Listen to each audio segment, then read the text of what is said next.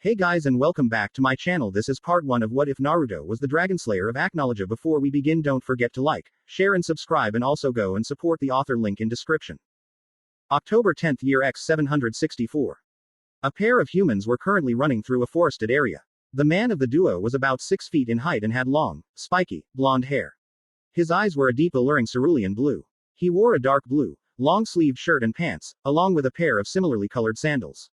Over that he wore a white cloak with red flames along the hem of the cloak. The woman was a beautiful redhead, her hair extending well past her waist.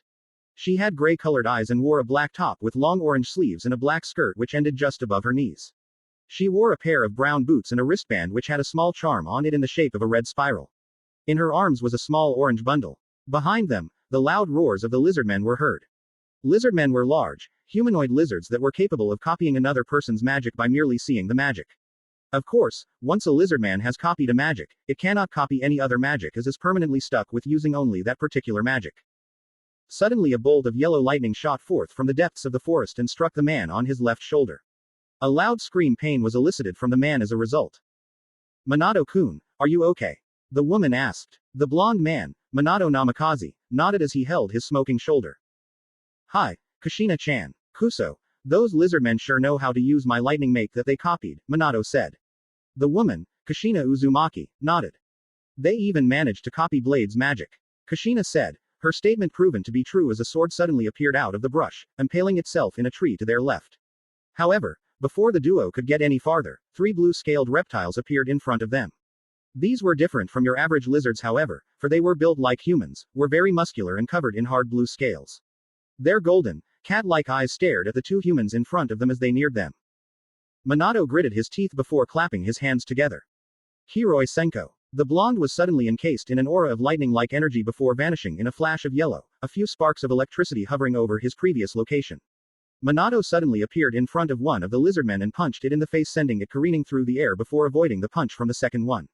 He then leapt over the third's kick before grabbing its leg and swinging it into the second lizardman. Both humanoid reptiles soared, crashing into a tree before Manado appeared above them with a glowing blue sphere in hand. Energy make. Rasengan. Manado slammed the energy sphere atop the 2 lizardmen and shredded their bodies. Kushina then back-flipped away from the first lizardman Manado had punched away before slamming her hand on the ground.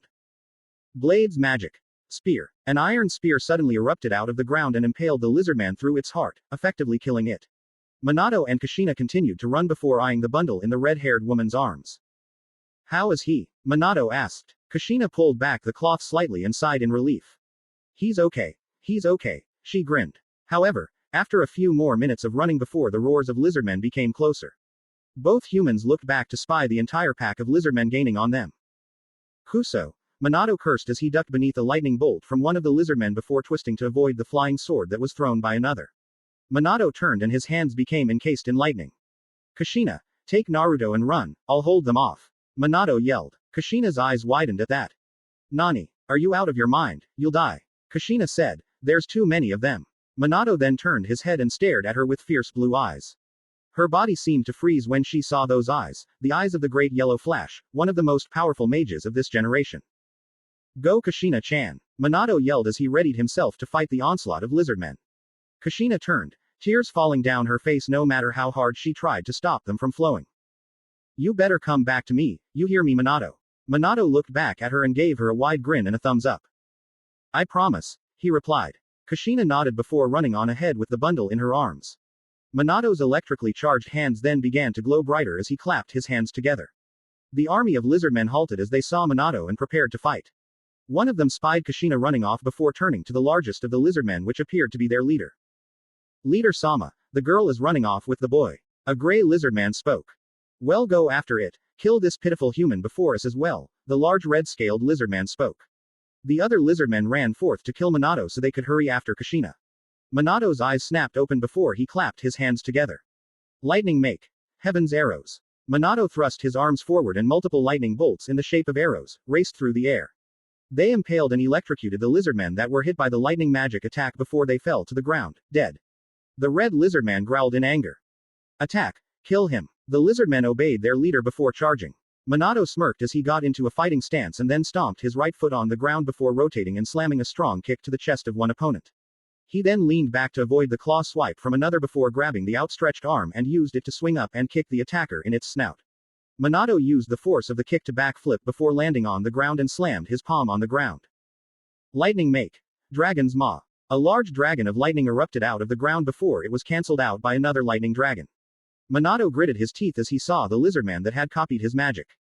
The golden lizardman slammed its claws on the ground and the earth ripped apart as a large bolt of lightning tore through said earth. Manado held up his hand, his index and middle fingers extended, and caught the lightning on his fingers. He then moved his arm in a series of movements before moving his other arm and then stretching it outwards. Lightning Make. Heaven's Arrows. The bolts of lightning had been redirected and it tore through a few other lizardmen. Manado ducked beneath the swipe of another opponent before lashing out with a spin kick, the reptile's ribs releasing a satisfying crack. Manado spun again and dropped down a harsh axe kick to the lizardman's head, sending it to the ground before leaping into the air to avoid a lightning bolt from another lizardman that was fortunate to copy the man's magic. Manado landed on the ground before vanishing in a flash of yellow and slammed a Rasengan into the lizardman's stomach, sending it spiraling into 5 others. He then clapped his hands together. Lightning Make. Dynamo. A large pulse of lightning rocketed out of Manado's body, sending lizardmen flying through the air. Manado then jumped back, flipping as he did so, and landed against the bark of a tree and pushed off. He held out his hand and energy swirled into a condensed sphere in his palm. The lizardman he headed towards used its ability and copied the magic before forming a Rasengan itself. Energy Make.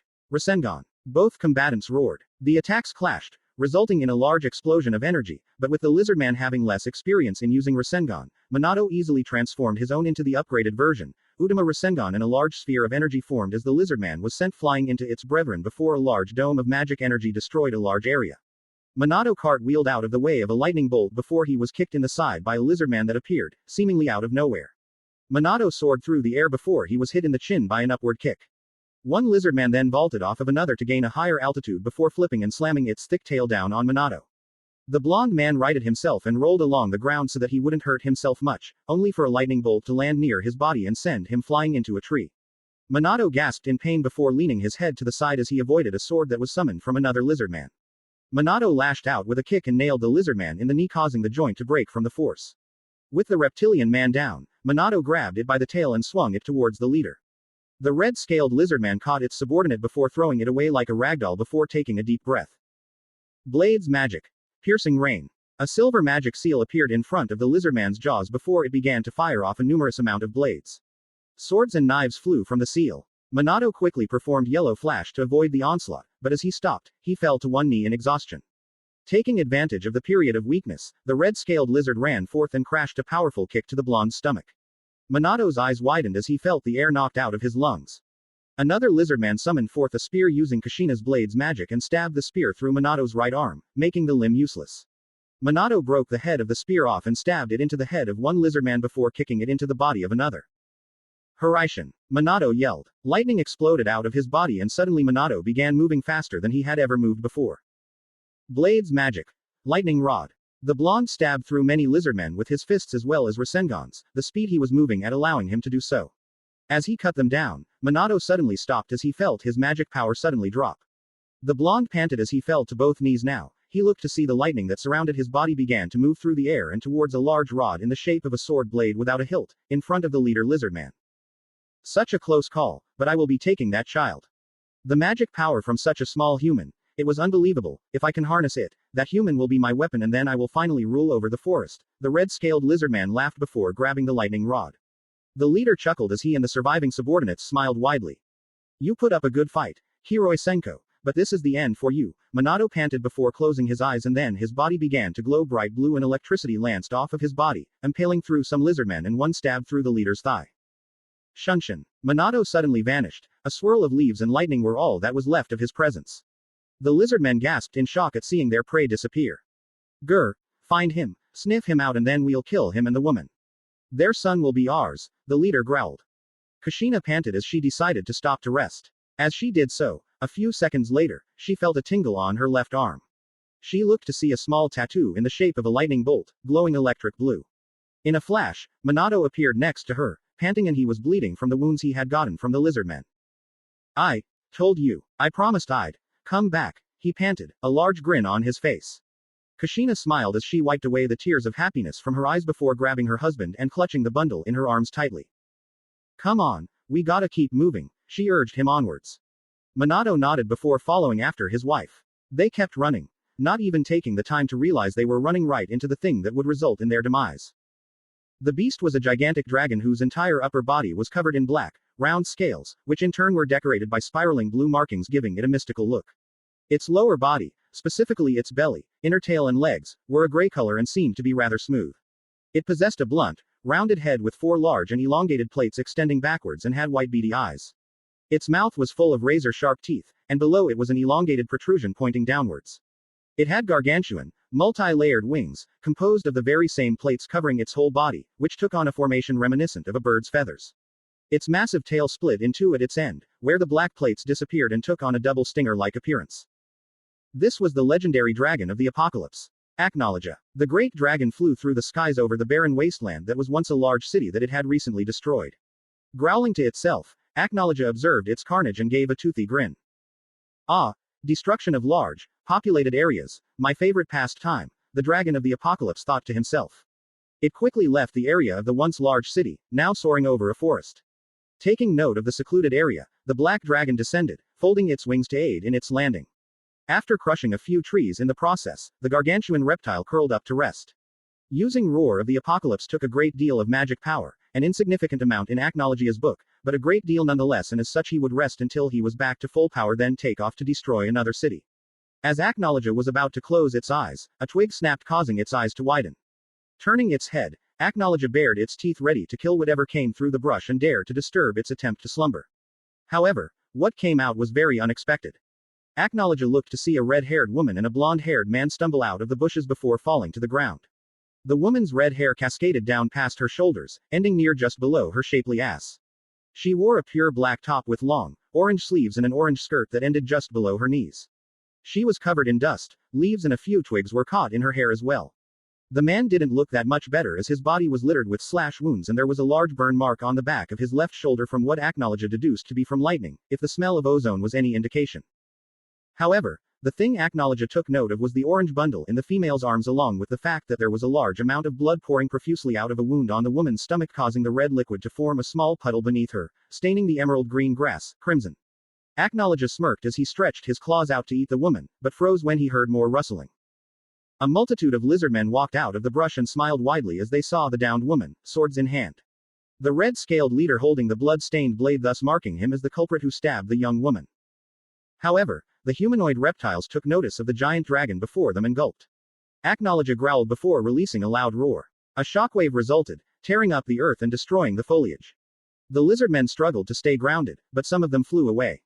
There were about 30 lizardmen who had managed to survive the roar before getting up to run. Run, it's a dragon, the leader shouted.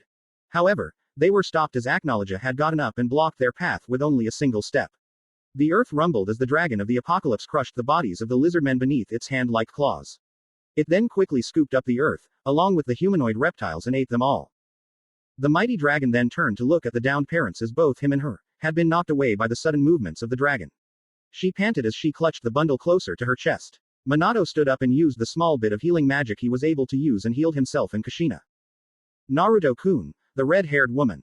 Acnologia looked at the woman before stomping over to Manado and Kushina before leaning his head down so that his large white eyes stared directly into her gray ones and Manado's blue ones.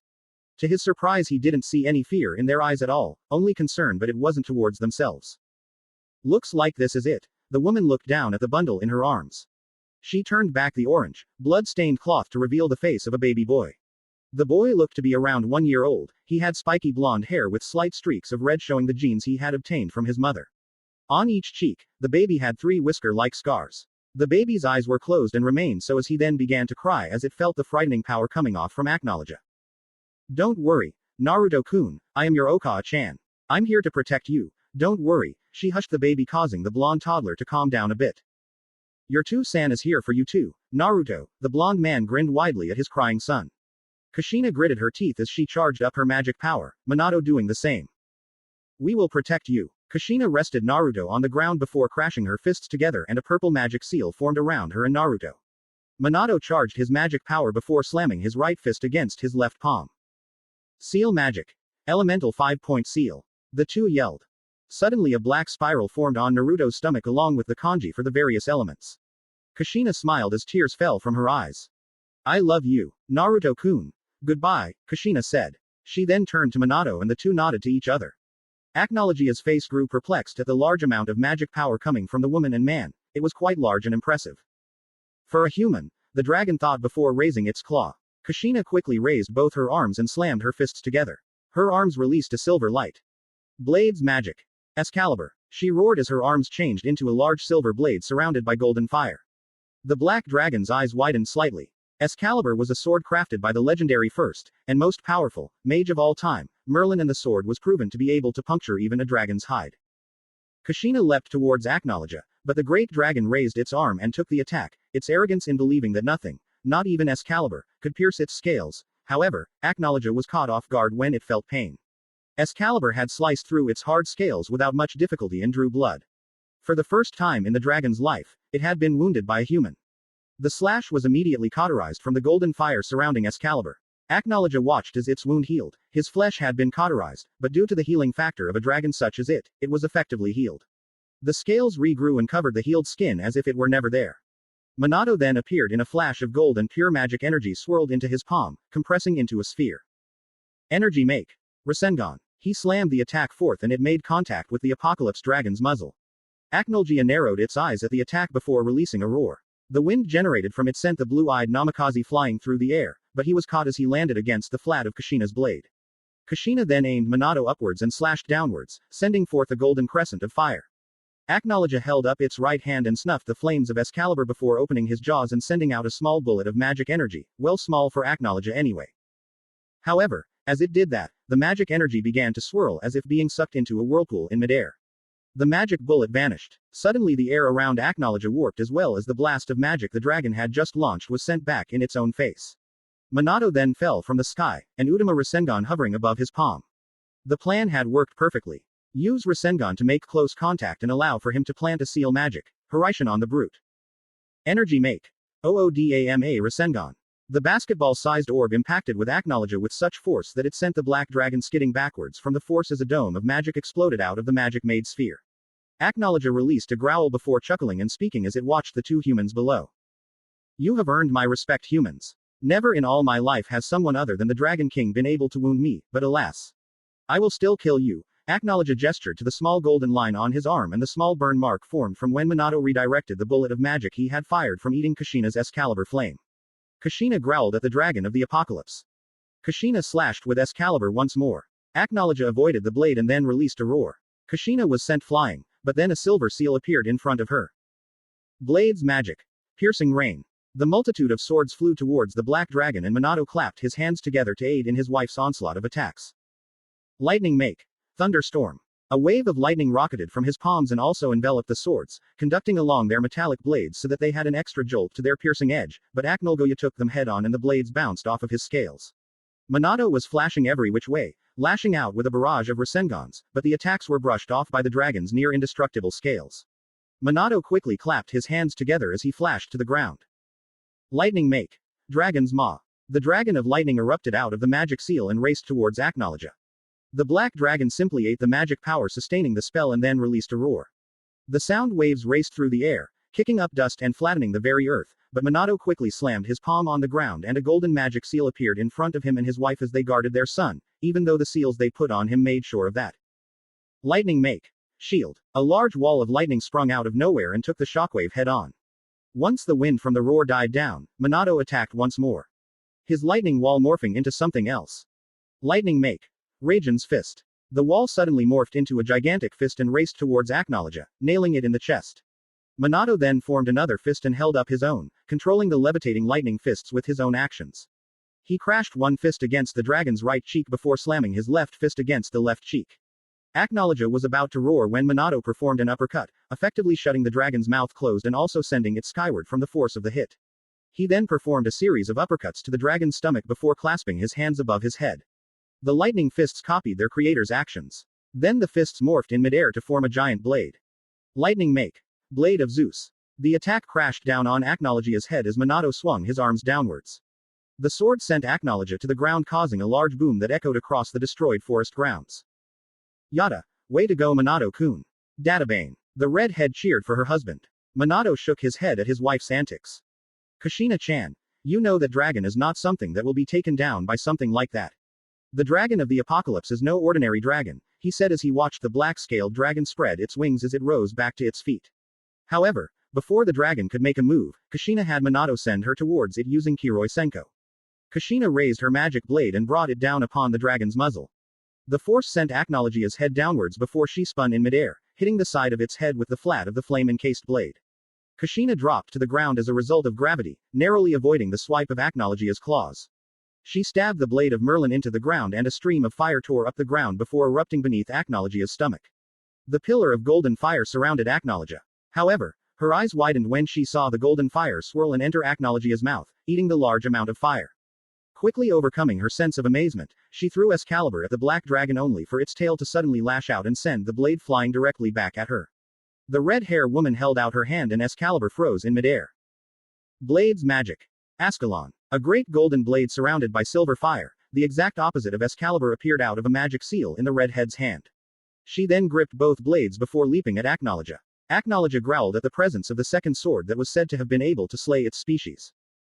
These humans are proving to be so damn troublesome, Acnologia thought to himself as he never thought he would be having this much of a challenge fighting pitiful humans.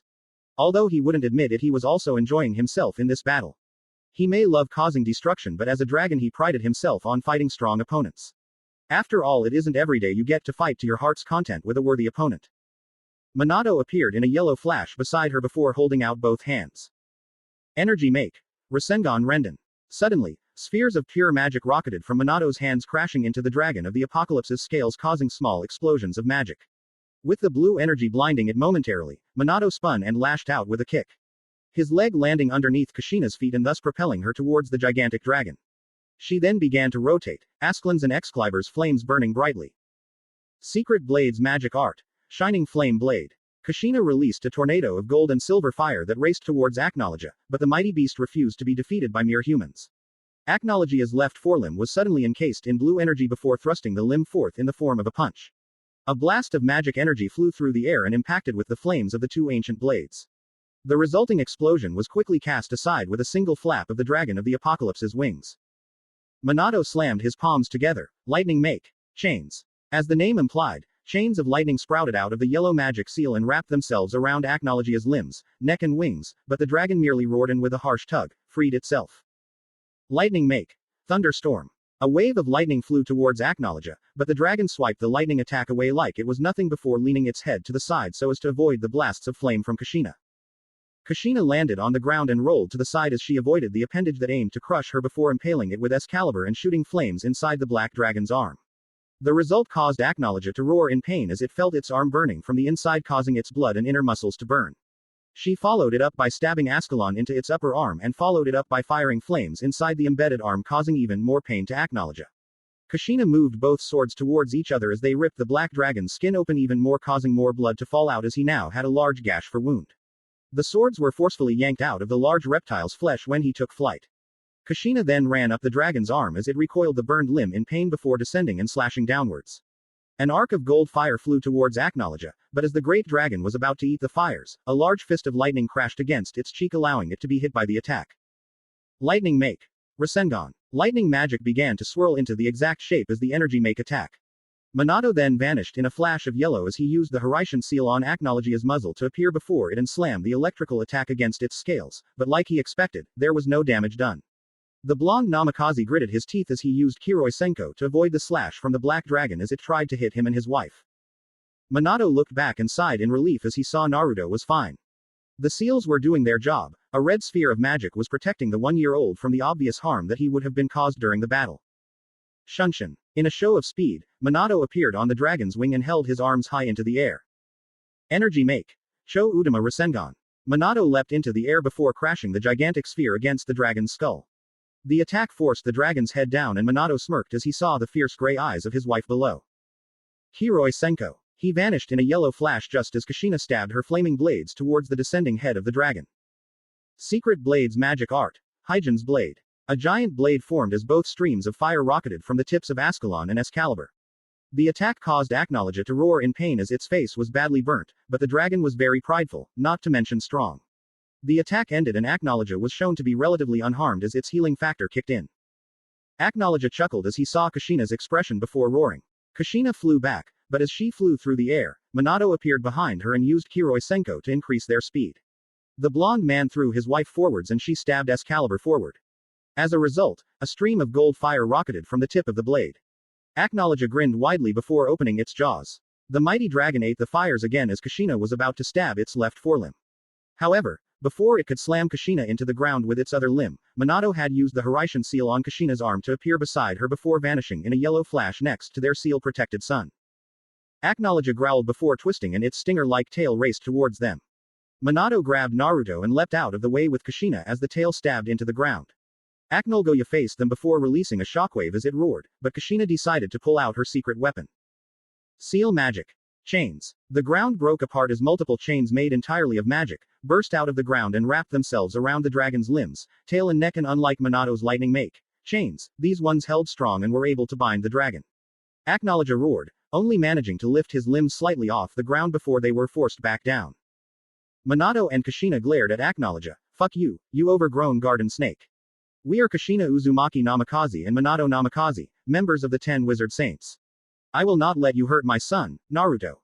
Acnologia narrowed his eyes from hearing the name he was called by the female human. Wench, I could care less for what your name is or the name of your spawn, much less you humans yourselves. I am the great dragon of energy and darkness. I eat the very essence of magic. Kushina's eyes widened when she saw the magic energy that her chains were composed of, beginning to slowly come apart and make their way into the dragon's jaws. Impossible. Kushina gasped. The two parents quickly leapt out of the way as Acnologia lashed out. Deep crevices appeared in the earth as its attack missed and Kushina called upon her magic power once more. Blades magic. Spear. A long spear of steel flew out of the magic seal that formed in front of its wielder. Acnologia watched as the spear bounced off of its hide before releasing a roar. A great shockwave resulted and sent the red head flying through the air. Manado caught her before seeing Acnologia spy their son. The black dragon chuckled as he walked over to the seal-protected baby before raising a claw. Manado quickly performed Hiraishin and grabbed Naruto and vanished in a flash of gold. The black dragon growled in annoyance at the two humans. It was time to end this. Acnologia raised its claws and slammed them down on the ground and giant pulse of magic energy raced out and sent Manado and Kushina, both clutching their son, soaring through the air before they dropped down on the ground. They fell to their knees and continued to clutch the baby boy so that he wasn't harmed. Even with the seal, the magic from this attack would surely damage it. The two humans looked as Acnologia was standing in front of them, a snarl present on its face. Acnologia then raised a single claw before piercing it through Kushina's stomach. Manado gasped, only for the same thing to happen to him as well. Manado and Kushina gritted their teeth as they struggled to hold on to their life. Kushina gasped as she dropped her swords, the feeling in her hands, gone. The flames that once covered the blades, died out, thus making them regular swords. Manado-kun, we need to do something to protect Naruto-kun. Kushina wheezed, coughing up blood. Manado nodded, coughing up blood as well, before he reached out and grabbed her hand. It's experimental, but I will be able to seal pieces of our souls into Naruto's body so that we can teach him magic when he is able to see us, Manado gasped out. Kushina's eyes widened at her husband's technique, but then again, he wasn't a genius for nothing. Do it, Manado nodded before he and Kushina channeled whatever magic power they had left and then thin streams of magic left their bodies and went into Naruto's protection seal. Seal magic. 8 trigrams seal. Naruto's protection seal suddenly glowed blue before the kanji for soul appeared in the center of the spiral where his navel was located. Seal magic. Magic of the soul. The pieces of their souls were then transferred into their son's magic network, now asleep within the boy's subconscious. The two then turned to their son and gently stroked his hair lovingly. Looks like this is goodbye. Naruto-kun. Get a nice girlfriend, eat your vegetables and don't go to sleep too late or you'll get up cranky, Kushina laughed. Make sure you grow up strong. Nay, Naruto. Hopefully, your mother and I will be able to watch you through the seal and see you grow up to become a fine young man. We love you. Naruto. Manado grinned widely, even though a large line of blood trailed from his mouth, and with that the two closed their eyes. Small smiles on their faces. The black dragon scoffed. Such emotions these humans possess, and yet it was this very thing that caused the black dragon to be beaten by their attacks. Acnologia picked up the woman, but paused as it was about to eat her. The only things that was able to wound me other than the Dragon King. Kushina Uzumaki Namikaze. Manado Namikaze. I despise you humans, your entire species. I don't even know how I had been manipulated by that idiot Zerf 400 years ago. Still you two did prove to be a pair to contend with and you earned my respect, so I suppose you deserve a proper burial. Acnologia rested Kushina on the destroyed earth before carving out a rectangle the size of 2 horses. The dragon removed the earth and placed the bodies of Naruto's parents within the earth before covering it with the very same dirt it had removed. It then, carefully, gripped Ascalon and Excalibur before implanting them in the ground at the head of the graves. Ascalon by Manado's and Excalibur by Kushina's. Acnologia watched the makeshift grave before turning to the still crying baby. I respect those two, but I do not respect her brood, Acnologia thought before bending down to eat the child only for a red sphere to block the child. Acnologia's white eyes narrowed as it reached out with a claw and the shield formed once more. Acnologia growled in annoyance. The damn human had put up a divine barrier to protect the stupid fleshbag. Acnologia lay down in the clearing that was once a large forest before eyeing the child. Suddenly the baby's eyes opened and revealed the cerulean irises within them. Baby Naruto watched the dragon and suddenly Naruto reached out and touched the nose of the great beast of the apocalypse. Naruto giggled before releasing a cry of what the dragon seemed to think was joy. Humans always confused the dragon, but in the end they were nothing more than food in his mind. However, Naruto suddenly released a loud wail. Acnologia's white eyes widened as he felt the large amount of magic energy coming off of the toddler. It was at least twice the magic power of the female he had just killed, and the strange thing was, it was still climbing. Naruto's eyes suddenly shone with power and wind suddenly began to swirl around the babe. The blonde's crying was still heard over the howling winds, and Acnologia watched as a twister the size of its claw swirl around the boy, but being a dragon who eats the very energy of magic, the great beast merely saw it as a snack and ate the energy. Acnologia grinned widely as the tornado died down. If the dragon couldn't eat the baby, then it would do the next best thing. The dragon of the apocalypse heard of how the other dragons were adopting children to be their Dragonslayers. Grandine, Metallicana, Raiden, Cyclonus, Levia, hell even that stuck-up bastard Igneal was taking on a stupid Gaki. You have much potential in that small body of yours. You will live. You will learn the way of my magic. I will make you strong, boy. You will be my son and you will be my Dragonslayer. Naruto Uzumaki Namikaze. Acnologia grinned as it poked the bundle, only for the red shield that was the elemental 5-point seal, to suddenly appear and prevent the dragon from making contact with his adopted offspring. Tito-san, the 1-year-old stuttered. Acnologia blinked at the title the boy had given it. Being genderless, Acnologia never really had been referred to as anything other than an it, but there were times when it was referred to as a male dragon, and males did tend to be the stronger of the two genders. Acnologia rested. Correction. His head on his forearms before grinning. Naruto certainly was an interesting boy. Acnologia then released a yawn, which unintentionally caused a nearby tree to topple from the wind generated, and prepared to go to sleep like he originally intended to. After the fight against Kushina and Manado he was partially tired, physically not mentally. However, as he lied down he was introduced to another feeling of searing pain as he looked to the arm Kushina had stabbed and burned his with the twin swords. The scales where he was pierced were burned to a crisp and the insides of his arm felt like they were charred. He suspected that it would take a few days for his arm to be fully healed from this kind of damage, however he knew that there would be a scar left over since no can ever fully recover from receiving damage from the twin blades. He was truly surprised he would have his first scar since no dragon had ever given him one. True, he had been injured by other dragons, but he had always fully healed after the battles.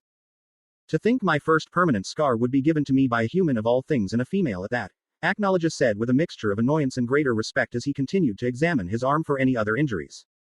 Had the human female been able to continue with her strikes, the forelimb would no doubt be badly damaged. Truly those swords deserved their reputation, and Kushina deserved his acknowledgement. His white eyes gazed at Naruto as the baby closed his eyes and went to sleep before closing his own. It's going to be fun raising you, my son. Year X 769. Okay, Naruto, this is the last one. Remember the strokes, you have them all committed to memory. Don't mess this up. If you do, I'll flick you so hard you'll be feeling it for weeks. If you are blessed with a Dragonslayer's healing factor, Acnologia said to his adopted son. Naruto's eyes narrowed as he made strokes in the dirt with a long stick. A horizontal stroke was formed before a downward diagonal line followed from the end of that line. Finally, the blonde completed his task as he drew another horizontal line going from left to right at the end of that line. Naruto cheered as he looked up from the sand and pointed at his perfect construction of the letter Z. Naruto smirked as he watched the sand, all 26 letters of the alphabet line up next to each other. Naruto turned to the gigantic dragon and pointed at his accomplishment. Yada, I did it, too, San. I finished the alphabet. He struggled with the large word. Acnologia nodded before getting rid of the letters from the sand by blowing it away. The small gust of air nearly caused Naruto to fall on his rear. It had been 5 years since that day, the day Acnologia had chosen to take on the previously 1-year-old Naruto as his Dragonslayer. As he expected, his arm fully recovered after a few days, while it now had a large gash-looking scar that went from the lower part of his arm to the upper part close to his shoulder. The gash was about 5 inches deep and 3 inches wide, and it was noticeable to anyone who spotted it. It was his permanent reminder of his fight against Kushina and Manado and how he almost lost his arm. He had taught Naruto how to read once he started talking full sentences at the age of 3. After completing his reading, the Black Dragon had taken the time to teach Naruto about numbers and was quite proud how that Naruto was able to count over 100 at the age of 4. After that, Acnologia completed Naruto's writing skills. The boy could write, a bit crudely the dragon admitted, but he could write nonetheless.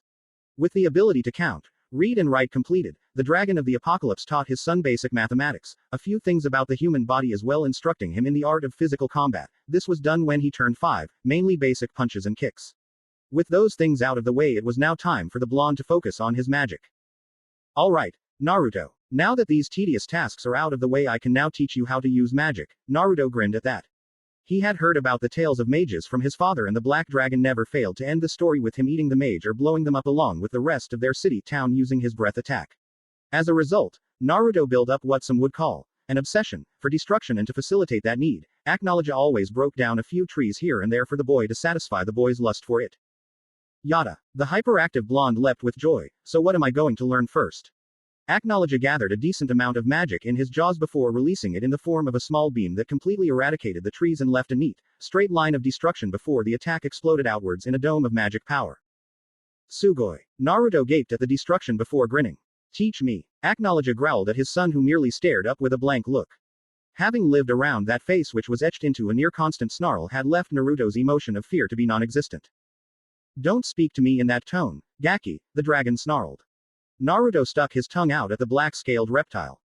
Yeah, whatever. Besides, it's not like you can do anything to me with that barrier appearing and protecting me, the blonde said in a nonchalant tone, causing Acnologia to growl in annoyance. Naruto had already learned of the protection seal on his stomach, but of course he never knew how it got there, and Acnologia wouldn't tell him simply to spite the boy. Now then, back to your lessons. A dragon's most basic attack is its breath attack. These attacks are given the name Hoko, roar, when used by the Dragonslayer. For example, the fire dragon. You mean Igneel Tem? Naruto asked, interrupting his father's lecture. Acnologia nodded. Having given Naruto a brief description on dragons and their powers, he had unintentionally given Naruto the habit of making Igneel's title, Igneel Tem, due to his constant reference to the fire dragon as such. This brought much to the pleasure of the Apocalypse Dragon. Hi, Igneel Tem. Now then, as I was saying, the fire dragon's breath attack is known as Karyu no Hoko, fire dragon's roar. Being a dragon lacking an element, as my attacks are made of pure magic energy, my attacks I have decided should be titled after my own title. Mokushiryu no Hoko, Apocalypse Dragon's roar, will be your breath attack, the Black Dragon explained. Naruto nodded. So how do I do it? The 6-year-old asked. Acnologia held up a forelimb and held his claws as if he were gripping something. Pure magic energy suddenly swirled to life in his palm. When initiating the roar, you must first draw upon the magic power within your body, which is what we will first work on before you use Mokushiryu no Hoko. Now then, once you have drawn upon that magic power, compress it so that power builds up within the attack. Acnologia said as he compressed the magic energy in his palm into a sphere. Then you release the energy in one powerful shot. The sphere then exploded in a small flash of blue before vanishing as if it were never there in the first place. Your ability to make this along with my other attacks stronger will come to you with age. So, To-san, how do I draw on my magic power? Naruto asked, tilting his head in confusion. Sit. What? Why do I have to? Sit down. Naruto, the Black Dragon commanded. Naruto nodded. True, the black-scaled behemoth always spoke with a scary voice, but when his tone became as forceful as it was, Naruto knew to obey his father. Naruto sat down, cross-legged, on the dirt and looked up. Okay. Now what? Breathe slowly and clear your mind. Naruto closed his eyes and took a deep breath in before exhaling. Acnologia watched as the boy repeated the action many times before speaking again. Now then, magic is stored within a separate system. Within that is the physical embodiment of the spirit. When the physical spirit of an organism connects with the spiritual flow of nature, the spirit forms magic as a product of the connection. Only 10% of the world's population is able to use magic, which is noted to keep a balance between ordinary people and those with magic. It takes an enormous amount of concentration and mental ability to use magic. Mages can learn multiple styles of magic, but it is noteworthy that many mages have natural affinities for their own magic style. You were able to call upon your magic power at the age of 1, but that was probably due to sheer luck. Acnologia grumbled the last part. Also due to the fact your magic was released in the form of a twister, it could be said your natural magical affinity lies towards wind magic. Naruto concentrated deeply on the action of drawing out whatever magic power he could find, sweat lining his brow. Naruto searched his body for something, anything that would feel different inside his anatomy. However, he felt nothing. Not even a tingle. Naruto sighed as the mental strain got to him and fell on his back. "San, I couldn't feel anything," Naruto informed his draconic, adoptive father. The dragon of the apocalypse growled in a curious tone. To somehow call upon his magic at the age of 1, only to not be able to use it at all. Even with the fact that his magic system had not been touched for 5 years, the boy should have still been able to at least feel the magic flowing through his body. Strange. Try again. Remember, you need to try and connect with the spiritual flow of nature in order to draw out your magic.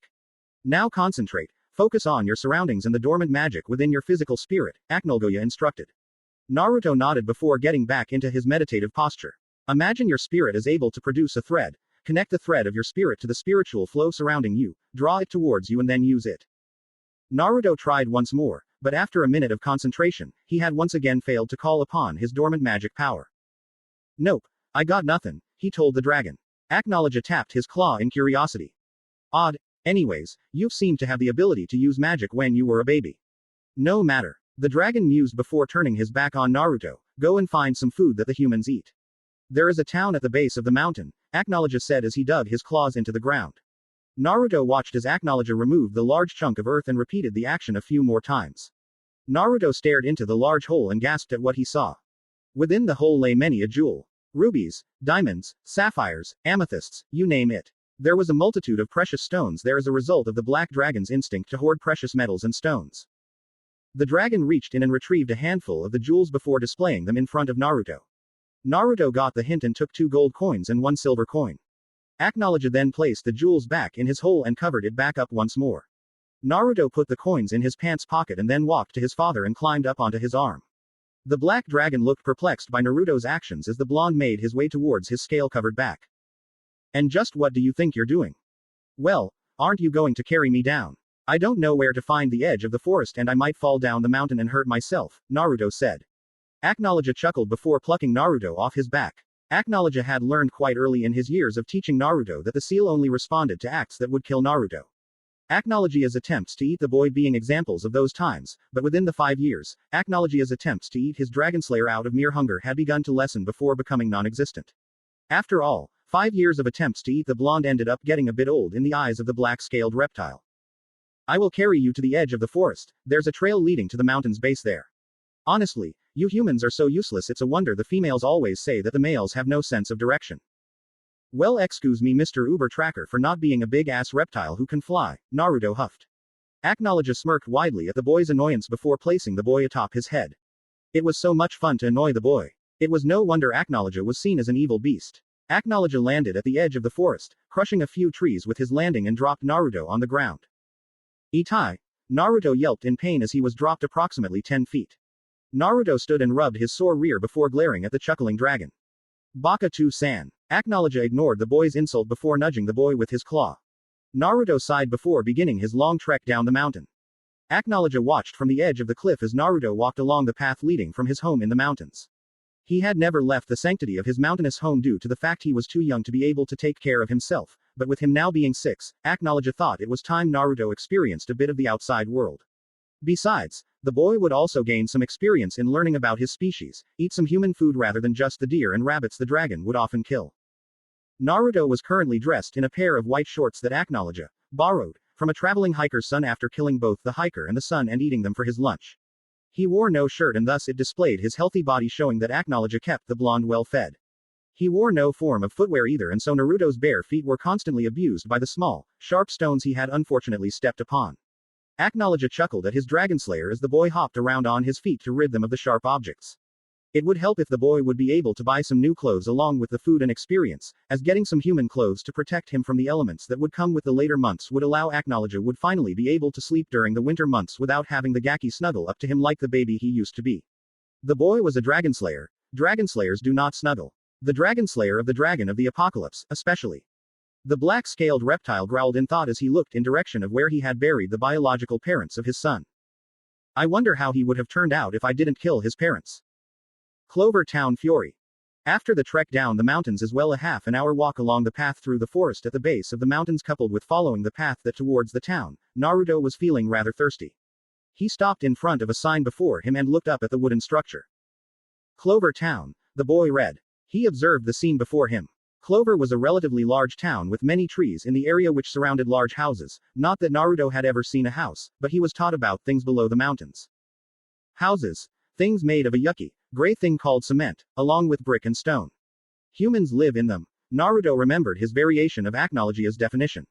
Acnologia's definition had a few big words in them, infrastructure and substance being two of them, that Naruto was too lazy to try and sound out as they were too much for his 6-year-old brain to handle.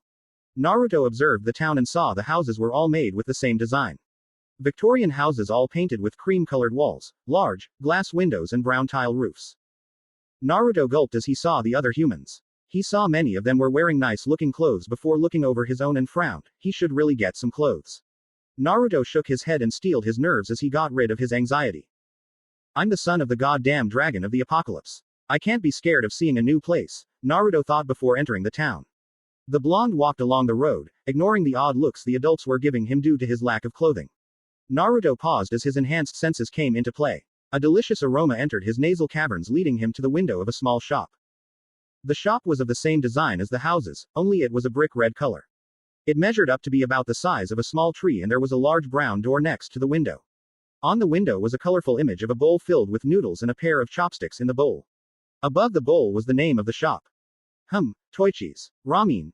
Naruto drawled out the words before shrugging. It smelled good, so he decided to enter the place. He looked around and saw there were a good few people in the shop eating the bowl filled with the succulent noodles. Naruto's sense of smell felt like it died and went to heaven. The Dragonslayer looked around and saw an empty chair before climbing atop it and sitting in the chair. His feet dangling in the air. Naruto spotted an old man cooking some of the noodles which he assumed must have been the ramen. Naruto's stomach growled, causing him to release his own growl. Pipe down, will ya? I'll get you your food, Naruto told his stomach. A giggle met Naruto's ears and the boy looked up to see a girl who looked to be around 13 years old with a slightly tanned complexion. She had chocolate brown eyes and had brown hair tied up into a ponytail by a blue ribbon. She wore a cream-colored dress and a dark blue apron with the image of the shop on the front. You seem hungry, the girl giggled, causing Naruto to scowl, blushing slightly in embarrassment. Maybe, he replied, so what do you guys serve here? I'm guessing you're new in town and judging from your lack of clothing you haven't lived in populated areas, the girl said. Naruto blinked. What does populated mean? He asked. The girl giggled once more, causing Naruto to scowl once more. What's so funny? Now, no need to get cranky. I'll get your food, Mr. Grouchy. Naruto pouted at the nickname the girl gave him and folded his arms. I'm not grouchy. His stomach roared. I'm just hungry. The girl giggled again before walking over to the old man, well old from Naruto's point of view, and it was then that Naruto noticed the slight resemblance between them, thus showing that they were probably related. The girl then smiled at the old man as he handed her a bowl of the steaming noodles. The girl rested the bowl in front of the blonde boy and handed him a pair of chopsticks. Here you go, she said. Naruto nodded in thanks. Acnologia had always told him that females, no matter what the species, expected males to be polite. Human females tended to be the most violent when not shown the proper courtesy, and Naruto never chose to ignore the words of his reptilian parent. Naruto looked at the chopsticks in his hands before noticing they seemed to split. He then gave them a small pull and they snapped apart, causing his eyes widen. Ah, Gomen, I didn't mean to break them, he exclaimed. The girl giggled before shaking her head. No baka, the chopsticks are meant to be broken. Look, she took the sticks from him and positioned them in her right hand.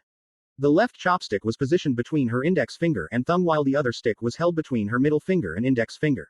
She then picked up a few noodles, blew on them so that they would cool before holding them up in front of Naruto's mouth. Say, ah. Naruto looked at her with a, are you kidding me? Look, he was the son of a frickin' dragon, he wouldn't dare take orders from this female.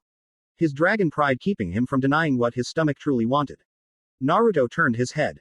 Ain't talkin'. No food from strangers, Naruto said. The girl's eyes narrowed at the little boy before she raised her other arm and flicked the boy's forehead.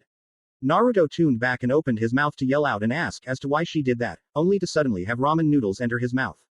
Naruto instinctively swallowed and the food became a bolus before traveling down his esophagus. Naruto froze at that. The brown-haired girl smirked in triumph and her smirk became a smile when she saw the look on his face. Pure disbelief.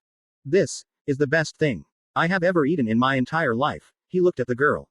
What is this stuff again? Ramen. Ramen. The food of the gods. Naruto cried anime tears and he grabbed the chopsticks from the girl and managed to hold them in a similar way to how the girl was holding them and began to shovel the noodles and other seasonings and added pieces of pork and chicken. Naruto then tilted the bowl to his lips and drank the broth before releasing a sigh of content. That was good. The girl could only gape in shock at the speed at which he had just downed the bowl. The blonde looked at the ramen chef and hailed him out. Oiji-chan, another bowl over here. The ramen chef, Tsuki, turned and glared at the person who dared call him old only to blink when he saw it was just a young boy. The ramen chef also took note of the disbelieving look on the server's face. Ayame-chan, what's wrong? He ate the ramen so fast. She replied. To-chan, it was gone so fast. Tsuki chuckled before grabbing on his prepared bowls of ramen and laid it in front of the blonde Dragonslayer who stared at it with a wild look in his sapphire orbs. Ayame, people eat ramen quickly, but I think you're done. Can I have more? The old man and his daughter turned and their eyes nearly bugged out of their heads when they saw the empty bowl. A single noodle strand was all that remained of the bowl's contents, only to be snatched up in the Namikaze's fingers and suffer the same fate as its brethren. Tsuki adjusted his hat as he suddenly felt as if he were being challenged. The other members of the restaurant were also getting a bit curious as to what Tsuki was doing as they saw him suddenly bring 3 of his extra-large bowls and laid them out in a straight line before the 6-year-old. Eat, Tsuki said as he took out a stopwatch. With the click of the watch, Naruto dug in and within a matter of 30 seconds, he had completely engulfed the contents of the first bowl. The people around the ramen shop were shocked at Naruto's speed and immediately got up and began to gather around him and urging him on. Eat, eat, eat, eat, eat, eat, they chanted and Naruto smiled as he finished his second bowl in 20 seconds. Tsuki seemed to pale. This boy was a ramen beast, a juggernaut who couldn't be stopped. Naruto then finished the contents of his third bowl and grinned widely, exposing his sharper-than-normal canines to the world before gesturing to the bowls. That all you got, Ji-chan? Naruto taunted. Ooh.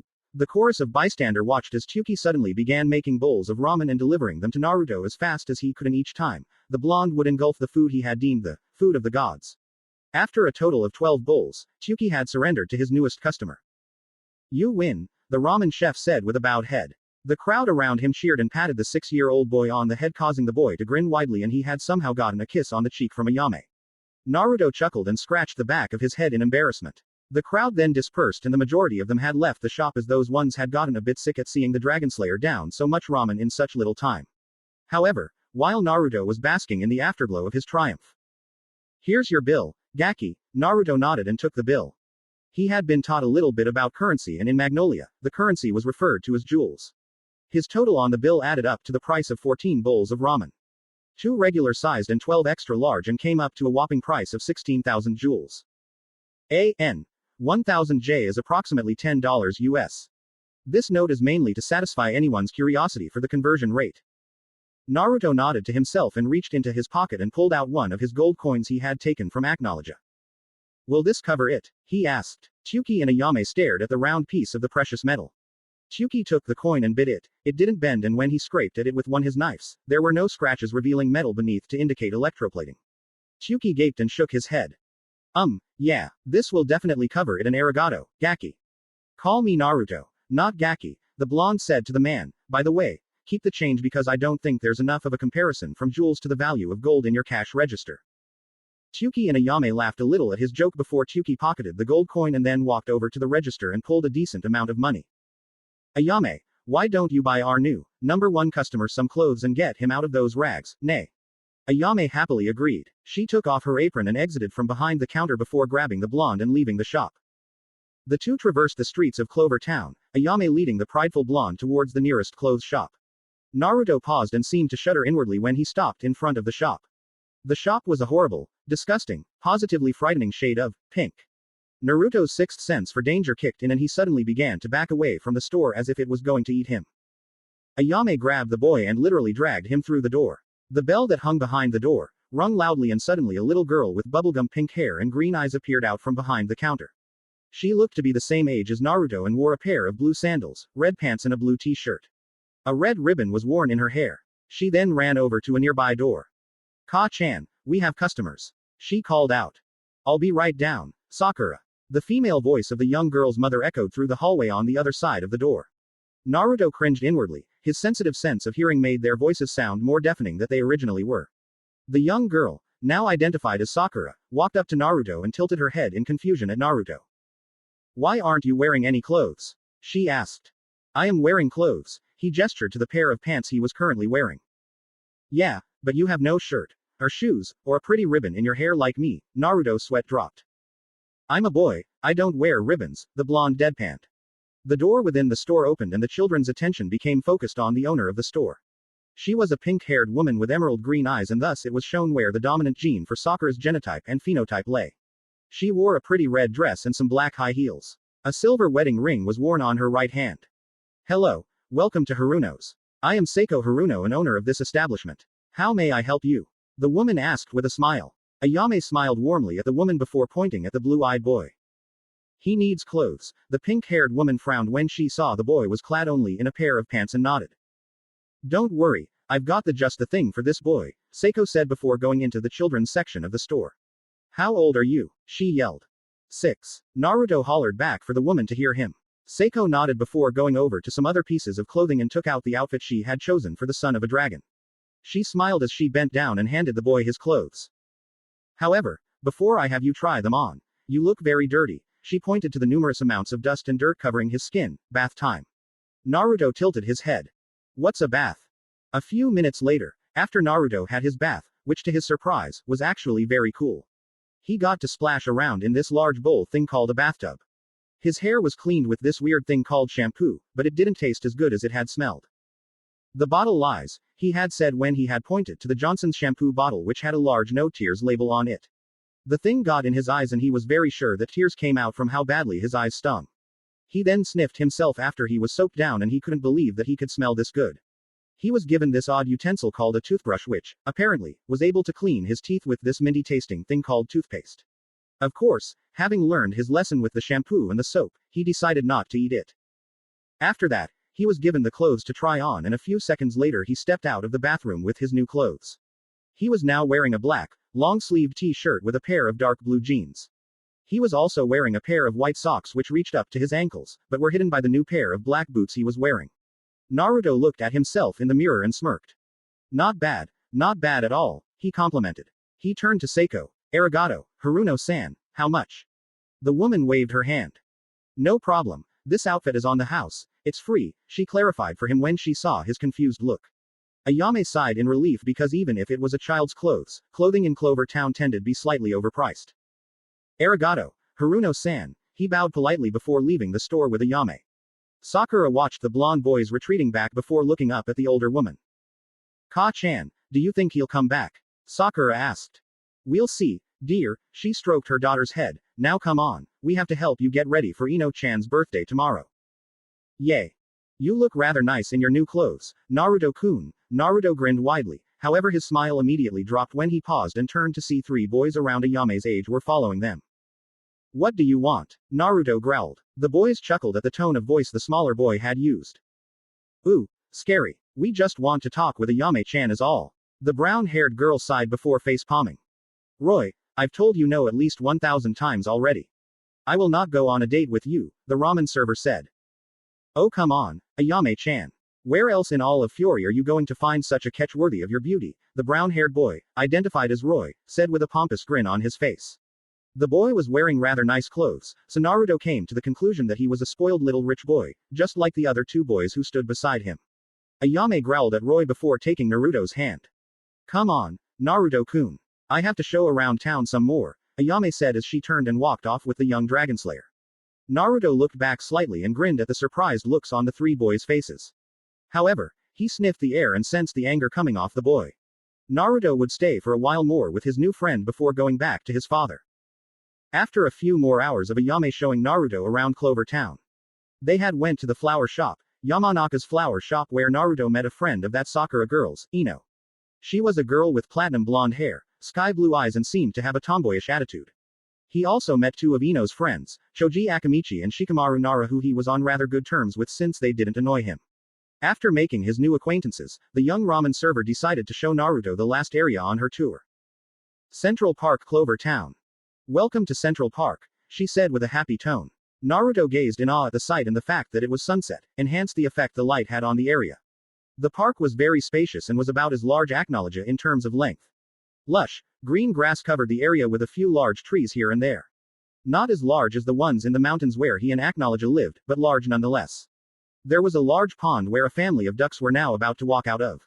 The mixture of oranges, reds and purples from the sky reflected off of the water's surface, and Naruto could only stare. No words could describe the scene before him. This is really cool, Ayame Ne-chan, Naruto said. Ne-chan, the brown-haired girl questioned. Naruto turned to the girl and nodded. That is what people call girls they see as sisters, right? He asked innocently. Ayame giggled at the blonde and ruffled his hair.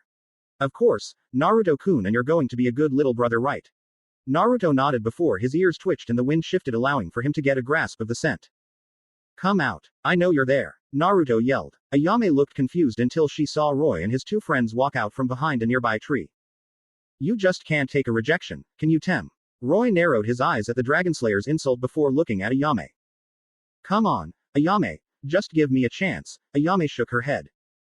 No means no, Roy. Why can't you just go find someone else to chase? Roy gritted his teeth as he was rejected for the umpteenth time.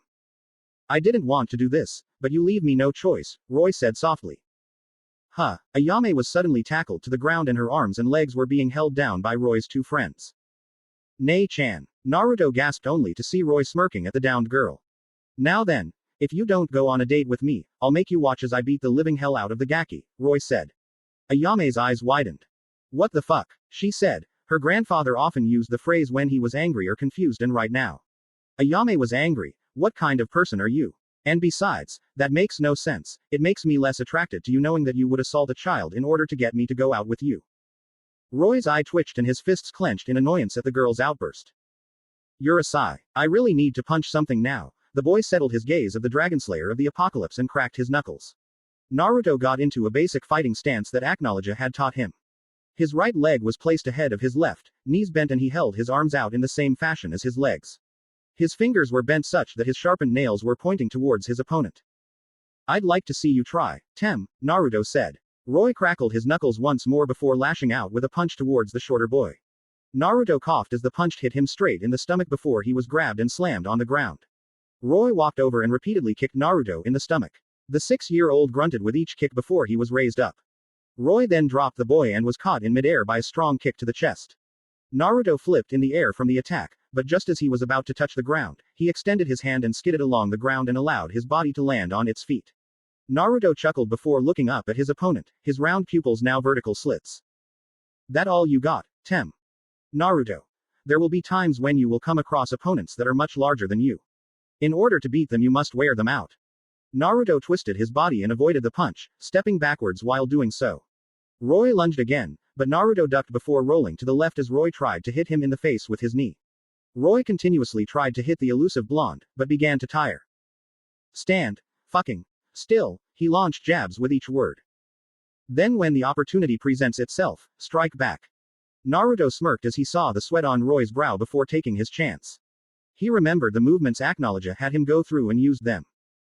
Left, right, kick, jump, right, land, roll, stand, twist, elbow, kick to groin, Naruto said to himself. He slammed a punch to the taller boy's knee joint, causing Roy to stumble down so Naruto could get in a good few shots in now. He landed a right hook to Roy's face and then lashed out with a side kick. Roy swung his fist to counterattack, but Naruto jumped to the side and made another right hook in midair. As he landed, he rolled such that he was now behind the kneeling boy and stood back up. He twisted and crashed his right elbow in between Roy's shoulder blades and then spun around and swung his leg back. And as my Dragonslayer, I expect you to not hold back. Roy released a high-pitched scream of pain as his testicles were seemingly crushed. Tear spilled from his eyes like river and his tongue comically wriggled out of his mouth and began to roll on the ground before curling into a fetal position, clutching his balls. Don't mess with Ayame Ne-chan, Tem. Or I'll come back for your ass. He turned and looked at the two of Roy's friends. They gaped in shock at seeing their leader so easily defeated before running over to him to see if he was okay. Naruto looked at them before standing as straight as a pin. He placed his hands together as if he were praying. Naruto took a deep breath. He focused. His physical spirit, he envisioned it as a large ball of yarn in his mind's eye. He extended a thread from the ball of yarn that was his spirit and allowed it to flutter around in the air. Naruto felt himself being flooded with magic power. It was overwhelming, but in a good way. He looked at his hands and observed the slashing winds that surrounded them before grinning as he looked at the three people who dared to hurt his first friend. Naruto then began to bend the wind around him. He twisted, his legs sweeping along the emerald grass before he raised his arms, moving them in a circular motion before thrusting them out in front of him. A gray-green colored magic seal formed in front of him. A massive blast of wind crashed into the three of them, sending them flying off into the distance, and Naruto grinned toothily, like his biological mother, and waved at the soaring boys as they probably crashed down into someone's house. Naruto then turned to Ayame as she stood to her feet. "You okay, Nei-chan?" he asked. Ayame nodded before hugging Naruto. "Naruto, that was amazing. You totally beat down that guy, but I thought he hurt you in the beginning. Come on, I'll take you home to fix you up." Naruto chuckled before backing away from Ayame. "No worries, Ayame ne." He flexed his arms and legs. "I'm fine. I heal fast." The two then began to walk back towards the ramen shop, and Ayame suddenly realized she hadn't asked Naruto a certain question. She fixated her gaze on the blonde Uzumaki. "So, you're a mage then?" she asked. Naruto shrugged. "My two-san told me I had once used my magic at the age of 1, but it sort of became dormant." He tried to remember the word the black dragon used. "Dormant. Yeah, that's it," he exclaimed. "Anyways, it's only now that I've been able to use my magic on my own. I can't wait to show him and prove to the Baka I can use my magic." Ayame giggled at her surrogate brother's words and ruffled his hair. "Well, I'm sure he will be proud to know you are able to access your magic again." Naruto nodded and paused when the two stopped in front of the ramen shop, which doubled as the house for Chuki and Ayame. "Well, Nei-chan, I'll see you later," Naruto said with a grin.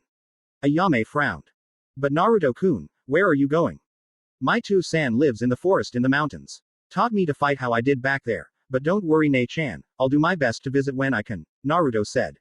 Ayame nodded to the blonde Uzumaki before seeing him call upon his magic. "My two-san told me a mage had done this once using magic like mine. Put wind in his feet and allowed him to move super fast," Naruto explained to Ayame, and the brown-haired girl watched as wind surrounded Naruto's feet. Naruto then got a serious look before taking off, a flash of gold and a dust cloud being the only indications of his movement, but Ayame's sweat dropped when she saw the boy had run straight into the side of a house. "I'll be needing to work on that," Naruto muttered. Ayame giggled at the blonde as he began his wind magic enhanced run again. Acnologia and Naruto's forest. Naruto stood in front of his beast of a father, and the dragon's eyes widened as he felt the large magic power he had felt when he had first met Naruto. Acnologia's facial muscles tugged and a large toothy grin appeared on his face as the wind seemed to bend to Naruto's will. Naruto twisted, his legs sweeping across the dirt and patches of grass before raising his arms and twirling them in wide circles before thrusting them outwards. A gray-green magic seal formed, and then blast of wind rocketed forth and the attack manged to form a deep indentation on the trunk of a pine tree. Acnologia felt pride at seeing his son using his first spell. The Gaki actually had some promise after all. Not many to be mages are able to access magic at such a young age and cast a spell as well. "Well done, Naruto. By the way, I approve of your choice in clothing. Black suits you," the black dragon said. Naruto narrowed his eyes at the beast. "You're just saying that because you're black." Acnologia blew Naruto down with a small exhalation of breath from his lungs. "Anyways." Naruto stood back up and dusted his new clothes off. "Now that you have finally been able to access your magic, it is now time for you to learn my techniques. Though seeing as you are using wind magic, I will also teach you the little bit of wind magic I picked up from Cyclonus before I was denied my right to be Dragon King." Naruto tilted his head in confusion. "Two-san, what do you mean that you were supposed to be the Dragon King?" Naruto asked. "Did something happen that caused you to get kicked out?" Acnologia remained silent, but the memory of what happened that day caused Acnologia's rage to spike.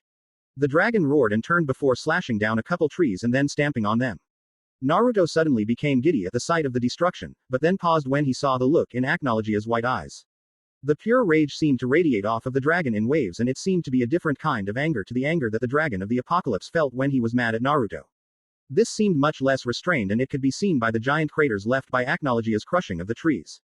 Acnologia took a deep breath as he calmed himself. He looked at the blank look on his son's face. "You seem mad," the boy stated, causing the dragon to sweat drop at the boy's obvious statement before chuckling. "If you wish to know, I will tell you at a later date, but for now it's time to focus on your magic. Tomorrow, it will be time to teach you my magic." Acnologia grinned along with his son. They had both been waiting patiently for this day, and now it was time. Bring it on. Year X 773. 10-year-old Naruto Uzumaki Namikaze was busy with his training for the day. He was tasked each day by his father, the dragon of the apocalypse, Acnologia, to cause as much destruction as he could in 1 minute. Naruto always loved to destroy things, and it was time he showed his father how much he improved in the past 4 years since he started learning Dragonslayer magic, as well inventing his own techniques for his wind magic. Mokushiryu no Sume, Apocalypse Dragon's Talons. Naruto slammed his Dragonslayer magic on the ground and the earth split apart, forming a deep, wide crevice as an earthquake shook the land. He then went into a handstand and began to rotate as wind kicked up around him. Fuden. Senpu Kyaku, Wind Style. Cyclone Leg. Multiple arcs of slashing wind flew out of the cyclone surrounding Naruto's legs as he spun on his hands before bending his arms and leapt into the air and crashed his fists together as the grayish-green magic seal of his wind magic formed. Fuden. Daitapa, Wind Style. Great Breakthrough. Naruto punched the air and let loose two blasts of pressurized air before flipping in the air as he descended. Upon his descent, his arms became coated in sky blue magic, and slammed them down on the ground as he went back onto his feet. Mokushiryu no Habataki, Apocalypse Dragon's Wingbeat. Naruto clapped his hands together, arms outstretched, and a large shock wave of magic energy burst forth from his hands. The attack tore through the landscape like it was nothing, kicking up dust and dirt, and as the attack finished, Naruto began to rapidly rotate and the wind bent to his will as he summoned forth the elemental magic. Fuden. Tatsumaki, Wind Style. Tornado. The tornado caused many trees within the vicinity to fall to the ground as well, releasing blades of wind which seemed to slice cleanly through everything it came into contact with. Suddenly, the magic within the tornado began to be absorbed into Naruto's maw. He leaned back and took a deep breath of air, eating the magic within his own attack. Magic energy became visible as it swirled to life in his jaws before compressing into a single sphere. Mokushiryu no Hoko, Apocalypse Dragon's Roar. Naruto released the attack in the form of a beam of concentrated magic energy, and it tore through the trees, stones, animal flesh and whatever it impaled along the way, incinerating them to nothing before the attack crashed into the ground about 100 meters away. The attack exploded outwards as a decent-sized dome of magic energy before dying down. Naruto was about to continue when his father's claw appeared in his path. That's enough. Your time limit is up. Naruto grinned widely as he observed the destruction he had just caused before turning to his father. How was that, Two-san? He asked. The dragon of the apocalypse surveyed the area. The earth was cracked and destroyed. Trees were knocked over, many of which were snapped cleanly in half by Naruto's wind magic or reduced to mere splinters or nothing at all from the Dragonslayer magic. Acnologia nodded. Seems you are improving. Your wind magic has greatly improved, which makes it hard for me to actually believe you invented those attacks on your own based off of the only wind attack I showed you that I picked up from Cyclonus, the one that you now call Fuden. Daitapa. Your Hoko has become much stronger with age, like I said it would, Acnologia said. Naruto nodded as he awaited the negatives of his destructive powers. However, your Mokushiryu no Sume is still too weak. You should be able to form craters upon impact, not just split the earth. Like so, Acnologia demonstrated by raising his own claws and slamming them on the ground. A large shockwave resulted as the earth seemed to cave in on itself, and a large crater the size of 3 elephants formed from Acnologia's demonstration. Your Daitapa should be more destructive. It barely does more than cause dust clouds and maybe those tiny indentations in the ground. The power of wind is affected by 2 factors, Naruto. Do you remember those factors? Speed and pressure. Acnologia nodded in confirmation of his son's answer. Yes. And how do they affect wind? Speed allows for my wind attacks to hit with more force, and pressure allows for my wind attacks to be able to store more power in a smaller size, and thus it will be able to cause more devastation upon impact when I let it all loose, Naruto explained. His vocabulary had grown over the years from the intelligent dragon. The blue-eyed blonde saw the satisfaction in Acnologia's eyes. Though it was kind of hard to tell with the dragon having no pupils or iris. Exactly. Now then. The black dragon looked up into the sky and watched the sun for a few seconds before looking back at the 10-year-old. It is time for lunch, go fetch us some. Naruto nodded, but his eyes narrowed at his father. Wouldn't the mighty black dragon hunt for his own food? Naruto said with a disrespectful tone. Mind your tongue, boy. I made you what you were, and it would be wise that you do not anger me. Says the overgrown garden snake, the blonde retorted, causing Acnologia to growl. You are lucky that seal still holds, boy, or else I would have eaten you since the day I found you, the black dragon snarled. You do know that I get your attitude from you, right? Acnologia snorted at the accusation. True, dragons tended to be stubborn, and it was Naruto's dragon pride that caused him to act this way towards his surrogate father, but PFF'd. More like you act get that attitude your stubborn mother, Kushina, Acnologia stated. Naruto flinched at that, and Acnologia raised a non-existent eyebrow as the boy's gaze hardened. Don't bring that woman up. Never bring up my biological parents, Naruto growled at the dragon, baring his own sharp teeth. Why not? I am a dragon, I can do whatever I want, Gaki. Fuck you, you're the one who killed them both, Naruto roared, I hate you. Save your emotions towards your parents and me for someone who cares, Gaki. Both dragon and Dragonslayer stared at each other, snarls present on their faces before Naruto turned and walked off. I'm gonna go and find some lunch. Naruto turned and then channeled his wind magic to his feet. Fuden. Shunpo no Kazejin, wind style. Wind god's flash step. The magic seal formed around his legs and then Naruto seemingly vanished into the wind. Acnologia sighed to himself. The boy was too emotional for his own good sometimes. The result of hanging out with a relatively emotionless dragon was supposed to have the opposite effect on him. That boy. Acnologia sighed. Clover Town Toichi's ramen shop. Naruto sighed as he sat at the seat that had been reserved for him for the past 4 years. He had always tried to find time in between his training, with his draconic beast of a father's permission of course, to go down to the ramen shop and visit his Nei-chan and eat ramen. Ayame walked up to Naruto with an extra large bowl of ramen. One miso pork ramen for my Otudo, she smiled happily. Naruto nodded before taking up the chopsticks and slowly began to eat his ramen. He remembered that day clearly, the day he had been given the pleasure of seeing his parents' graves by his surrogate father. Flashback. X770. Naruto panted as he was trying to get down the newest technique Acnologia was teaching him. Mokushiryu no Shippo, Apocalypse Dragon's tail. Naruto roared as a whip-like tail of pure magic energy sprouted out of his tailbone. He flipped to build momentum before slamming the energy construct on the ground, causing a massive crater to form from the impact. Naruto smirked before twisting and his newly formed tail sliced through the thick trunks of trees like scissors through paper. The trees toppled before being eradicated as Naruto used his roar. Naruto sighed. Finally, I got it down. The blonde Dragonslayer smirked to himself. Acnologia nodded before standing up on his 4 limbs.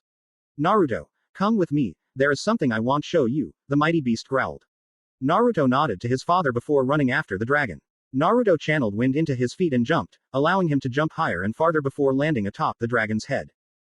Where are we going? The dragon did not answer, so Naruto remained quiet. After a few minutes of walking, Acnologia paused and Naruto looked around at the area he was in. There was absolutely nothing there. Large craters were everywhere. Large scorch marks were left by what seemed to be the remnants of a powerful form of fire magic. Naruto sniffed the air. It smells like you, too-san, Naruto said. He jumped off and formed a tornado around his legs so he would land softly on the destroyed earth. His eyes then narrowed as he sniffed the ground, and it smells familiar. Naruto looked around the area before seeing 2 objects in the distance. He ran up to them, Acnologia following silently. Naruto stopped in front of the objects before his eyes widened. Swords, he exclaimed. He looked at both blades. They were of equal height and were taller than him by at least a few inches. One blade was made of pure gold and the image of a silver dragon on the blade. The hilt was made of the same material and had a shining ruby in the center. Naruto then turned to the other sword. Its blade was pure silver with the image of a golden dragon etched into the blade. The hilt was made of silver and had a shining sapphire jewel in the center of the hilt. Naruto then saw words written along the hilt of the blades. Ascalon. He turned and read the golden blade's word, and Excalibur. Naruto turned to the black dragon. Two-san, what are these?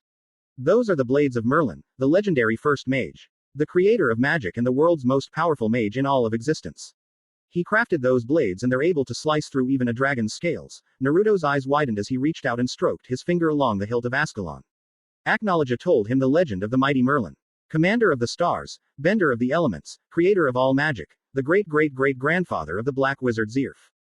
Why are you showing me this? Naruto asked. Acnologia reached out and gently picked up Naruto so that the seal on his stomach would not activate.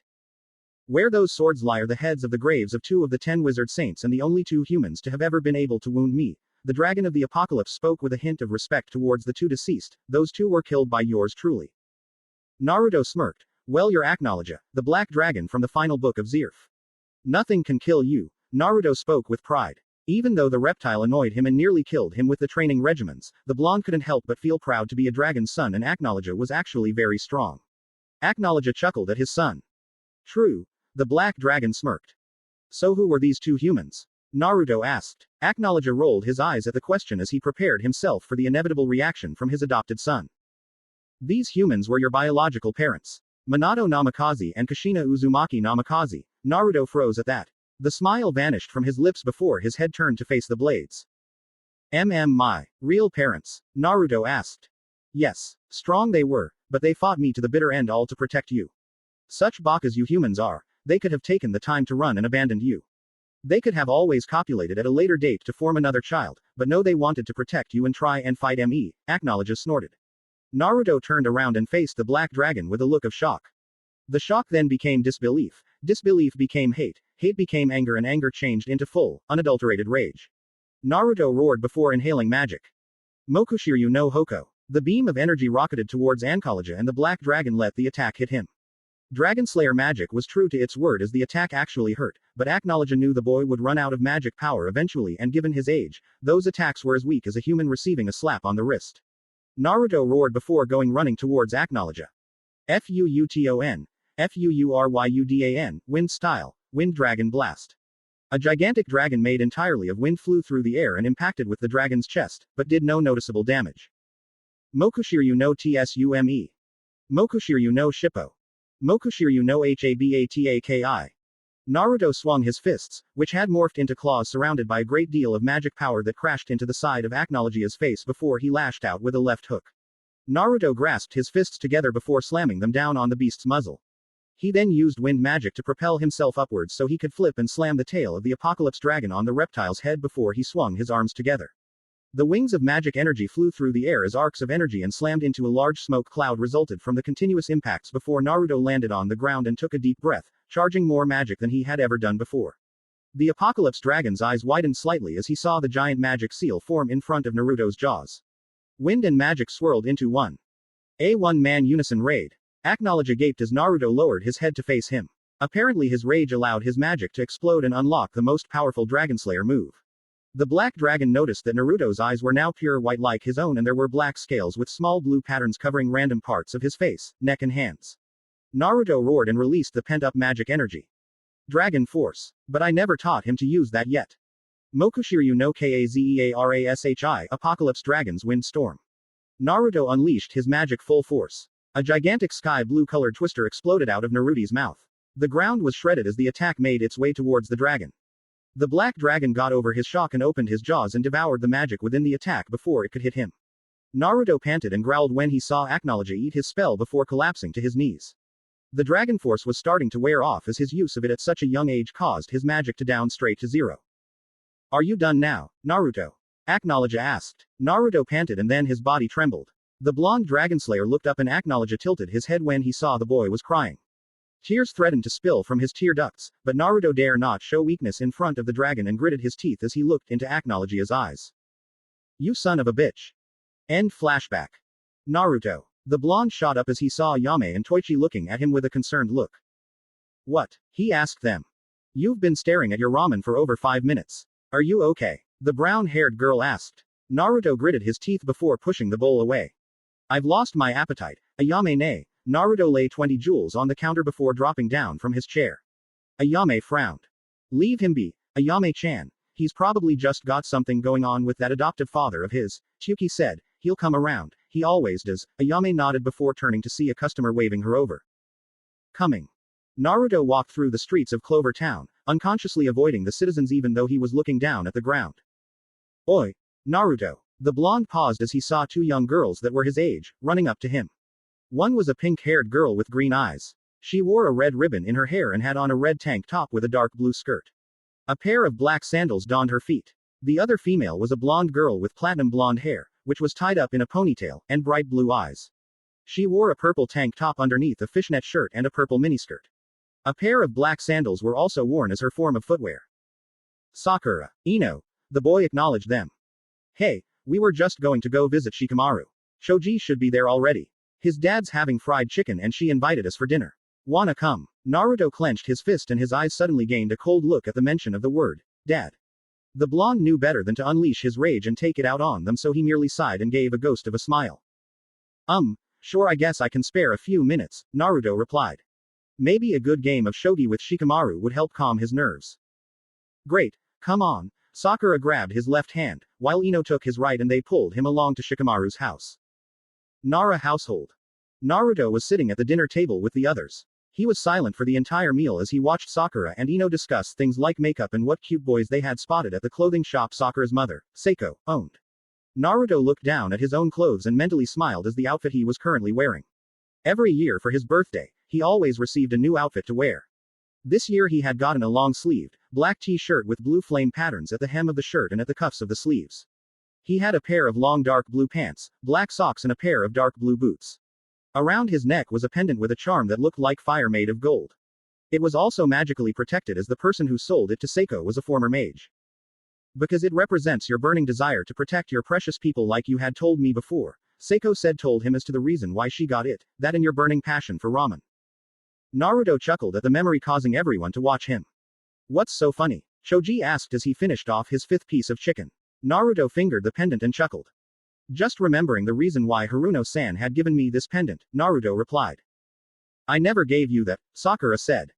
Your Okawa-chan, Shikamaru clarified, he only calls your mother Haruno-san. Exactly, Sakura. The blonde then gave a small burp as he finished his chicken as sign that the tank was full. He got up and stretched his tense muscles before turning to Shikamaru. So Shikamaru, wanna play a game of shogi? He asked. Shikamaru smirked. Troublesome, he muttered. Fine, but I'm gonna kick your ass again. He was suddenly slapped on his head by a rolled up newspaper. He looked up to see the angry face of his mother, Yoshino Nara. What was that for? Crazy woman, he yelled. No cursing in this household while I'm around, she retorted. But Ka-chan, I hear you and Tu-san yelling out profanities every weekend. He yelled back, especially on Sunday. Yoshino and Shikaku, Shikamaru's father, turned red at that before turning away from their son and coughing. Don't think I don't know what you're doing in there. What are they doing in there?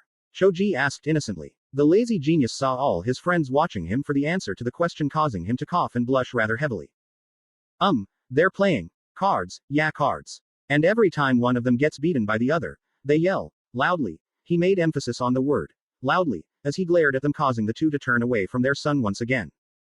Go and play your shogi, son, Shikaku said as he covered his face with the Sorcerer's Weekly magazine in his hand, while Yoshino went to wash the dishes as the children left to go play shogi. As they set out the board and they arranged the pieces, Naruto and Shikamaru began playing. Shikamaru always sent out battle strategies that were sure to take down an opponent, but the thing that made the matches exciting, even for girls like Sakura and Ino, was the fact that Naruto always caused the Nara to become stumped. His unorthodox moves and unpredictable counter-attacks and defensive maneuvers caused Shikamaru to always rethink his strategy. Shikamaru moved his knight while Naruto placed his bishop in the path of the knight, preventing it from reaching the lance that Shikamaru so very wanted to get rid of. It's funny watching Shika struggle, Ino commented. Look how red his face gets, Sakura added. The Nara child was becoming red with annoyance towards both Naruto and the unnecessary comments that the two females made. Would you mind not talking? He asked, gritting his teeth. Ino and Sakura got into mock thinking poses. No. They chimed simultaneously. Shikamaru face-palmed before sending out his bishop to kill Naruto's own, but as he did that, Naruto struck out with a pawn that Naruto had placed and Shikamaru had completely forgotten about due to his annoyed mind. After much more unnecessary comments by the girls and moves by Naruto and Shikamaru, the black-haired boy finally managed a win as he cornered Naruto with his lance and promoted rook, aka the dragon.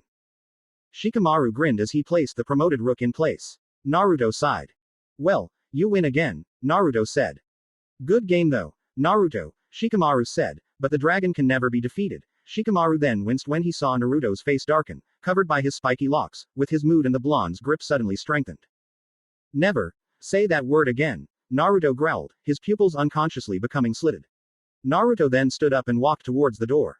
Thanks for having me over, but I'll be going now. Naruto then thanked Yoshino and Shikaku before leaving the house. The door closed behind the boy even though he did nothing to cause it to do so. It was if the wind pulled it in on its own. What's with him? Sakura asked. I don't know. Shikamaru, what did you do? Choji asked his best friend. Shikamaru held his slightly paining hand before looking at the door. I don't know. Streets of Clover Town. Baka. That stupid dragon doesn't even understand, he never had parents to begin with. Arg, I hate that Tem. Naruto didn't even notice where he was going until he had stopped. He looked up to find himself at the pond in Central Park. Naruto stared into the pond before a leaf fell on the surface of the body of water. The water rippled and Naruto watched as his reflection became distorted before it started to shift in shape. He growled when he saw his reflection become that of the black dragons. You hate me, don't you boy? The dragon grinned widely. Well, guess what? I don't give a fuck. The dragon's reflection began to laugh and the Namikaze's anger spiked, causing his magic power to rise and the wind to unconsciously bend around him as he formed a compressed air bullet and launched it at the water body. A large splash occurred, causing a small tower of water to form. Naruto snarled. Tem. He cursed the dragon again. Onibu's town, Fury.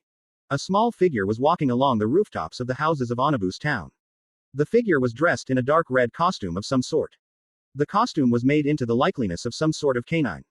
The hood of the costume was what made the head of the canine-like costume, which had two large red eyes imprinted on its fabric. Two long ears were seen atop it. Its mouth was where the head of the figure was located, but its face was kept hidden by the shadows of the hood. The figure twirled a long, bushy tail that seemed to not be part of the costume, in one hand, while a glass of a blood-red, alcoholic drink was held in the other. The figure sighed to itself as it drank the small glass of fire whiskey in its hand. It took another sip of the fire whiskey before it felt a rushing feeling wash over it. It appeared that the feeling was coming from not too far away. Such a delicious feeling of rage. The figure commented. Seems like it's coming from that direction. The figure turned to look in a northeasterly direction. Clover Town, it seems to be where it's coming from. If the smell of trees and the mountain air mixed into that anger as any indication, the figure then began to hop from rooftop to rooftop before reaching one of the higher roofs. In front of the figure was a large clock tower. The small figure jumped incredibly high for a creature that size. He landed atop the clock tower, dropping down, grabbing a flagpole and spiraled down it before using the momentum to fly off and then flipped in the air. The figure landed atop a Kurama-powered carriage as it zoomed along the road. Anima Station. Last call for the train to Clover Town. The ticket manager for the train called out. The train released a hiss as its Kurama-powered engine began to activate. The mechanics in the vehicle roared to life. The train released a loud whistle as the steam exited through the top of the train. However, just before the train took off, a small figure jumped atop the train. Phew, that was close. Nearly missed the train. This thing is a lot faster than Era, even with max speed, the figure said to itself as the train took off. The figure chuckled darkly as its facial muscles pulled upwards. Its black outlined lips parted to reveal sharp, white teeth. The canines were rather sharp too. The figure's head then rose as the wind funneled through the hood of the costume. This is gonna be fun. The figure spoke as its eyes snapped open, revealing the crimson irises with black, vertically slit-shaped pupils. Central Park, Clover Town. Naruto huffed in rage as he continued to release blasts of wind magic at the pond. Acnologia. Utem. Naruto insulted the dragon to himself once more before sending forth another Fuden. Datapa. Call my attack weak, will he? Well, I'll show him. Naruto's rage spiked along with his magic for the umpteenth time that day, and no one had dared try to enter the park in fear of what was there as they felt the killing intent from the park's entrance. Naruto channeled wind magic into his hands once more and was about to unleash it when he heard a chuckle. Naruto turned and aimed his wind-enshrouded fist in the direction of the sound. The chuckle was heard again. Ah, such a delicious negative emotion, rage. I could feel it all the way from Onibu's town, you know. Naruto looked to see a small figure float out from behind a tree. Naruto lowered his wind-covered fist and nullified the magic energy he supplied to the attack. Who are you? Naruto asked before looking over the small figure's clothing, and why are you dressed up in a fox costume? The figure shrugged. I like the costume, the figure replied, and that was when Naruto actually realized that the figure before him was still floating in the air. There were a pair of white, angel-like wings sprouting out of the figure's back. Oi, you're flying, Naruto exclaimed. The figure face-palmed. I swear, you humans are such idiots, the figure mumbled to itself. No, really. You sure I'm not being held up by a string? The figure asked sarcastically. Naruto's eyes narrowed at how the figure didn't refer to itself as human, as his enhanced hearing allowed him to catch the figure's former phrase. What are you? Naruto asked. The figure floated over to Naruto before pulling back the hood of the fox-themed costume. Naruto's eyes widened as it felt like the world stopped rotating for those few seconds that Naruto stared at the true face of this unknown person. Before he began to laugh. You're a cuddly little pussy cat. Naruto roared with laughter, beating the grass with his fists. The crimson eyes feline had fur the same shade of red as his eyes. The ears and whiskers were a bit longer than that of a normal cat's. The tail behind it looked very canine-like a fox's tail. The tail was pure red fur, no tipping of white. The claws on the cat's paws were an obsidian color. The fur that covered the cat's eyes and eyelids were a coal-black color. Its mouth was outlined in black as well. Its small, black nose twitched in annoyance as it watched Naruto continue to laugh. The cat narrowed its eyes at Naruto before holding out its paw. A small sphere of flame formed in the cat's paw before it was hurled at Naruto. The attack landed right in front of Naruto, causing a small explosion that sent him flying back and towards the pond. Naruto quickly channeled his wind magic into his feet. Fuden. Tobu, wind style. Fly. Naruto said as the wind around him surrounded his feet, making it look like he was standing on air. Fuden. Tobu uses magic energy to allow wind to circulate beneath Naruto's feet in the form of multiple miniature tornadoes, and since wind is relatively invisible, it looks like he is standing on the air. This grants Naruto the ability to fly, but depending on the amount of magic being used, Naruto can move quickly through the air when in motion, or he could just simply float in the air. Just like the crimson-furred cat before him. Naruto floated back over to the land and continued to laugh. Don't laugh at me, you blonde baka. The red-furred cat exclaimed. You know, you act like somebody I knew. What's your name, human? The fox costume-wearing cat asked. Naruto stared at the winged feline before glaring at it. It's common courtesy to give you name first, you pyromaniac cat, Naruto said. Address yourself properly when talking to the son of a dragon, the red-furred feline chuckled. I like you boy, the son of a dragon you say. Well I wouldn't want to anger you, oh mighty Dragonslayer, the cat gave a sarcastic tone as it mockingly bowed to Naruto. I am Kurama. Naruto tilted his head in confusion. Demon Fox. But you're a cat, Kurama shrugged. I like the name, it suits me. That's a horrible pun, cat, Naruto deadpanned. Kurama's eyes narrowed. It wasn't a pun. Naruto blinked before he cleared his throat. Well Kurama, I am Naruto Uzumaki Namikaze. Son of AC. Naruto's eyes narrowed. The bastard of a dragon that I call To-san. Kurama's looked a bit confused as he saw the hate in Naruto return. So that's where that feeling of rage came from. Why do you hate your dragon parent? Kurama asked. Naruto growled. The fucking bastard killed my parents. I had gotten over it a few years ago, but he brought it up again and I just snapped.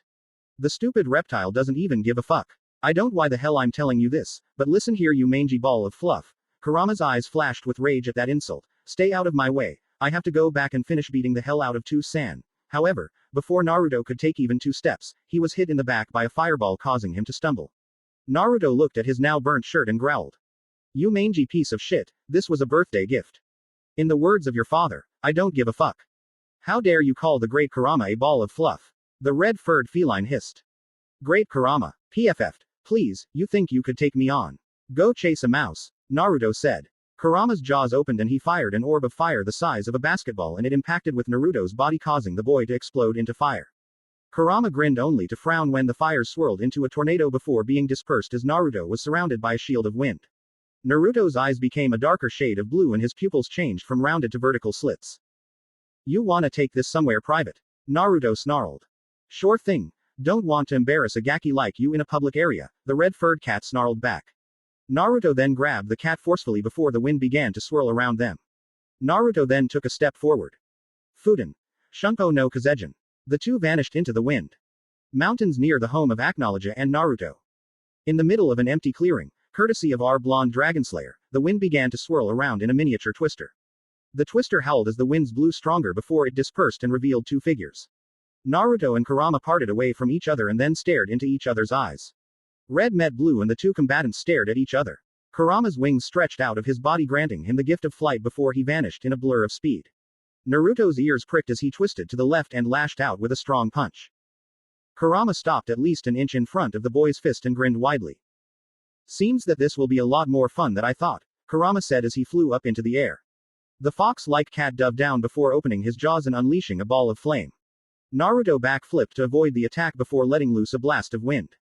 Kurama barrel rolled and then went into a loop-de-loop before crashing head first into Naruto's stomach. The momentum transferred itself from Kurama's skull to Naruto's body sending the Dragonslayer skidding backwards. Naruto then stopped, only to appear as if he vanished into the wind. Kurama yelped in pain before he was sent flying by a strong kick to his skull. The cat spread his wings and stopped his motion only to be sent skyward when Naruto appeared beneath him, crashing an uppercut to the chin. The red-furred cat was then sent to the ground from a strong axe kick to the skull. Spiraling downwards, Kurama spread his wings and suddenly his body glowed with a crimson aura.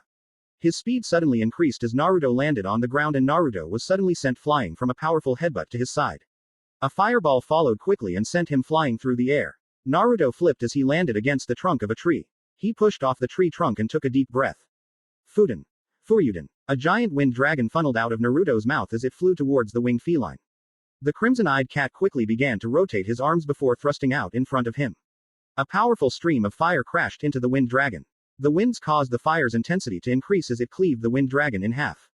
Naruto dropped to the ground, rolling as he avoided the fire blast before stopping in a kneeling position, arms stretched out to the sides. He swung them together and a large gust of wind flew forth from the point of contact where his palms met. Kurama tumbled through the air before being met with a crushing punch from Naruto as he used Shunpo no Kazejin to appear above the cat and send him to ground.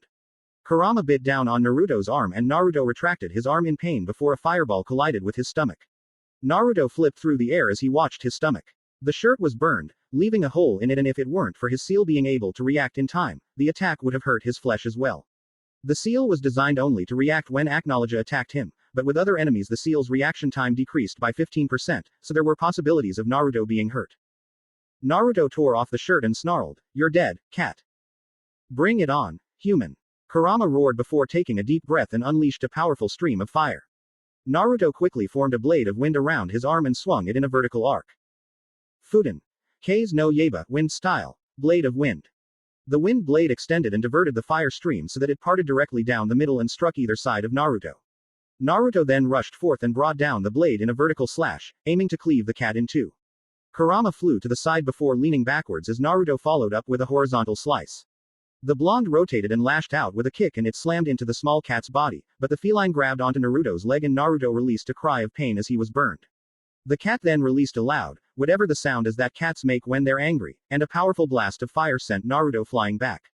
The cat then flew after Naruto and a large clawed hand of fire grabbed onto Naruto and slammed him into the ground. Naruto coughed before he was slammed into a tree. The arm then threw him up before the flaming fist crashed into his body.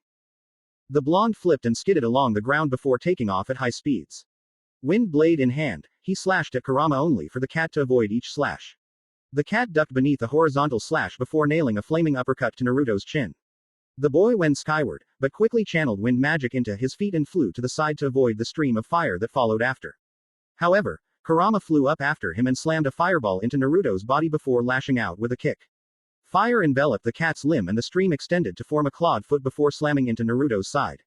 A slight crack met Naruto's ears as his rib was cracked. His Dragonslayer healing abilities coupled with the seal giving him a healing factor, would make easy work of the break, but it wasn't that Naruto was worried about. He was worried about the fact that the flying pyromaniac of a feline had disappeared from his sight. He sniffed the air and his eyes narrowed. His scent is spread out all over the place, I can't pinpoint him. He was broken out of his thoughts when he felt searing heat behind him. Naruto quickly flew up to avoid the fireball that tried to hit him only for the red-eyed cat to appear above him and slam a flaming fist down on his skull. Naruto tumbled through the air before barrel rolling to avoid the clawed hand of flame that aimed to burn him. He then took a deep breath and let loose a wind dragon at the cat, but he avoided the attack before slashing his obsidian claws in a downward motion. 3 vertical lines of fire shot forth from Kurama's claws, heading for the cat's opponent. Naruto performed the same action, but with claws of wind. Both attack collided midway and resulted in a fiery explosion. The two combatants smirked at each other when the cloud dissipated. Not bad, cat. Same to you, human.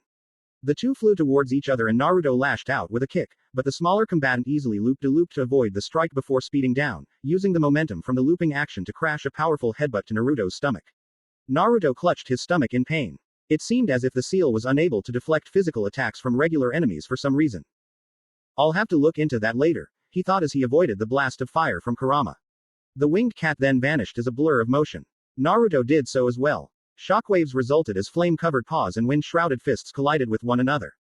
The multiple times the sound barrier broke was astounding. Suddenly the two were in a deadlock as they let loose blasts of wind and flame from their jaws, respectively. Another explosion resulted as they came to a stalemate. Use your Dragonslayer magic, do not take me lightly.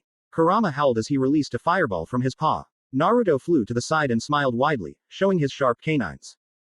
I don't need that magic to beat you. You are a lowly cat. Granted your abilities are rather strange and strong for a bipedal, talking cat, but that does not mean I should utterly destroy you, Naruto said.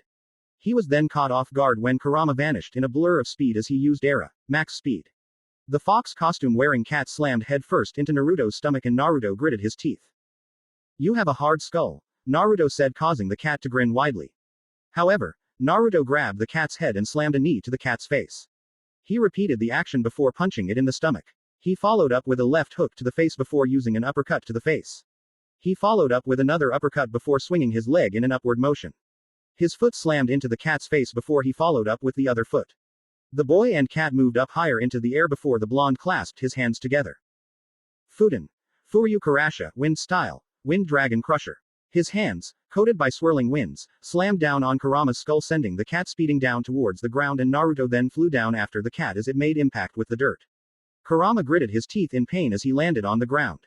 His eyes opened and he saw Naruto flying down after him. The boy moved both his hands to his waist and a large amount of wind accumulated around his fists. Fuden. Hantai no Kazejin, wind style, wind god's judgment.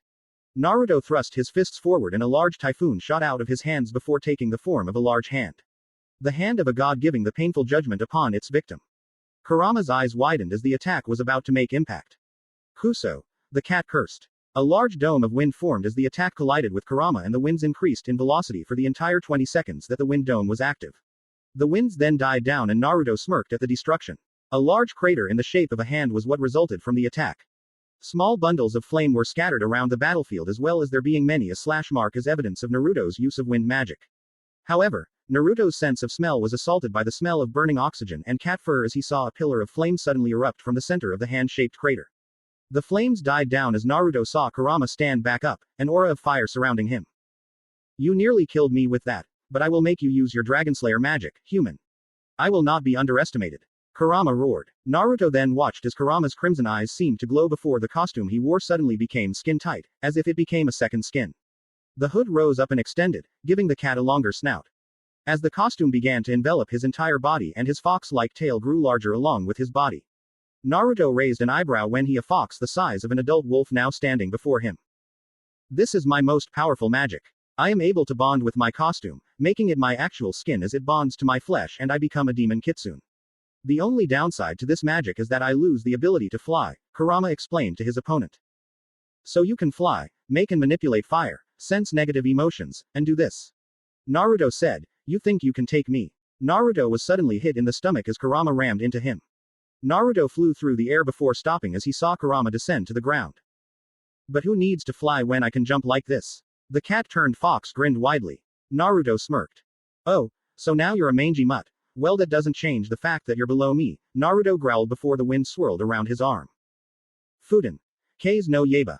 Slashing the blade downwards, the gray-green magic seal formed in front of the blade as a crescent of wind flew towards the kitsune. Kurama, being in midair, was unable to avoid the impact with the attack, but simply took it apart with a blast of fire.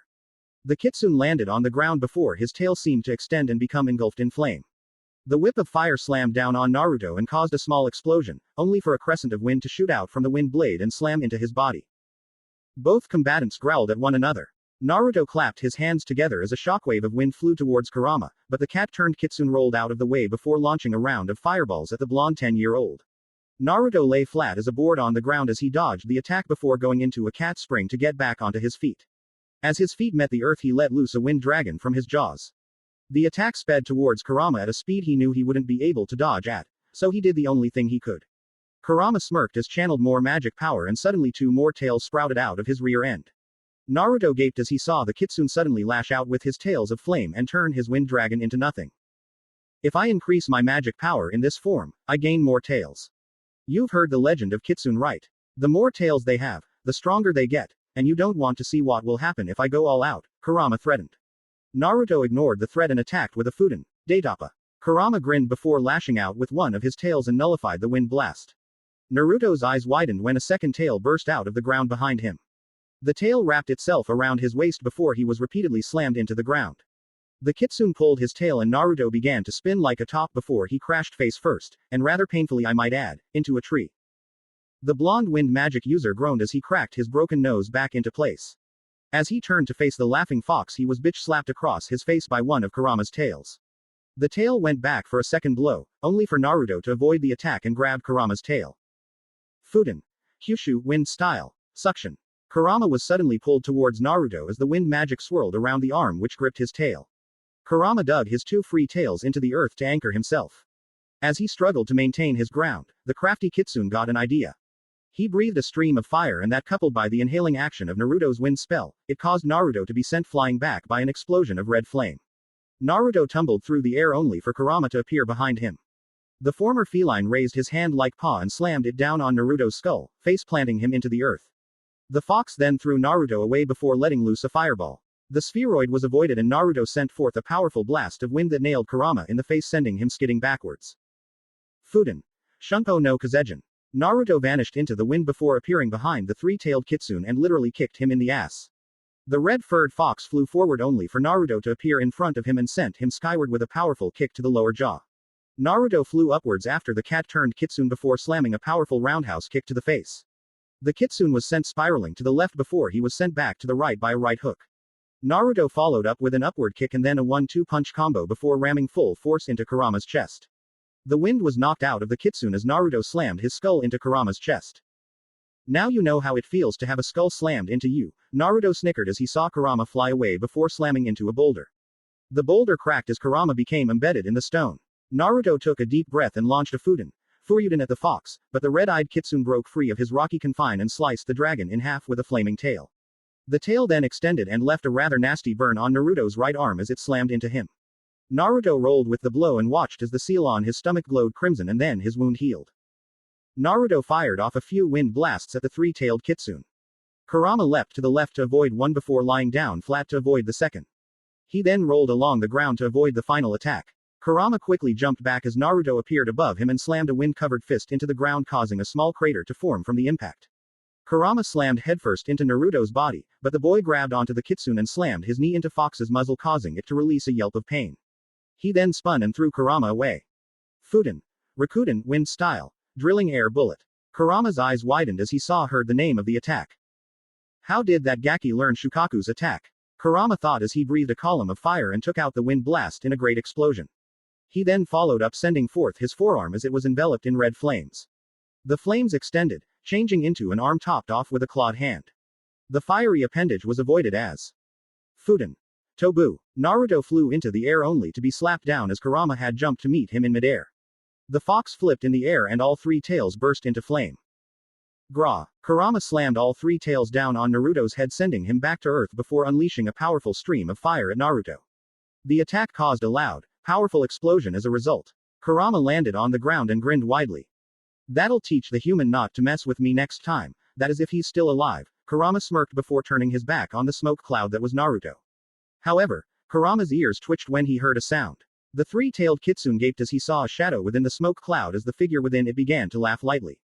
The cloud cleared and Kurama snarled when he saw the blonde boy was standing, his wounds healing rather quickly as the seal on his stomach was shining a vibrant crimson.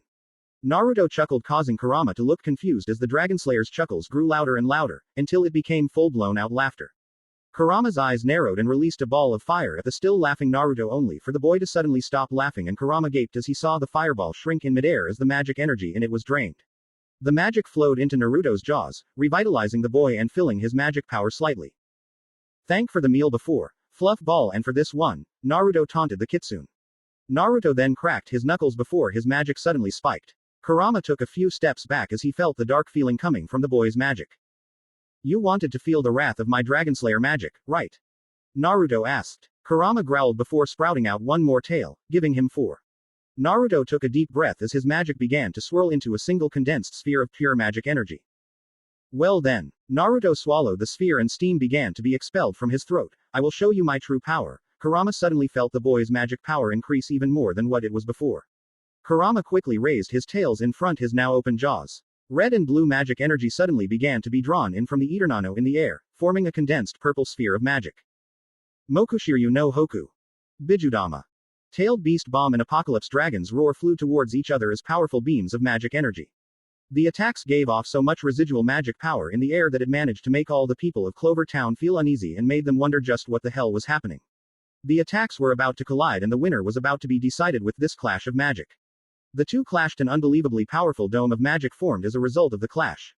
Both combatants then began to pour every little bit of magic power they had left into their attacks. However, just as the explosion went off, the energy exploded outwards, only to suddenly recede and head deep into the woods as streams of white light. A stomping sound was heard as trees were parted and Acnologia's open maw was revealed to both fighters, allowing them to view the dragon eating their magic energies. Acnologia swallowed the magic before turning to Kurama as he stepped in front of Naruto, protectively. Naruto's eyes widened as he saw the rage in Acnologia's eyes, but it was directed at Kurama. Back. Away. From. My. Son. Acnologia growled. Kurama whimpered as the dragon suddenly released a roar, and Kurama, though managing to stand his ground, felt true fear before the dragon of the Apocales. Blood red met shining white, and Kurama suddenly envisioned his own death by many means. Death by claws, impaled by the stinger-like tail, incinerated by the dragon's breath attack. The scenes then caused Kurama to revert back into his costumed form before falling to the ground. Kurama had fainted. Acnologia looked at the crimson-furred cat and his eyes narrowed.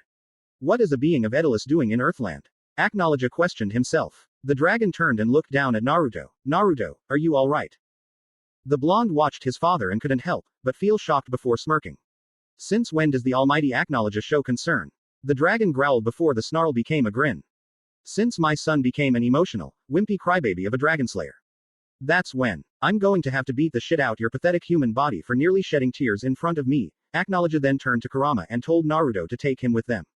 Naruto picked up the small cat before the black-scaled reptile placed him atop his head. Acnologia's den. The three returned to the den, a fire crackling in the center of the dark cave as night was upon them.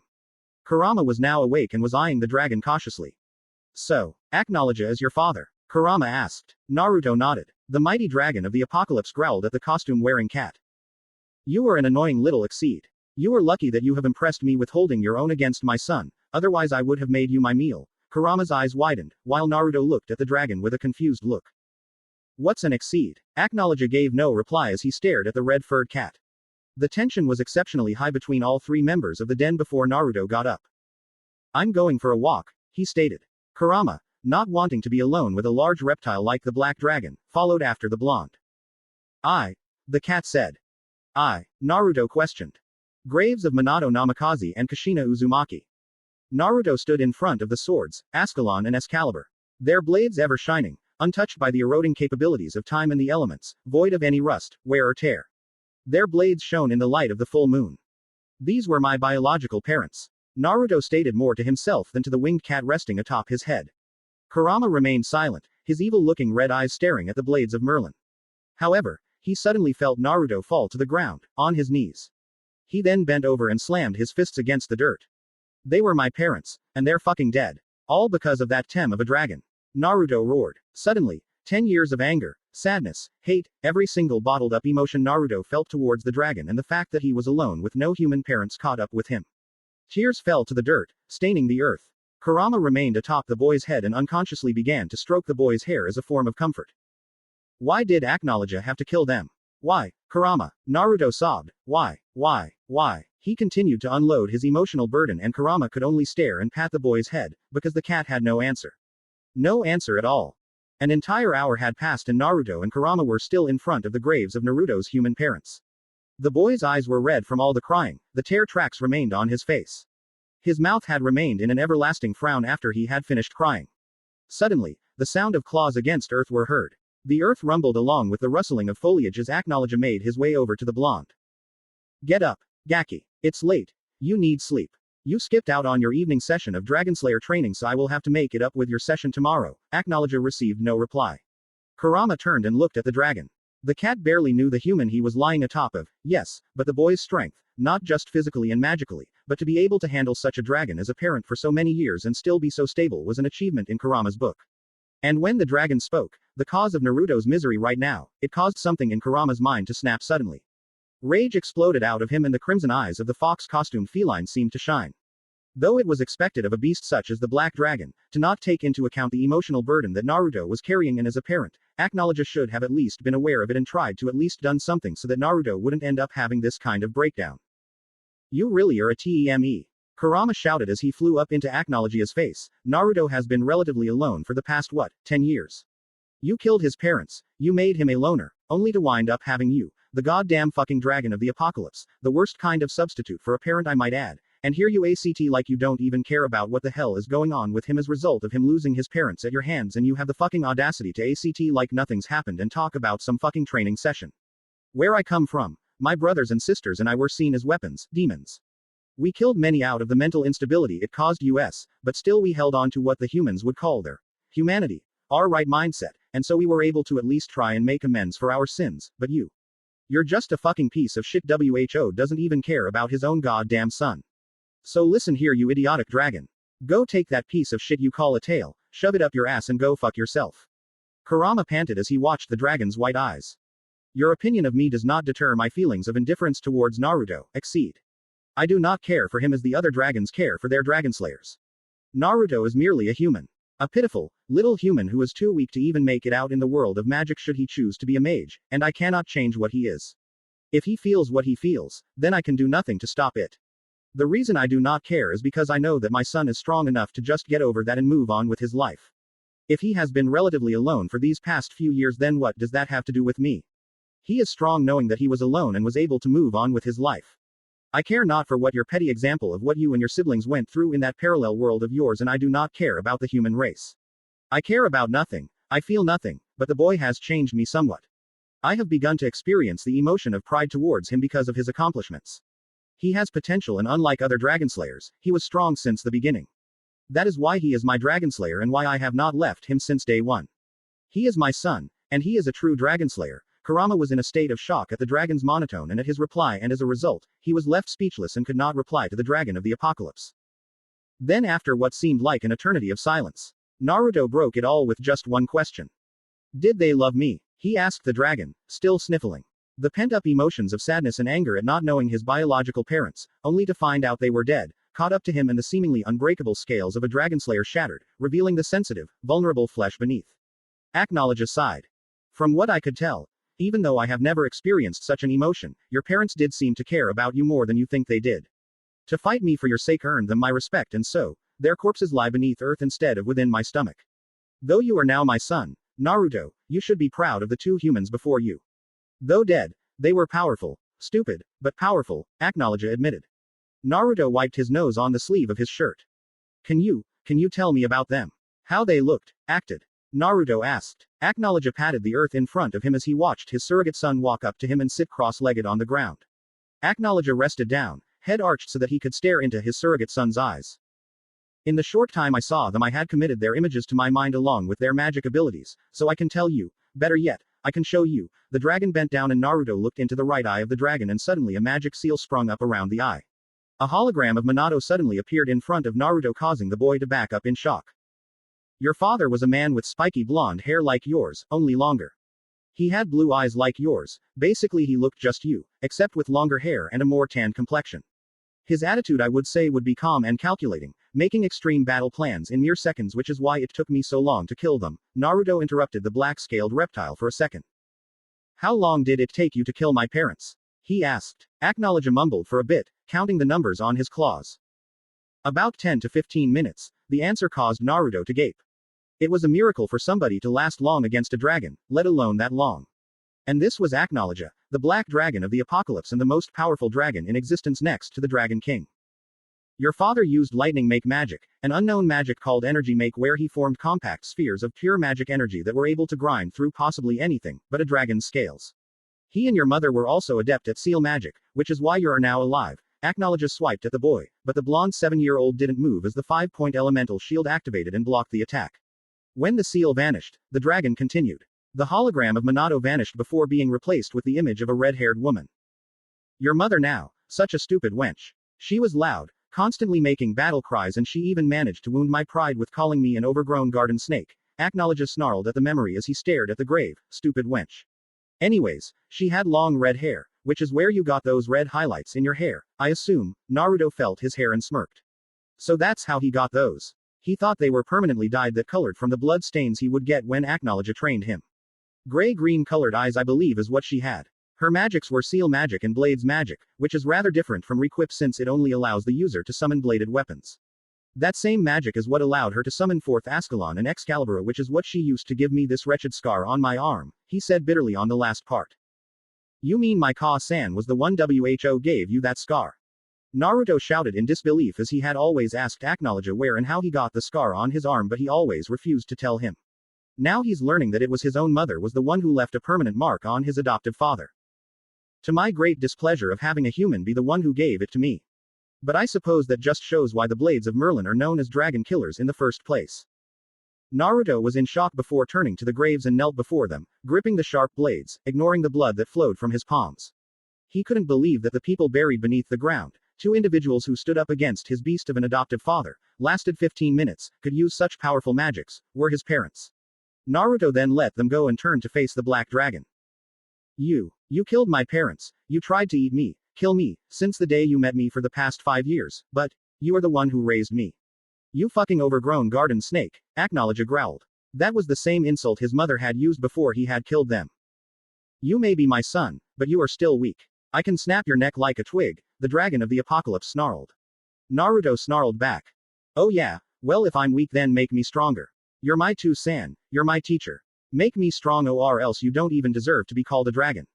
Naruto grinned as he saw Acnologia stood up to his full height, snarling before unleashing a terrifying roar. His wings spread to their full length and his tail lashed out behind him like an uncontrollable serpent. Do not insult my pride as a dragon, boy. Now if you want me to make you strong, then come and I will do just that. By the time X777 comes around, you'll be the strongest Dragonslayer in all of Fury and beyond. You are my Dragonslayer. You are my son. Now show me your roar. Naruto took a deep breath as he let out his roar. The Mokushiryu no Hoko traversed across the land, destroyed everything in its path, and Acnologia smirked down at the boy. Don't think for a second I'm going soft on you, boy, Acnologia proved that by swiping at Naruto. Though the seal protected him, Naruto still went flying through the air, bouncing against trees like a pinball on bumpers before flying back at Acnologia. But the black-scaled reptile caught the sphere and the seal vanished. Acnologia lay his palm flat as Naruto stood on it. The two stared at each other and Acnologia noticed the fire burning in the blonde's eyes. I still don't regret taking you in. Even if you are an annoying pain in the ass, human with a mouth bigger than anyone else's I know. I still don't regret leaving you after 10 years. Even if you are a stupid, overgrown garden snake. Kurama cried, anime tears in the background. That's so beautiful. Such wonderful insults. Acnologia and Naruto glared at the red-furred cat. Shut up, shut up. They yelled simultaneously. The next day. After the morning session of training, both Dragon and Dragonslayer returned to the Acnologia's den. Naruto and his draconic father watched as Kurama lay down on the bed of leaves with a questionable look. What? The cat asked. Why are you still here? Leave my presence. Exceed, the dragon of the apocalypse snarled. Kurama frowned. Nah, I like it here. The kitsune part of me sees the Gaki as a notable ally. And besides, Dragonslayers are notorious for having exceed partners. Naruto watched the cat. It's like a tradition. Besides, I need to see if the others made through safely when your dragon eventually leaves you, Naruto, the cat added as an afterthought. My son needs no partnership. He can handle things on his own, Acnologia said, but was actually taken off guard when Naruto grabbed Kurama by the tail and began to walk out of the den. Where are you taking me? Put me down, you baka. You humans are so inconsiderate, especially you prideful Dragonslayers. How dare you try to kick me out, the great Kurama. The crimson-furred cat hissed. Naruto looked down at the cat with an emotionless look. What the hell are you talking about? We're going to go to Clover Town for a while. I need to show you off to a Yamane-chan, Naruto said. Kurama and Acnologia looked at each other before looking at the blonde. Huh, the cat said intelligently. You're my ally, right? Dragons only choose the strongest as their allies, and you, Kurama, are strong enough to be one of mine. Naruto turned to the black dragon, and you cannot change my mind, San, Acnologia snarled. As if you can keep that mangy ball of fur in my den. Leave my presence, you weakling human, Acnologia roared. Naruto waved him off as he tucked Kurama under his arm as if he were a pillow. Yeah, put a sock in it, you overgrown garden snake, Acnologia growled before looking at a tiny pebble and grinned as he watched Naruto leave the den. He positioned his claw and narrowed his eyes, tongue sticking out of the corner of his mouth as he prepared to take aim. Target acquired, the dragon thought. Fire. And with that, he sent the pebble flying through the air. The small rock nailed Naruto on the back of his head, sending him sprawling on the ground in a comical fashion from the force with which the rock collided with his cranium. Naruto rolled on the ground, clutching his head and Kurama in pain. Profanities flew forth from his mouth and Acnologia chuckled. Hee. I don't regret taking you in at all, Naruto. October 10th, year X 776. Happy birthday, Naruto. Naruto gave a small smile as the cake was laid before him. Kurama rested atop his head, staring hungrily at the piece of pastry. Naruto was finally turning 13 years old. The boy had gotten his new birthday outfit from Seiko, which consisted of the same style of long-sleeved, black t-shirt, but the pattern was similar to that of blue wisps of fire along the entirety of the t-shirt, making it look like Acnologia's body somewhat. He got a pair of dark blue, loose-fitting pants, and since his shoe size had grown with the rest of his body, he had to get a new pair of black boots to complete the look. The gold flame pendant he had gotten from Seiko was still worn around his neck. For the past 3 years since he had gotten it, he had never taken it off. Naruto had gotten a growth spurt now that he had hit 13. He now stood at the average height of a 13-year-old teenager, which was 5 feet, 4 inches. This made him slightly taller than Sakura and Ino, the same height as Choji and about 1 inch shorter than Shikamaru. Thanks. Naruto spoke. So Naruto, blow out the candles and make a wish. Ino smiled at her fellow blonde. Wishes are simply a form of entertainment at birthday parties. Wishes never actually come true, Naruto deadpanned. Everyone's sweat dropped at the boy's monotone. He's so serious about it, they thought. Geez, Naruto, it's your birthday. Don't be so dull, now blow out the candles and make a wish. Sakura said. Naruto stared at the candles before turning to survey the crowd that turned up for his birthday. Sakura, Shikamaru, Ino and Choji had shown up. Ayame and Tyuki were busy at the ramen shop, but they had already given him his birthday gift of 20 extra large bowls of miso pork ramen with extra noodles, which he had devoured with gusto. There also stood Seiko, Yoshino and Shikaku, along with Shuza, Choji's father, who were all holding cameras as they awaited Naruto's blowing of the candles. Inoichi, Ino's father, looked like he was watching the boy to see if he was going to try anything with his daughter as the blonde girl had her arms wrapped around the boy in a one-armed hug. Naruto sighed before turning to Sakura. Do I have to? Acnologia really did a number on the boy's vision of what was fun and what wasn't. Especially since Naruto's version of fun was to destroy a wide area of land until it was nothing but a desolate wasteland in comparison to the lush forest it had once been. All thanks to our favorite dragon of the apocalypse. Shikamaru and Choji sighed. Troublesome. The black-haired boy murmured. Boy, just shut up and blow out the damn candles. Kurama said. The crowd had already known of the Crimson Cat's ability to talk and fly, but they didn't learn of his ability to make fire and turn into a multi-tailed kitsune. That was his and Naruto's little secret. Acnologia knew as well, but he didn't really care for the Exceed's abilities. Also, they had never known of Naruto's abilities as an unofficial mage because he never had any reason to use his magic outside of his training with Acnologia and Kurama. The fox-wearing cat and his partner turned to see the Pinkett walk up to them. The two stared at her with a puzzled look as Sakura suddenly got a wide smile on her face.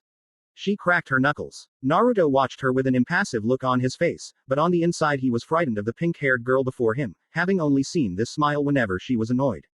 And that usually ended with him being punched into the ground by her amazingly strong punches.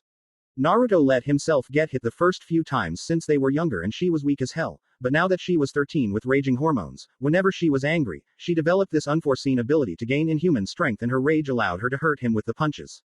It didn't hurt as much as Kurama's headbutts, but they hurt enough to cause him to get huge bumps on his head. Naruto mentally gulped as she spoke in a sickeningly sweet tone. Naruto-kun, if you don't blow out the candles then the icing on the cake that I worked so hard to make, will melt and we don't want that now, do we? She cracked her knuckles again. Naruto nodded slowly, eyes wide with fear. If you insist. Naruto then took a deep breath and made his wish before blowing out the flames on the candles. Everyone clapped and Sakura and Ino gave the boy a kiss on either cheek. Happy birthday, Naruto. Naruto nodded as he accepted their presents. From Ino, he had gotten a large dark green backpack in which to carry his numerous presents. He also got a pretty sunflower with the bag. What do you know? Something useful, and something not useful. This earned him a glare from the blonde Yamanakas causing him to sweat drop. Kurama face pawed. You're an idiot. Don't say things like that out loud. The Exceed told him. Naruto shrugged and put the backpack on the ground while placing the sunflower between his teeth. He opened Sakura's present and saw that it was another outfit for him. A navy blue t-shirt with a red spiral on the front and the image of a fox on the back. A pair of black cargo pants followed after. Thanks, Sakura, he said as he folded the clothes and placed them in his new backpack. From Shuza and Choji, he got a cookbook which was actually a great present in Naruto's mind. He learned a few things from Ayame on cooking, but now that he had a cookbook he could put those things to use and see if he can actually cook his own ramen. From Shikamaru's family, he got a shogi game for travel. The game had an electric Lacrima in it that allowed for one to either play against an AI which had several skill settings, or the Lacrima could be turned off so that two people could play the game. Thanks for the shogi game, I'm sure it'll cure me of whatever boredom I have, but why a travel version? Shikamaru shrugged at Naruto's question. You don't seem like the person who will stay here for long. Shikamaru said. Naruto smirked before putting the game away. After that, they had eaten Naruto's cake which vanished quite quickly due to a certain red-eyed cat. Kurama, I didn't even get a piece. Naruto said with a small glare at the cat. Kurama pulled back his fox head-shaped hood and grinned like the vulpine he could become. Tough luck, brat. The cat laughed as it wiped away a bit of frosting that was on the side of its mouth before eating said frosting. You're dead to me. I love you too. Naruto growled at the cat before feeling someone tap his shoulder. Naruto turned to see Tsuki and Ayame standing behind him.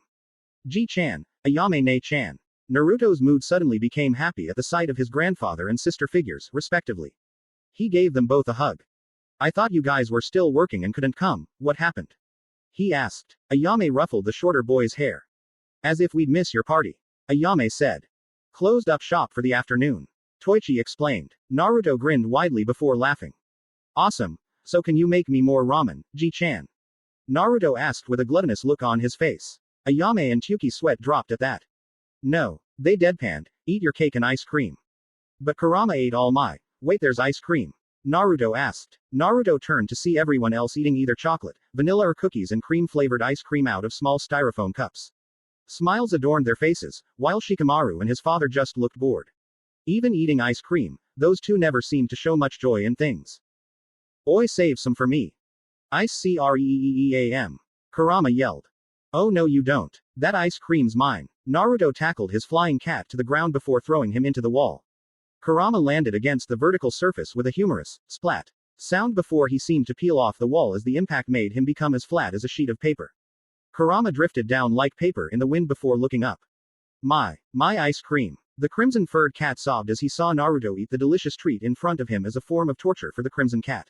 The scene caused everyone to laugh at Kurama's expense. For the rest of the afternoon, Naruto spent his time at the party with friends and surrogate family members at the Haruno household, which was where the party had taken place. He packed up all his presents into his new backpack and then waved goodbye before he and Kurama left the house. See you later, guys. Naruto said. Naruto smiled a foxy smile before heading out of Clover Town towards the mountains. Naruto kept walking as Kurama flew next to him, the white wings of his air magic flapping to keep him aloft with the low air currents. Naruto and Kurama then looked back, watching the waving members of his circle of friends until they were out of his field of vision and vice versa.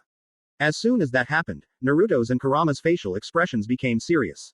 Their gazes as hard as any stone.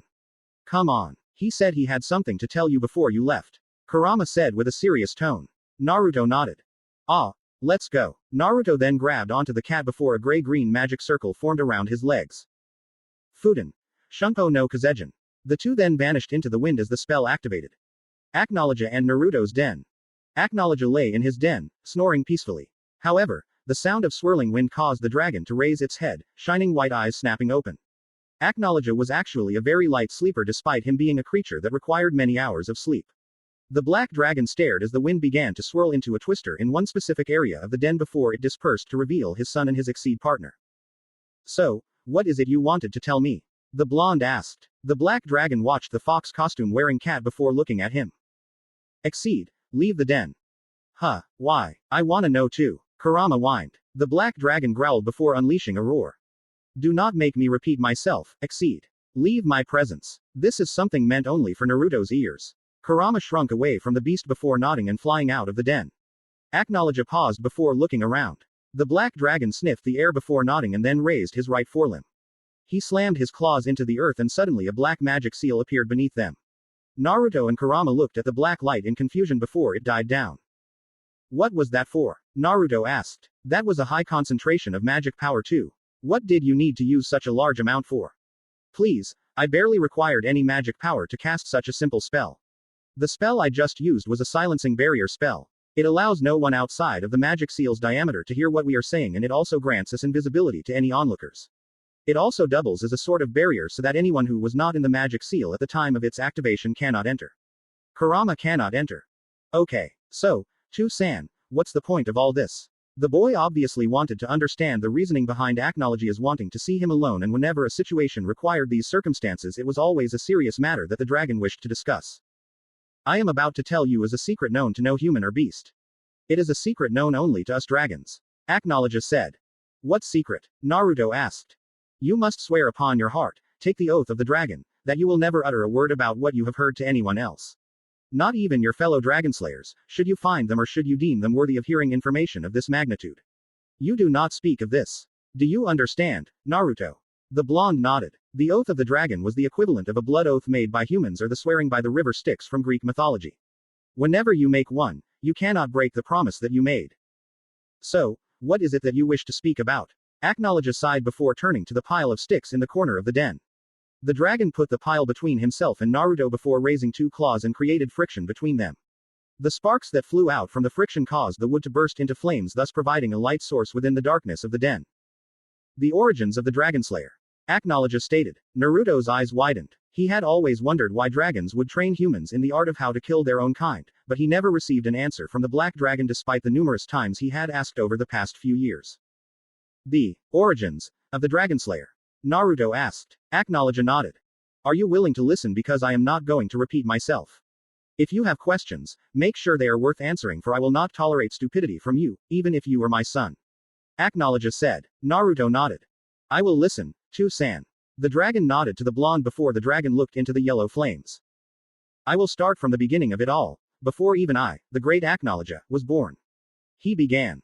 Dragons have existed since the beginning of the universe. Among the dragons, there were several classes. There were ordinary dragons, those who are unable to use magic and are, in a nutshell, the civilians of the dragon homeland.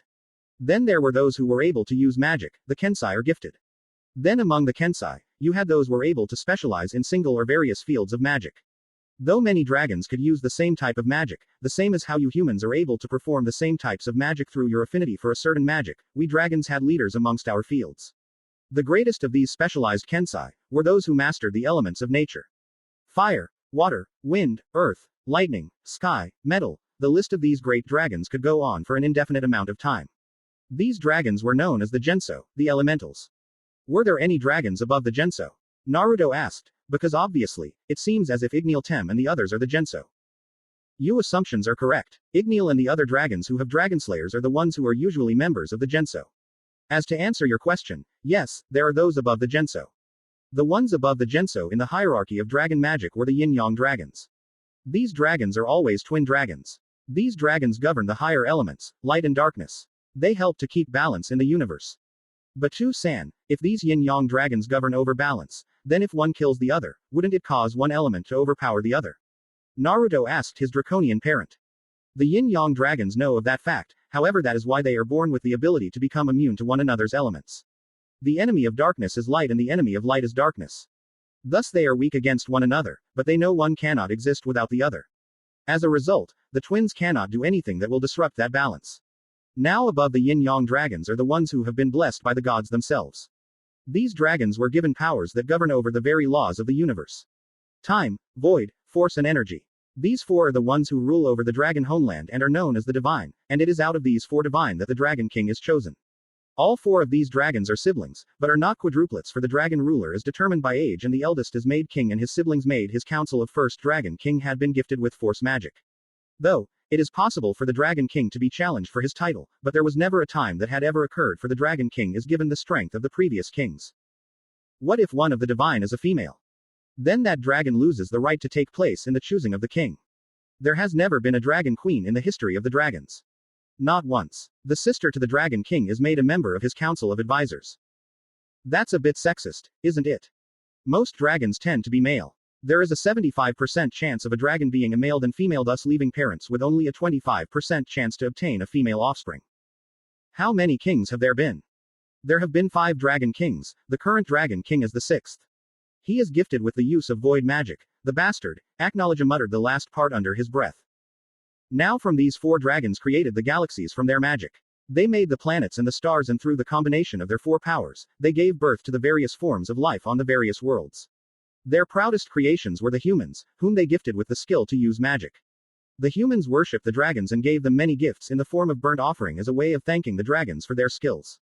Of course, being dragons who take pride in their magic and adore praises just as any other dragon would, they accepted their gifts without question. However, during the time of the 4th Dragon King, a dragon of time, this Dragon King was a dragon who hated the humans because of their weakness. His hatred caused him to finally wage a war against the humans and talked with his council of advisors to aid in waging the war against humanity. The 3 siblings agreed, but while they aided their brother in preparing the assault on humanity they, along with the Genso, had secretly journeyed to the human realm before the Dragon King could attack. They had not wanted the chaos that would have resulted from the oncoming war and each member of the Genso and the council of advisors began to train a single child whom they deemed worthy to wield their element, in an effort to stop the Dragon King. The Yin-Yang twins were doing the best they could to aid in retaining balance, but the Dragon King had frozen them in time so that they could not do anything. Many years passed as the divine did what they could to stall the king by telling him to prepare certain countermeasures and whatnot. Their lies worked and the children of the dragons were given enough time to learn from their draconian teachers, then, they attacked. Dragons flew down from the heavens and attacked the mages below. The pitiful humans could do nothing as they were completely at the mercy of the Dragon King and his army. Bodies were destroyed, blood was shed so many times that the earth was coated with it. However, the Genso and the other 3 divine attacked and turned the tide of the war in the favor of the humans, but the Dragon King and his army began to beat them back with their power and sheer numbers. However, that was when the mages they trained showed up. They used the magic they learned from the dragons and aided the 3 divine and the Genso in battle, and with their combined might, they killed the members of his army before finally killing the Dragon of Time himself. The humans reigned victorious and in the end, the dragons bestowed upon those mages many titles. Masters of magic, elementals, gods among men, saviors. But one title stood out among them all and it eventually came to become the known name to all mages who use the magic taught by the hands of dragons. That was the day that the Dragonslayer was born. So in order to make sure the next Dragon King who aimed to plot the downfall of humans would never succeed ever again, should he attempt that task, the Genso and the Council of Advisors began to teach children the art of the Dragonslayer. Naruto could only stare with wide eyes. The blonde teenager was in awe at the story, the light of the fire revealing said expression to the black dragon. So what happened after that? Naruto asked. Acnologia growled lightly. Nothing. After the fourth was defeated, that generation of yin-yang twins was released from their frozen positions in time and balance was restored. The fifth Dragon King was found, a force dragon, and all was well and peace reigned in the dragon homeland. The sixth generation was founded later on, he explained. Naruto then got into a thinking position, staring into the small fire in front of him. So why are you telling me this? Naruto asked. Well, on the day of July 7th in the year X 777, the current Dragon King is having a feast. The Dragon King feast, which is used to celebrate the day of the defeat of the fourth Dragon King. All the Genso and the Divine are invited and the dragons are forced to leave wherever they are should they face the Dragon King's wrath.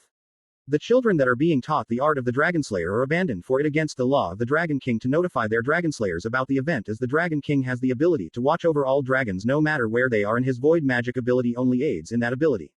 Only the other Divine are able to escape the King's detection, and the word of the Dragon King is law. Acnologia said. Naruto's eyes widened. Wait, so you're leaving? Acnologia didn't get time to reply as Naruto stood up, but I've only mastered the basics and 3 of your secret Dragonslayer art attacks. How else am I going to learn to fight? How else is someone going to teach me what I need to know? How? Tell me Acnologia. How am I supposed to be the Dragonslayer you want to be if you can't be there? Naruto breathed deeply as he stared into the dragon's white eyes. The black dragon bent down and stared deep into Naruto's eyes. Your frustration is understandable, boy, and it is evident that you wish to become strong. Your pride as a Dragonslayer is a blessing indeed. However, if you had let me finish, you have known that I am not bound by such laws. Acnologia said. Naruto's eyes raised in confusion. So you're not going to leave? Naruto asked. Acnologia grinned. Make no mistake, I am going to leave, Naruto, but I will be training you into the ground so that you will learn the most of what I have to teach you. I have taught you the majority of the skills you are required to learn as my Dragonslayer, however. I will be placing you, Kurama and myself within a pocket dimension. Time will pass at a faster rate in this pocket dimension, but your body will not be affected as you will remain in your 13-year-old body. It is unknown as to how long it would have been by the time your training would have been completed or near completion, but the pocket dimension will last until the day of July 7th, in the year X 777, because the Dragon King is searching for me. His void magic will be sure to take notice of it and he will find me should I continue to train you for any longer than that. Why is the king looking for you? Naruto asked. Acnologia growled. I will tell you on the day of my leaving, he replied. Naruto looked up at Acnologia with a hard stare, his eyes appearing to have become a darker shade of blue. Swear an oath of the dragon. You will tell everything. Why the Dragon King is looking for you. How you got on the Dragon King's hit list or whatever it is that he's now searching for you, because I need to know why my father is being hunted like an animal. Naruto said. Acnologia raised a non-existent eyebrow. You really wish to know my tale, do you, boy? The black dragon asked. Naruto nodded. I do, too-san. Acnologia chuckled before standing up. I, Acnologia, Black Dragon of the Apocalypse, swear by my pride as a dragon to tell you what you wish to know on the day of July 7th, X 777. The cave seemed to shake as the oath was made and the deal was sealed. After that, the silencing barrier spell was dropped and Kurama rushed in after realizing it was down. Naruto then told Kurama about the training session they would be having in Acnologia's pocket dimension until July 7th, year X 777. However, when Kurama asked for the details, neither dragon nor Dragonslayer replied. Acnologia then turned to face the two and then concentrated magic into his claws. The originally sky blue magic suddenly shifted to an ebony color before the dragon released a roar and clapped his claws together. A large pulse of magic energy rocketed out of the point of contact and expanded throughout the surrounding area before receding. What was that? Both Dragonslayer and Exceed asked. The pocket dimension has been made. The reason you have not noticed is because I transported the area where we are now, along with much of the surrounding area, into the pocket dimension with us. That area is now sealed off from the rest of the world and no one will be aware of it, Acnologia said. Wait, what about my friends? Won't they age? Naruto asked. Acnologia nodded. They will, but remember what I said, time passes faster in this dimension I made. Your friends may not have even realized a day has passed in comparison to how long you would have appeared to have remained here. Question. Kurama asked for permission knowing full well he only allowed Naruto to interrupt him, but even then, the blonde was reprimanded for doing so in the end. Acnologia nodded. Speak, Exceed. Will it only be you and Naruto that will not be affected by the aging process in here, or am I safe too? Acnologia nodded. Your body will not be affected by the aging process just as mine and Naruto's will not be affected. The dragon answered. Kurama nodded before looking at the blonde Dragonslayer. Brat, I'm gonna kick your ass for so many years you won't be know it's been years. Please. Fluff ball, go chase a mouse. I am a dragon, I cannot be defeated by the likes of you, Acnologia roared to stop the bickering between his son and the Exceed before snarling. Are you both ready? Acnologia roared. Bring it on. The two shouted simultaneously. Good. Because your training begins now. July 7th x 777. The wind howled as it moved through the air. The sound of wings beating against the wind filled the air, replacing the howling. The beast growled before descending upon the desert sands. A large amount of the combination of silt and weathered rocks were cast aside as the beast's wings gave one single flap to aid in slowing its descent. It growled before bending its head. Two figures jumped off of the beast's head. One figure was taller than the other, hitting the sands while the other suddenly sprouted a pair of wings and floated above the sands. Guess this is where we part ways, Two-san. The taller figure asked as he turned to the beast. The figure had the appearance of a young, 13-year-old boy. He had spiky blonde locks and cerulean blue eyes. 3 whisker marks adorned each cheek. His skin was slightly tanned and his body was lean, with barely, if not any, fat present. He wore a black, long-sleeved t-shirt with blue patterns on it that made it look like small wisps of flame. He wore a pair of dark blue pants and a pair of white socks with black boots. Around his neck was a necklace with a golden flame charm on it. He wore a dark green backpack which was obviously filled with numerous supplies due to its bulging appearance. The shorter figure was a red-furred cat with black fur where its eyes were. Said eyes were a crimson color with black, vertical slits. The cat had black claws on its paws and a long, red, fox-like tail which poked through a hole in the kitsune-like costume it was wearing. The head of the cat was covered by the hood of its kitsune-themed costume, shielding it from the blazing sun. The beast they were talking to was Acnologia, the black dragon of the apocalypse. Acnologia nodded to his son. I held on to my oath. I have told you why the Dragon King's eyes have been set on me and how. Are you satisfied with my response? The dragon asked. Naruto nodded. Hard to believe that you were. For a pitiful, weak human as yourself, yes, it would be hard to believe. Acnologia snorted. Naruto growled at his surrogate father. As if I'm weak, I did what most couldn't do in their entire lifetime. The dragon grinned widely. That you did, as I would expect from you, my Dragonslayer. The black dragon smirked at the blonde as he smirked back. There was a sudden silence in the air as father and son stared at one another. Naruto looked down at his feet, finding the sand very interesting for some reason. Acnologia sighed. So do you miss them yet? The black dragon asked. Naruto frowned, but shook his head. Though we had to leave and you let me say my goodbyes. I did what you told me to do.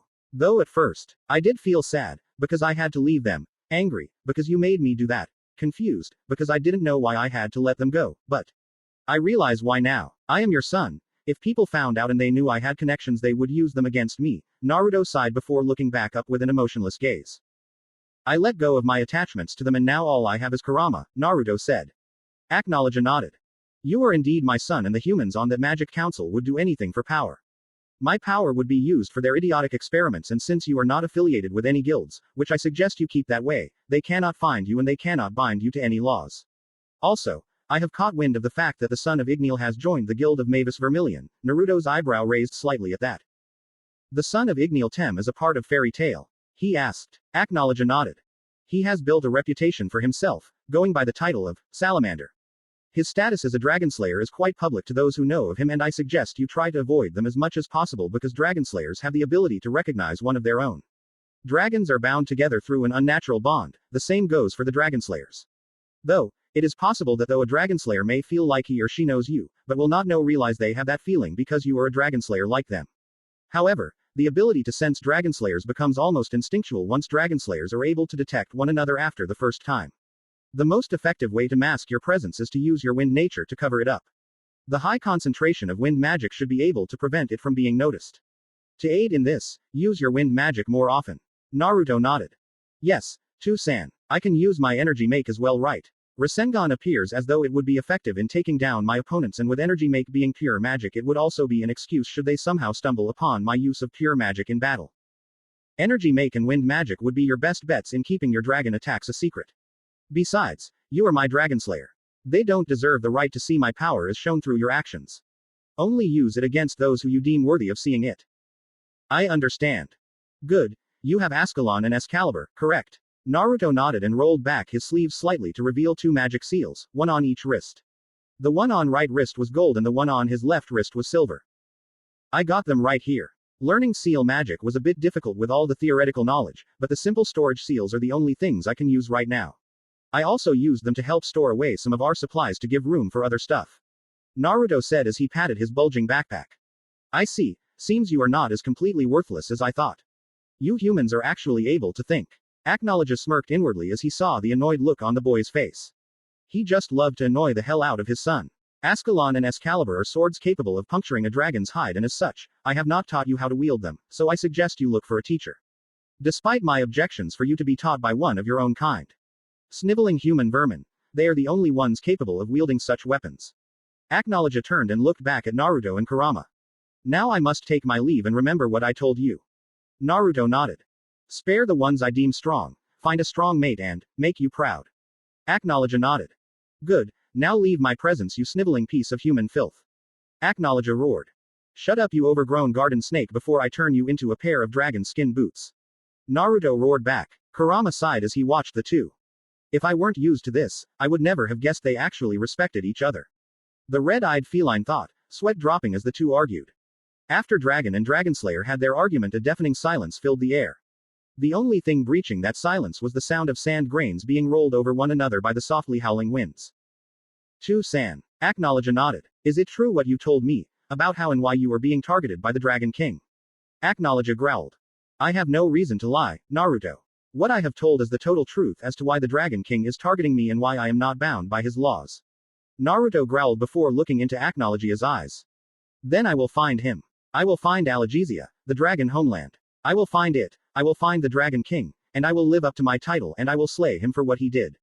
No one, but a weak fool of a dragon would do what he did in order to gain his title as king. Naruto snarled. Acnologia was shocked by the boy's outburst.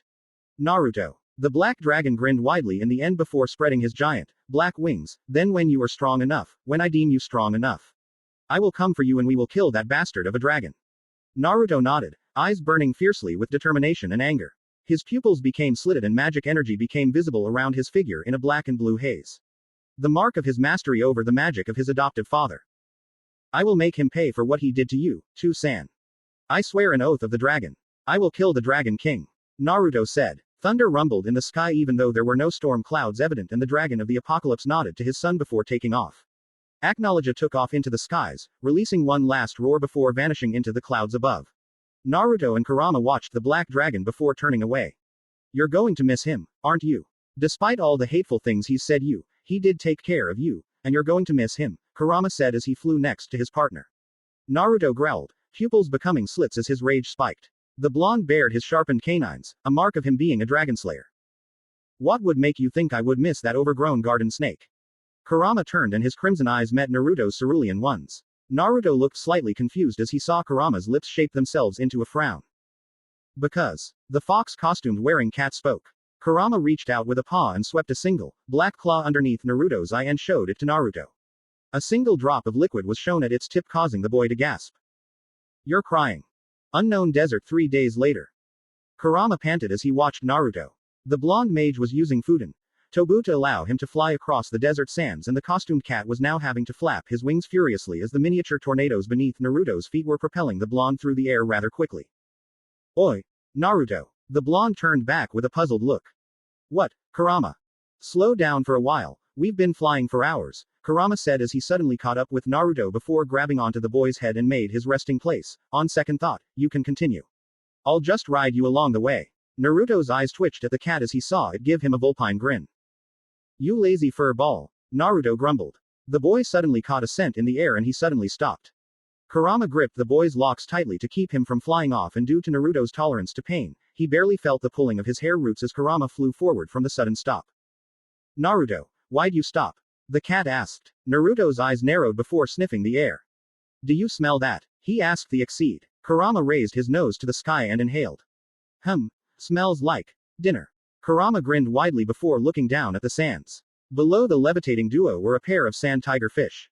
These creatures were shaped like regular tiger fish, but they were the size of adult Bengal tigers.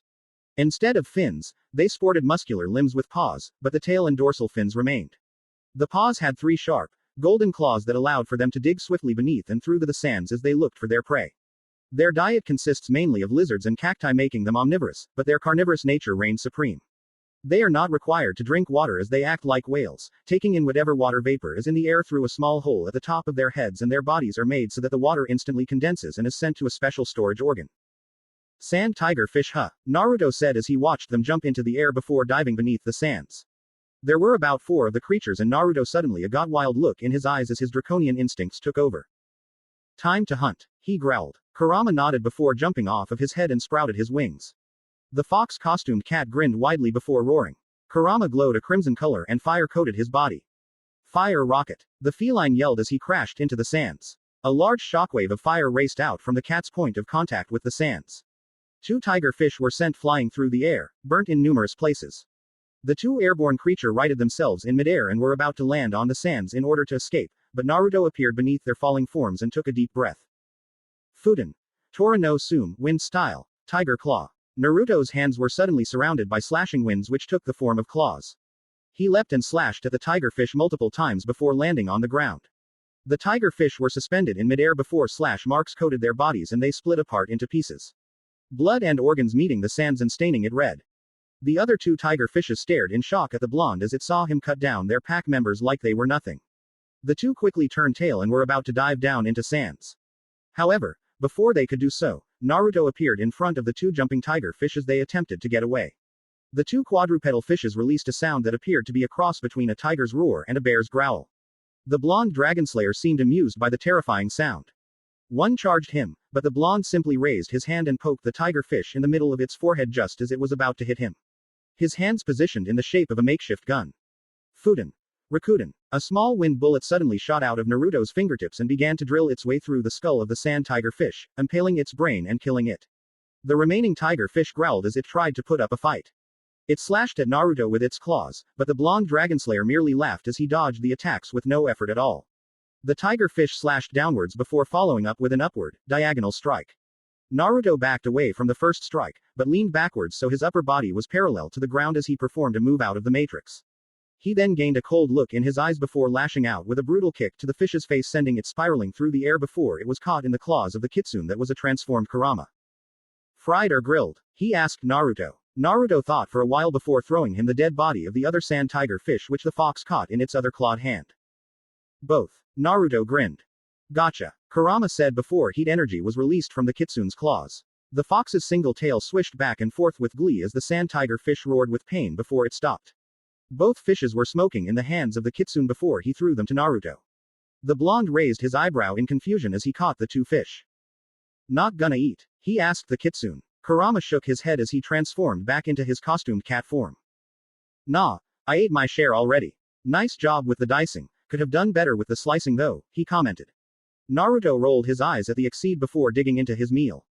Naruto then froze as he chewed on the flesh he had just bitten out of before glaring at Kurama. The red-eyed cat glared back at his partner. What? The fried one is a bit burnt, the blonde commented, causing Kurama to sweat drop. Ungrateful brat, he mumbled as he watched Naruto continue to eat. After the small meal, the 2 continued to walk through the desert for a few hours. Naruto and Kurama had nearly finished their entire water supply and they had finished their food supply 2 days ago, which is why they had resorted to eating the sand tiger fish in the first place.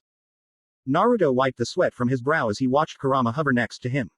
The hood of his costume was the only thing keeping the tiny cat from suffering heat stroke. Any idea how long before we get out of this fucking desert? Kurama wheezed. He was very dehydrated and the dry desert air did nothing to soothe that feeling. Naruto quickly caught the cat as his wings vanished in a shower of light particles. Fuden. Shunpo no Kazejin. Naruto said. He had used the technique before to aid in their traveling earlier, but the desert was just so vast that he ended up realizing that even with the use of his technique, they were getting nowhere and he was losing valuable magic power. However, now was not the time for such concerns as Kurama needed to get to some place shady and cool soon or he'd be suffering from a delusional cat with heat stroke. Kurama's annoying enough when he's normal, the Dragonslayer thought. Naruto continued moving at sound barrier breaking speeds before jumping into the air and a gray-green magic circle appeared beneath him. Fuden. Tobu. Naruto suddenly began to race through the air, sound barrier breaking once again due to the speeds he was moving at. The world began to blur around him. He suddenly began to get tunnel vision as the speed began to affect him, but as he was flying, a green blob crossed his vision before vanishing. Naruto froze as in the air before looking back. He looked down at the small, dehydrated cat in his arms before looking back in the direction of where he saw the blob. If that was a mirage, I'm gonna cry, the blonde thought. He quickly raced towards where he saw the blob and his eyes widened when he saw the wide expanse of vegetation before him. Please be real, Naruto murmured as he formed sphere of energy in his hand. Energy make. Rasendangan, spiraling bullet. The spheroid of rotating, blue energy shot out of Naruto's palm and crashed into a tree. The boy smirked when he saw the tree release a cracking sound before falling to the ground, causing a large dust cloud to form as it collapsed to the ground. It's real, he smirked. However, he paused as he continued to survey the forest that took up the large area of desert and seemed to stretch all the way down to who knows where. Chu-san told me that deserts had once been oceans once upon a time, so if I can just find something, oh, that could work. His sharp eyes then spotted a large depression in the sand. The remains of a naturally made water basin. His eyes followed from the basin in a straight line as they came to rest atop the canopy of the forest. Naruto turned his head and closed his eyes, focusing on his sense of hearing. Cerulean orbs snapped wide open as the sound he was searching for met his hearing organs. The boy flew down into the foliage and landed with enough force to crack the grass-covered ground beneath him. Naruto looked around before listening for the sound of water once more. Naruto then began to sniff the air before his eyes brightened as he caught the slight scent of fish. And where there was fish, water. That way. He took like a shot in an easterly direction, the direction of the water source. Naruto sighed in relief as he saw the remnants of the river that once flowed through the forest, now a small pool of water. Naruto shrugged. It would do. He quickly wet Kurama's face for the cat to wake up. Huh, what happened? You fainted from the heat. Naruto said, water's in front of you. Kurama looked where Naruto was pointing before panting like a dog. He went to the edge of the pool and began to guzzle the liquid. After a good half a minute of downing water, Kurama's belly was swollen and he looked like a giant red berry with a head, arms, legs and a tail. Ah, I never knew water could taste so good. Kurama made a face that made it look like he was having an orgasm of some kind, causing Naruto to quirk his eyebrow at the exceed. Water is said to not have any taste at all, Naruto informed his cat. Shut up, brat. Just cause you're a Dragonslayer doesn't mean I'll be all respectful towards you, and besides water can. The cat was interrupted when a sharp sound pierced the air. Screaming. Kurama questioned. Judging from the tone, I'd say a little girl, around 5 years old, Naruto said as his ears twitched. He got up and looked at Kurama, who had miraculously lost the weight from his water guzzling. Should we help her? The blonde asked. Kurama shrugged before flying over to Naruto. If we get there in time then I suppose so, if not we can just kill the animals and eat them. Would you like to eat the girl if she doesn't make it? Kurama said as Naruto's eyes twitched. I may be the son of a dragon, destructive and have a bit of an animal killing streak, but I'm still a human and I'm not a cannibal, Naruto said with a monotone. Whoop-de-doo, you're not a cannibal. Good for you. The cat spoke sarcastically, and now you're boring me now. Let's go kill those guys so I can be rid of my boredom, the red-eyed cat said. Naruto sighed before turning in the direction of where the scream came from before grabbing Kurama. We kill them and we go, alright. Naruto said. A nod from the cat was his response. A gray-green magic seal then formed around Naruto's feet. The two vanished in a swirl of wind. Unknown forest. The girl panted in exhaustion as she continued to run. The howls of the animal chasing after her were loud, indicating that they weren't that far behind. Her legs were screaming for her stop and rest, so they removed the lactic acid building up her muscles, but she refused and continued to run. She pushed aside branches and brush, some of them slashing her face and caused small lines of blood to form on her young face. She continued to run, only to skid to a halt when one of the animals appeared in front of her as it came out of the brush. The animal was a large silver wolf with shining yellow eyes, sharp teeth covered with saliva to indicate its want for food, were shown in its jaws. The wolf howled before jumping at the girl. The girl took a right, avoiding the wolf as it smacked straight into a tree. The girl continued to run. She ducked underneath a branch before crawling underneath a large tree root. She grabbed onto a vine and swung over a rather large mud puddle, but a pair of wolves were still on her tail. Their powerful leg muscles allowing them to easily keep up with the girl. It was then that the girl realized they were just toying with her. Playing with their food. The girl was about to make a sharp left to try and escape them, but then another wolf appeared out of the foliage and knocked her to the ground. She rolled along the grass-covered earth before she twisted to the right to avoid the pounce from a third wolf. In desperation, she lashed out with a kick. The small black shoes covering her feet smacked into the wolf's muzzle, causing it to yelp in pain. The girl saw her opportunity and got back up and was about to make a break for it when a fourth wolf jumped out from behind a tree. The canines growled as they cornered the girl. She was backed up against a tree. The silver-furred canines were growling, saliva dripping from their mouths in anticipation to finally feast. Then the fifth wolf, technically the first, the one that the girl had avoided and resulted in its meeting with a tree, appeared from the brush. It was a bit larger than the others. Probably the leader of the pack. The girl guessed. The girl shivered a bit as the wolves closed in on her. Her eyes filled to the brim with fear, and she did the only thing she could do in her tired state. She screamed. The scream was loud enough to cause the wolves to clutch their ears in pain.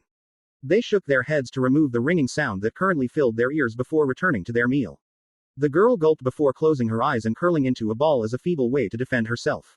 However, she was not met with blinding pain and the sound of flesh torn off of bone, well, not her flesh. The girl suddenly heard a multitude of yelps and barks before the sound of flesh being sliced was heard. Naruto and Kurama were moving through the trees, their noses sniffing out the scent of whatever it was that was screaming. I got the scent, small traces of sweat and blood in the air. Kurama sniffed again. And wolves, Naruto added. The two then took off and suddenly found themselves in a tree standing above the scene of the soon-to-be murder, if you could call it that. Small little girl cornered by wolves. Kurama shook his head. I'm almost tempted to watch. A sadistic smile plastered itself on the cat's face. Naruto sighed at the kitsune-like cat before vanishing in a swirl of wind. Naruto landed in front of the both girl and wolves and raised his hands. Naruto quickly vanished in a blur of speed and appeared in front of one wolf and stabbed his hand through its skull with a wind-powered punch. He quickly turned and caught wolf by the throat before choke-slamming it. He threw the wolf at another which tried to attack him, sending both of them to the ground. The blonde dropped down on the ground and avoided the pounce from another silver-furred canine before getting back onto his feet and raised his forearms so that his elbow slightly protruded outwards. He slammed his elbow back and it met the stomach of a wolf with enough force to cause it to cough up blood. The wolf fell to the ground before being impaled through the head with a wind blade. Naruto then vanished in a blur of speed and kicked all three remaining wolves into the air. Fuden. Kasui, wind style. Spikes. Naruto then went into a handstand and a magic seal appeared above his feet. He kicked upwards and miniature spikes of wind flew out of the magic seal and impaled the wolves in the stomach. The blonde then began to rotate while still in his handstand. Fuden. Senpu Kyaku. Naruto's legs were then became encased in twisters as he spun faster. The cyclone leg slammed into all three descending wolves, sending them flying through the air. Naruto then bent his arms and pushed off, flipping in midair before vanishing into the wind. Naruto then reappeared in the exact same position in the air before landing on the ground. The wolves that Naruto kicked were suddenly sporting large slash marks where their heads were attached to their necks, causing them to fall off once they impacted with whatever tree or rock they slammed into. All this was done in one swift motion. The wind blade had severed their heads and the canines' bodies all fell to the ground. Fuden. Mugen no Ansatsusha, wind style, silent assassin. Naruto watched his blood-stained clothes and hands before sighing. Great, now I have to wash these, he grumbled. He then turned when he heard a whimper.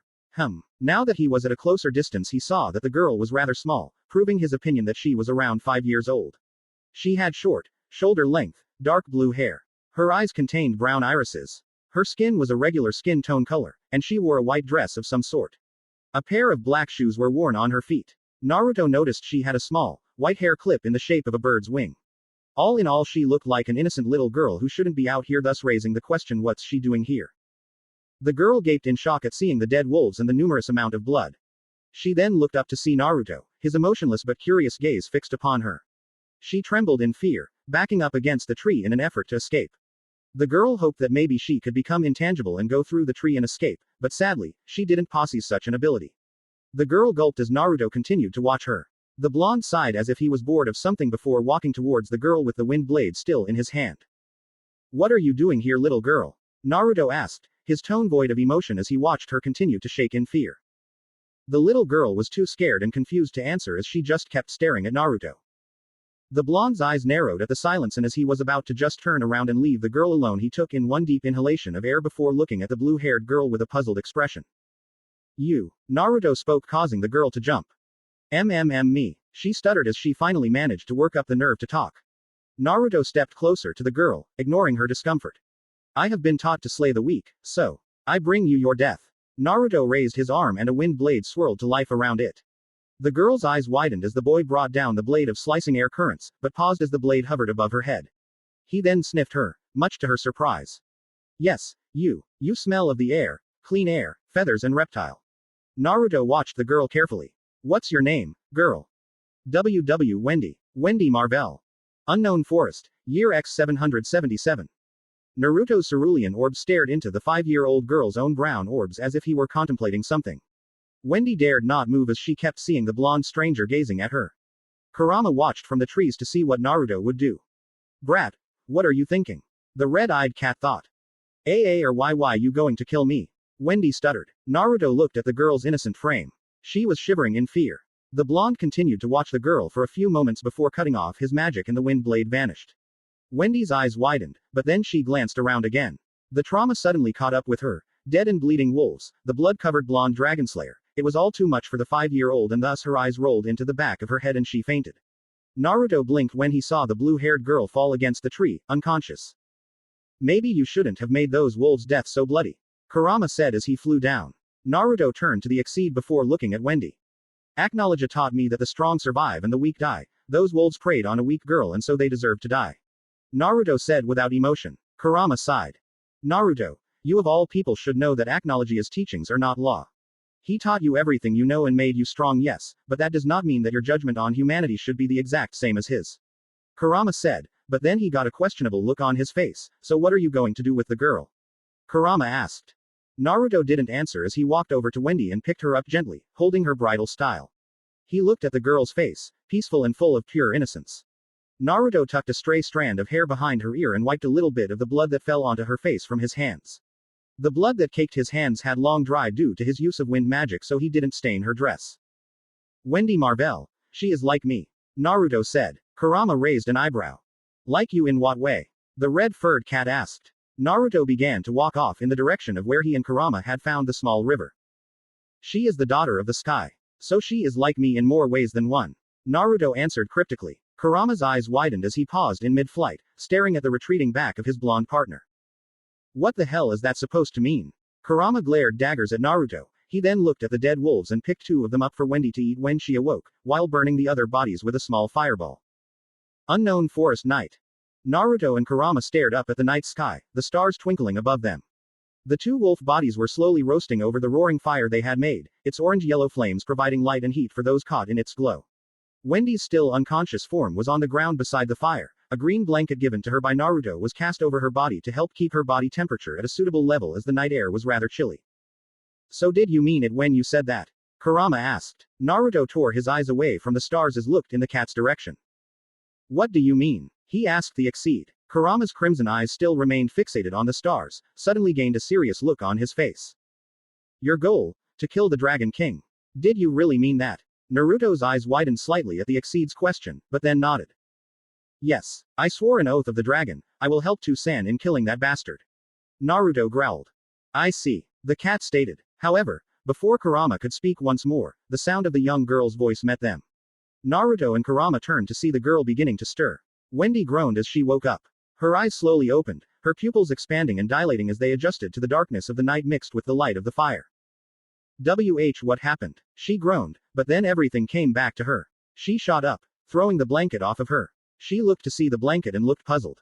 Where did I get that? She was interrupted as Naruto spoke. You're awake. Wendy's head snapped to the side and she gasped when she saw the teenage Dragonslayer. The young, blue-haired girl backed away from the boy as the memory of his slaughtering of the wolves came to her mind. She quickly got up and turned, aiming to run away from her almost killer. However, before she could even get 5 steps, Naruto appeared in front of her in a blur of speed causing her to smack into him and send her to the ground. The blue-haired girl gulped in fear as she saw the boy stare down at her, a product of his superior height. Are you going to kill me? She stuttered. The young Dragonslayer trembled when she saw Naruto bend down to look at her at eye level. No, he stated simply. Wendy's brown eyes widened as she watched the boy in front of her. Really? She asked. Naruto nodded. Why? Because you are like me, Naruto said. Kurama watched, his ears twitching as his question had been exactly like Wendy's, but the answer he received was rather vague. Daughter of the sky, PFFT, what does that even mean? The cat thought once more. Naruto bared his teeth, revealing his sharp canines and showed her his eyes. The pupils changing from round to slitted. The blue-haired girl gasped. You know what I am now, right? Wendy nodded slowly, her shock evident on her face. Why you're a. Naruto nodded to confirm Wendy's unfinished sentence. Yes, I am a child of a dragon. Just like you, Wendy marveled. Kurama's and Wendy's eyes widened for different reasons. Kurama's was because he never would have thought that such a frail little girl would be the child of a dragon, while Wendy's was for the fact that her suspicions about the boy had been confirmed. How did you know I was raised by a dragon? Wendy asked. I smelled you before, remember? You smelled of fresh air, feathers and reptile. The reptilian scent is a scent found only on a dragon. It is a scent known only to us Dragonslayers and can only be recognized by Dragonslayers. Naruto said. Is that why when I saw you, I thought as if we met BB before? She asked. Naruto nodded. Dragonslayers share an unknown bond with one another that allows us to recognize each other. After a Dragonslayer is able to recognize one of their one, the ability to sense another becomes almost instinctual. He paused to make sure the girl was listening before continuing. Now the two other scents have led me to conclude that you are a daughter of the sky, correct? Grandine's child. Wendy immediately climbed to her feet, causing Naruto to tilt his head slightly upward due to her standing form being a bit taller than his sitting one. You know Grandine? She asked. Naruto shrugged. I know of her, but personally, I don't know her. He said. Wendy grabbed onto the boy's shoulders. Tell me, do you know where she went? Where is Ka-chan? She cried out. Naruto remained silent for a moment. I am not permitted to reveal such information. I am bound by an oath of the dragon. I swore to my two-san that I wouldn't utter a word of what he had told me to anyone, even if I deemed them worthy. And you, my young Sky Dragonslayer, are not worthy of hearing the information that I have, and even if you were worthy I still wouldn't be able to tell you as the oath of the dragon prevents me from doing so. Naruto said. The blue-haired girl trembled as she clenched her hands into fists. Tears lined her eyes before spilling over, tracing over her face and staining the grass-covered earth. What kind of stupid reason is that? Wendy cried. I want to know where my Ka-chan is.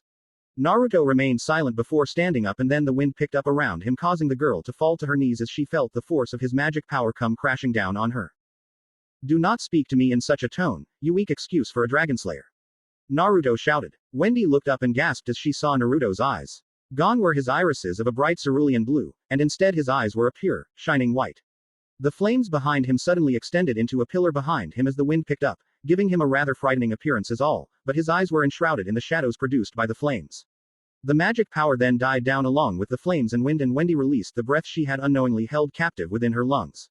Naruto sighed, closing his eyes before looking at the frightened girl.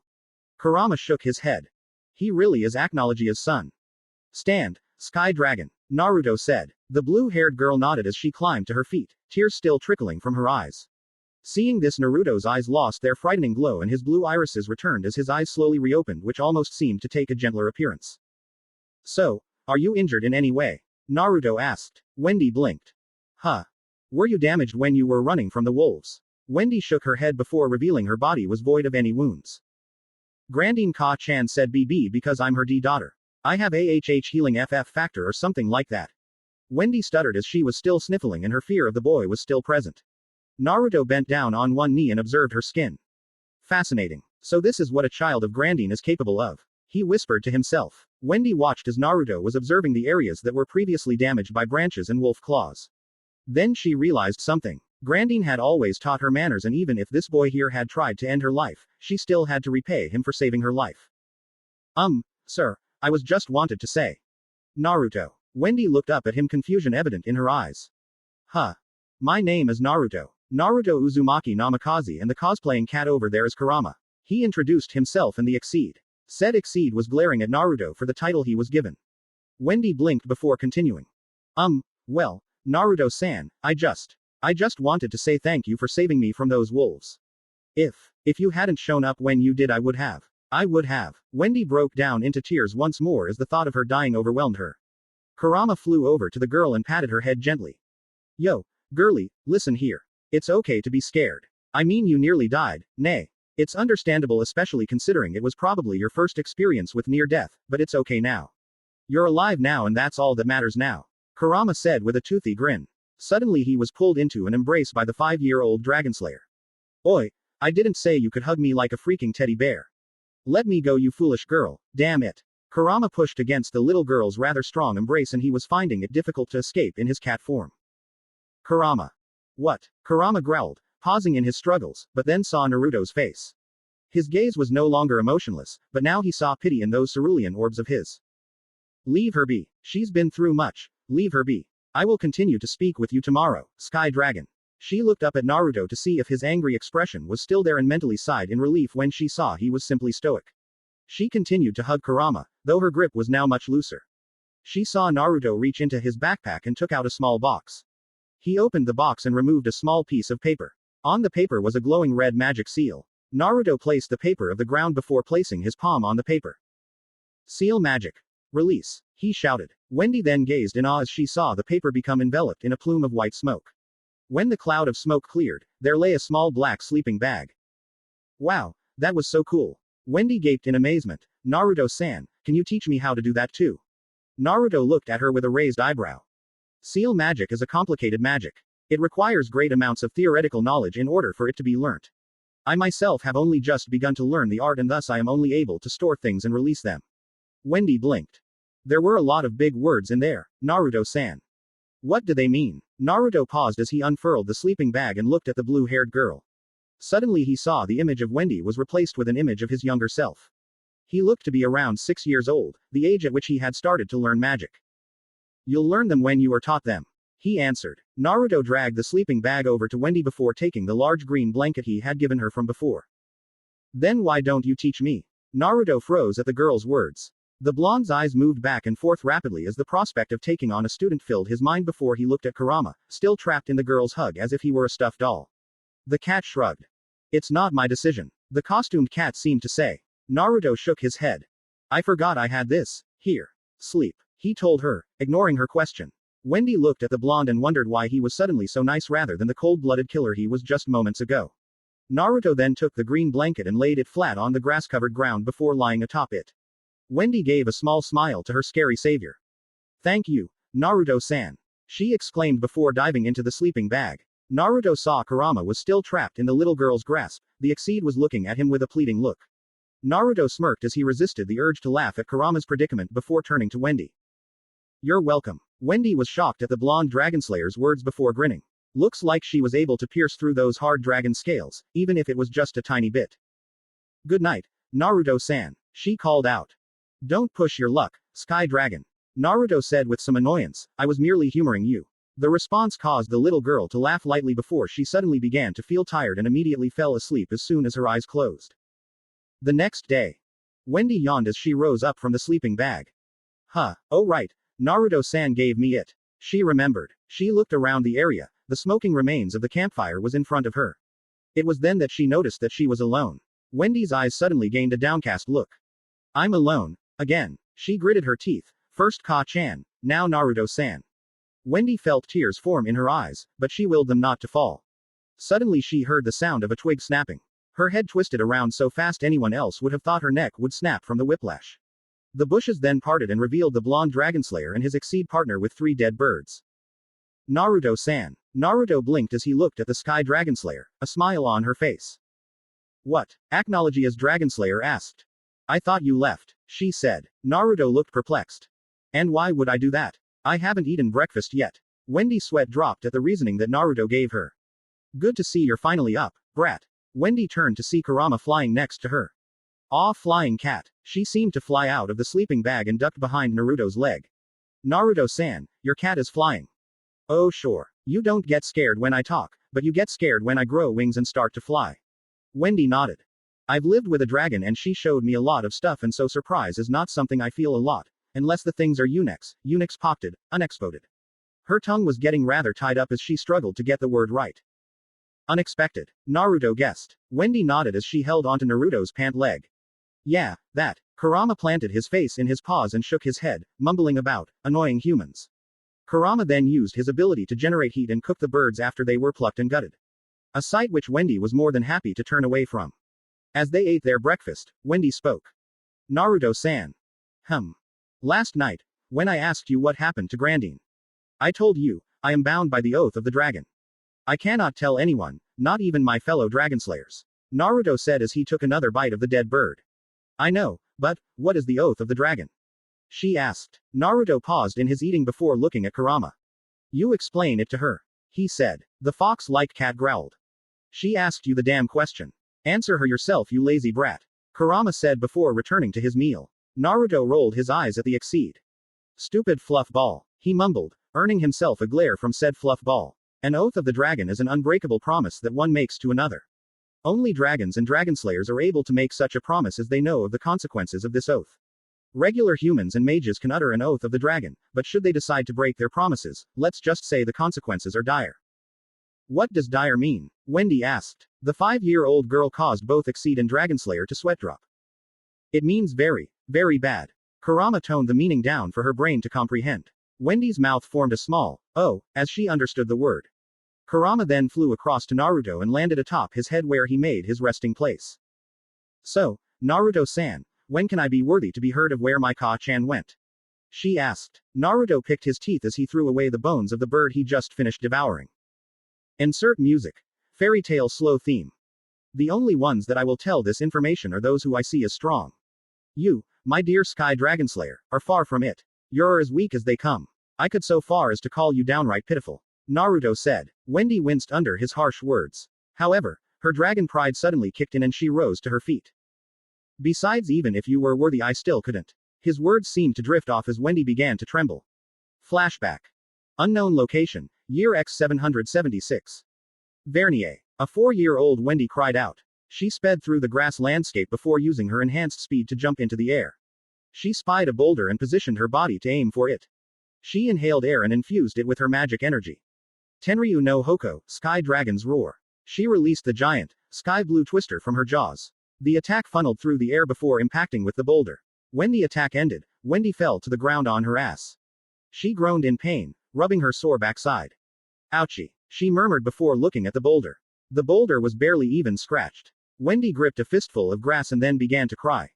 Wendy, is something wrong? A feminine voice spoke. Wendy turned to see a large white draconian beast. The dragon had a large body that easily towered over the vegetation surrounding it. The top of its body, head and chest were covered with white fur of some kind. A pair of large feathery wings, also white, were connected to the area where the shoulder blades would be located. Its limbs and underbelly were not covered by fur or feathers of any kind. The underbelly was similar to that of a reptile's, but the limbs were like that of an eagle's. 4 talons were located on each limb. It had a large tail. Its upper part was covered with white fur like the rest of its upper body parts, while the underneath was shown to have a similar look to that of its underbelly. The tail flicked the air behind it. In its jaws were sharp, white teeth that could easily tear flesh from bone. Its eyes, outlined by a thick black area of what seemed to be the skin beneath the feathers, were a golden yellow and seemed to shine as they stared at Wendy.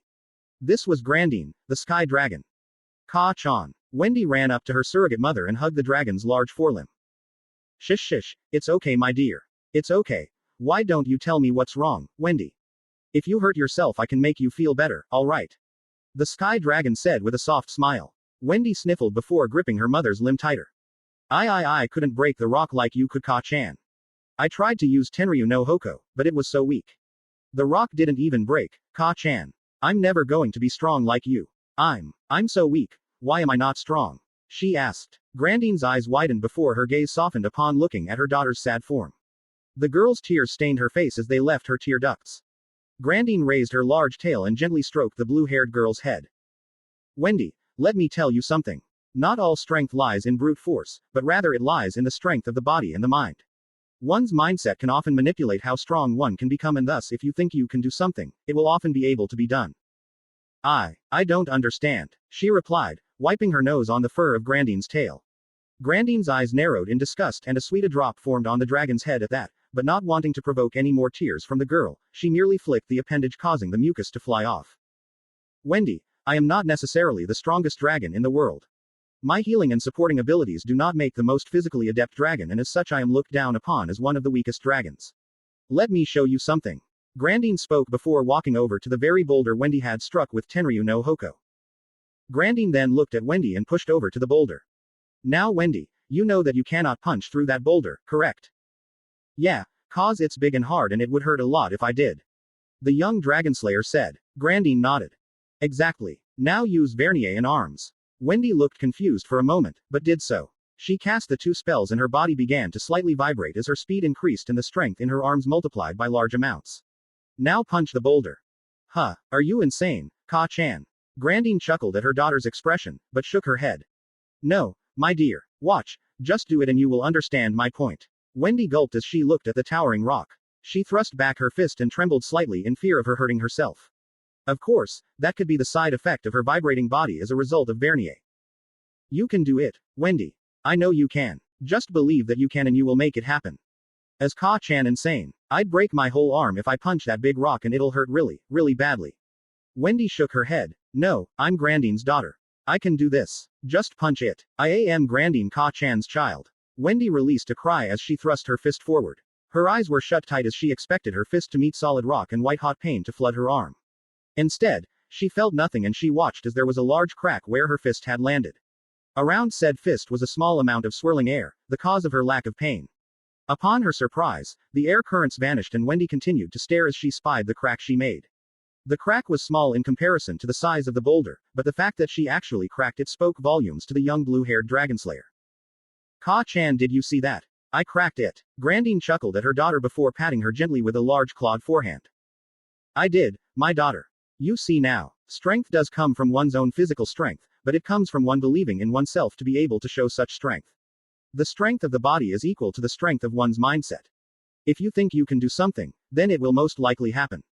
You are the child of the sky, Wendy. You are the daughter of a dragon. Do not ever forget that. Your pride as a Dragonslayer will be your greatest strength and will lead you to tapping into a power that not even you know you had. Thank you, Ka-chan, for teaching me this. The young girl hugged her mother. Grandine smiled soft at her daughter. You are not weak in my eyes, Wendy. If anyone ever doubts that, then show them my wrath. Show them the power of the sky. You are strong. End flashback. I am strong, she whispered. Naruto's and Kurama's ears twitched as they picked up on the sound of her voice. What did you say? Naruto asked. I am strong, she roared. Naruto raised an eyebrow. Are you? You seemed pretty weak from the fact that you nearly got beaten by a small pack of wolves. He answered with a raised eyebrow. I am strong. Ka-chan told me I was strong. I am worthy to know where my Ka-chan went. I am a Dragonslayer. Naruto stood up, his form towering over the smaller girl's own. However, the small 5-year-old was defiant. Her brown eyes burning with determination. She bared her canines and her pupils became slitted. The wind became to swirl around her as her magic energy spiked.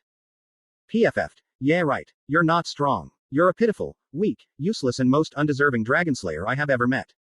Naruto said with a stoic look on his face. He wasn't blind. He remembered how he started learning magic at Wendy's age and then it took him years to improve greatly. He actually sensed a decent amount of magic power from Wendy when she fell asleep and he was still awake. He knew she had potential, she was just inexperienced, young and fragile cause of her age and obviously because Grandine didn't get to finish her training before leaving her. Wendy gritted her teeth, eyes descending to look at the grass, as the force of his magic energy came crashing down on her, but she remained on her feet. The crimson-eyed Exceed smirked at the scene before him. Interesting girl, let's see what you will do now that Naruto has taken an interest in you. Kurama thought. She withstood my magical pressure and killing intent, impressive. Naruto thought. Do you really believe you are strong, Sky Dragon? Naruto asked, wanting to hear her response. Yes, she muttered. I can't hear you, Sky Dragon. I asked you, do you believe you are strong? Naruto exclaimed. Wendy looked back up and stared into Naruto's cerulean blue orbs. Yes, I am strong. I am a Dragonslayer. I can match up to you. Wendy's magic power continued to climb, the air currents seeming to bend to her will as when she threw down her arms in a rage. 2 craters formed in the ground due to the force generated by the pressurized air bullets that formed from her movement. Can you? Well then, Wendy Marvell, daughter of Grandine the Sky Dragon, if you are a true Dragonslayer. Then roar. Naruto yelled. Wendy's eyes widened at the command. What? She exclaimed. I didn't say to say, what? Girl, I said roar. Show me your roar, show me the power of the Sky Dragon. Wendy's eyes hardened as her gaze met Naruto's. Her magic power spiked as she took a deep breath. Ka-chan, I am worthy of knowing why you left me and where you went. Wendy thought as she continued to inhale the very essence of the air surrounding her. I am not weak because I am your daughter. Wendy's eyes then snapped open as her lungs filled themselves to the brim with magic energy infused air.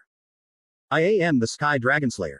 She mentally shouted. She bent back and aimed at Naruto and Kurama. Both Exceed and Apocalypse Dragonslayer gazed in shock at her boldness before smirking. Show me what you got, brat. Naruto whispered to himself before getting into a horse stance. His forearms were raised so that they made a 90-degree angle with his elbow joint. He bent his forearms inwards, towards his chest to protect his face. Black and dark blue magic energy starting to spring up around his feet.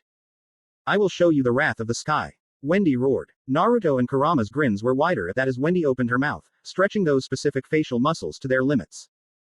Tenryu no Hoku. Wendy suddenly released the pent-up power in her lungs. A gigantic twister of air and magic rocketed towards Naruto. The blonde, blue-eyed teenager and the crimson-eyed Exceed grinned widely as they watched the incoming attack. The attack barreled into them. The earth was torn apart as well as a few trees a good few feet behind them, were all knocked down by the gale force winds. When the attack ended, Wendy was on the ground panting. She was resting on her knees, having unconsciously put nearly every ounce of magic energy she had into that attack. She then looked up, her brown eyes widening when she saw Naruto's arms raised in front of him. Black and blue magic energy swirled in his hand as he stood in the same spot he was in even after the attack, with the only damage being some slight tearing on his cloths and small scratch marks on his hand that quickly healed vanished as the seal did its job. The magic energy vanished as lowered his hand as he and Kurama looked at each other before looking at Wendy. They whistled in acknowledgement as they surveyed the area. A large trough had been carved out in the dirt from the speeds the Tenryu no Hoko had moved at, and a couple trees lay demolished on the ground. The trough had extended well beyond Naruto's current location. Well done, Sky Dragon. Naruto said, though I started at the age of 6, your breath attack is quite powerful for a 5-year-old such as yourself. You are strong. Naruto praised her. Wendy gave a small smile, but that quickly fell as he spoke once more. But not strong enough. You have untold amounts of potential lying within you, Wendy. It's only right that you unlock that potential and become the Dragonslayer that I'm sure you can become. So, how am I supposed to get stronger? She gasped. She then saw Naruto walk up to her, an emotionless look replacing the wide grin that was once on his face. You're really going to do it? Kurama asked, his voice barely above a whisper as his blonde partner stalked towards the Sky Dragonslayer. The Apocalypse Dragonslayer nodded. She did ask last night, and I never actually gave her an answer, but after seeing this demonstration, I believe she can handle what I have in store for her. Naruto replied to the fox costume wearing feline. Naruto stopped in front of the tired Wendy before raising his right arm high. Wendy closed her eyes, bracing herself for a physical attack from the blonde Dragonslayer, only, it never came. Wendy's eyes snapped open when she felt something pat her head. Her head snapped up and her brown eyes saw Naruto looking at her with a serious expression. Wendy, you have potential within that small body of yours. You will live, you will learn, and you will become one of the greatest Dragonslayers ever known under my tutelage. The blonde Dragonslayer said. Wendy's eyes widened. WHWH, what are you saying? Naruto smirked as he bent down to her level. What I'm saying is that I, Naruto Uzumaki Namikaze, your fellow Dragonslayer, I'm going to teach you. I will make you strong, girl. Do you think you can handle it? Naruto said. Wendy's face suddenly became doubtful. She felt the magic energy coming off of the teenager moments ago and it was huge. It felt as if gravity decided to increase its downward movement and try to crush her.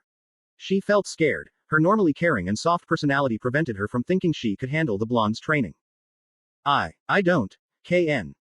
It's yes or no, Wendy. Kurama interrupted her. There is no, I don't know, but take it from me, girl, if you want to become strong, if you want to be strong like a dragon, learn from the best. This boy here was taught by the strongest known dragon in all of Earthland's history, so you will find no better teacher than him. Now do you accept? Kurama asked. Wendy gulped and her dragon pride allowed her the strength to answer the blonde with a response that sounded like music to their ears. Yes, I can handle your training. Naruto-sensei. Wendy said. Naruto's eyebrow rose while Kurama held in the need to laugh at the girl's sudden change in character. It will be difficult, Naruto said with a grin that mimicked that of his adoptive father's. I'm the daughter of a dragon. I will not back down. Wendy said, baring her sharpened canines. Naruto smirked and nodded. Good answer. Now come with me, we have training to do.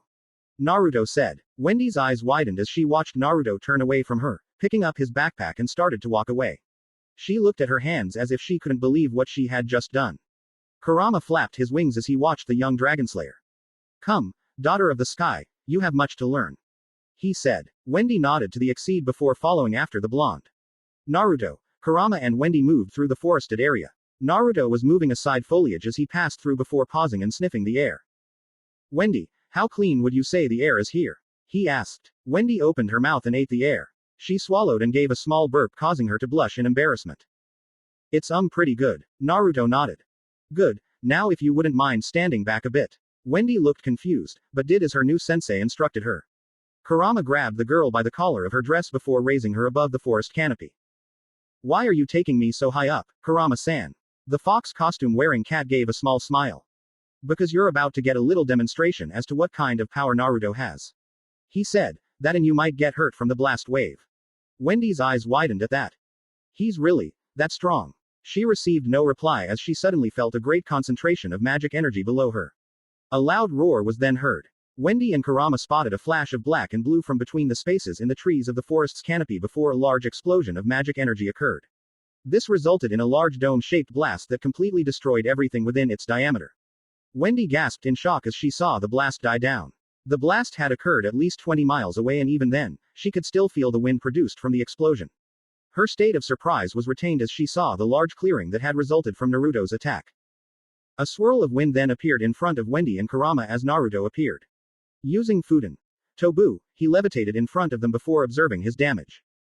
Meh, that could work. Wendy's sweat dropped at his nonchalant tone. He's so calm about destroying such a large area of forest, she thought. Wendy was then taken by Naruto before Kurama and he took off towards the newly made clearing. Couldn't you have toned it down a bit? Wendy asked, still a bit surprised by just how destructive Naruto's attacks were. I did actually. He answered truthfully, that was about 45% of what I can actually do. Wendy gulped.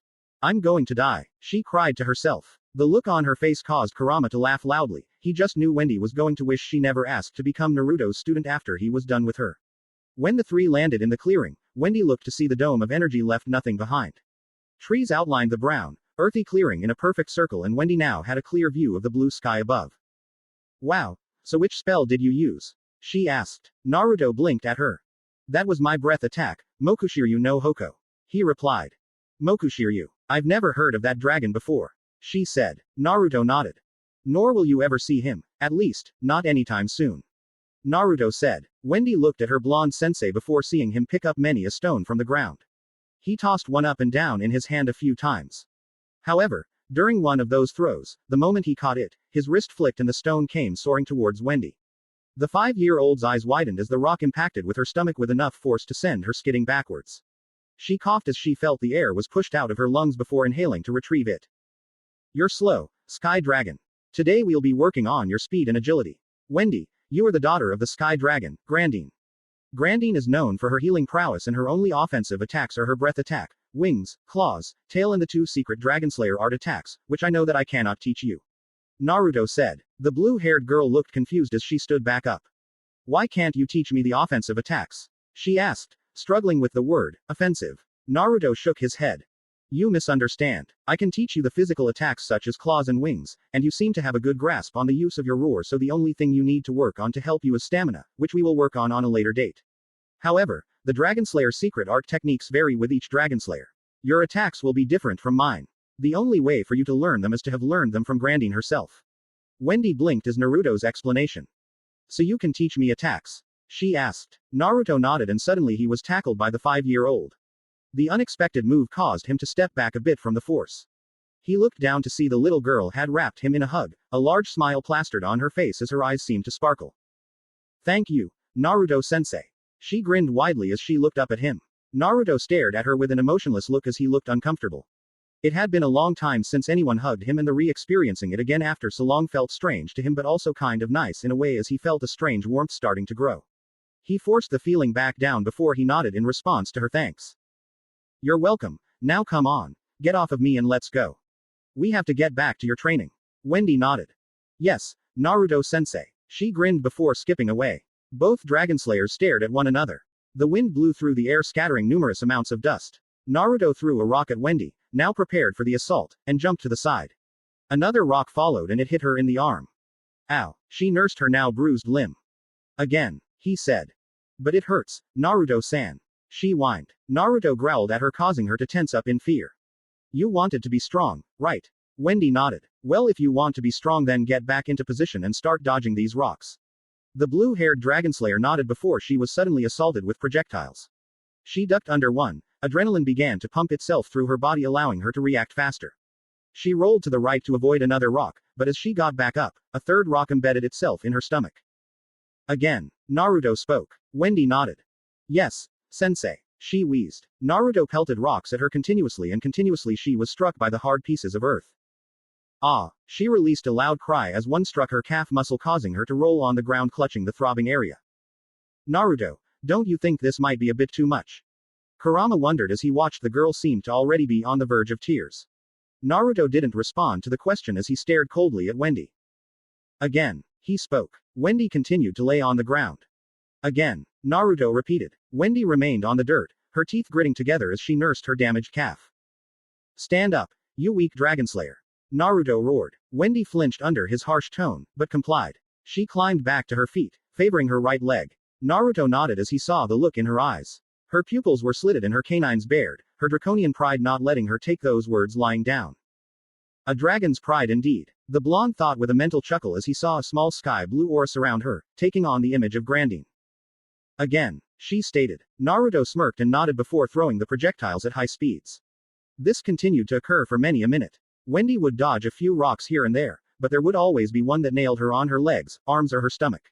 Whenever that happened, she released a pained cry before Naruto told to get up and do it again.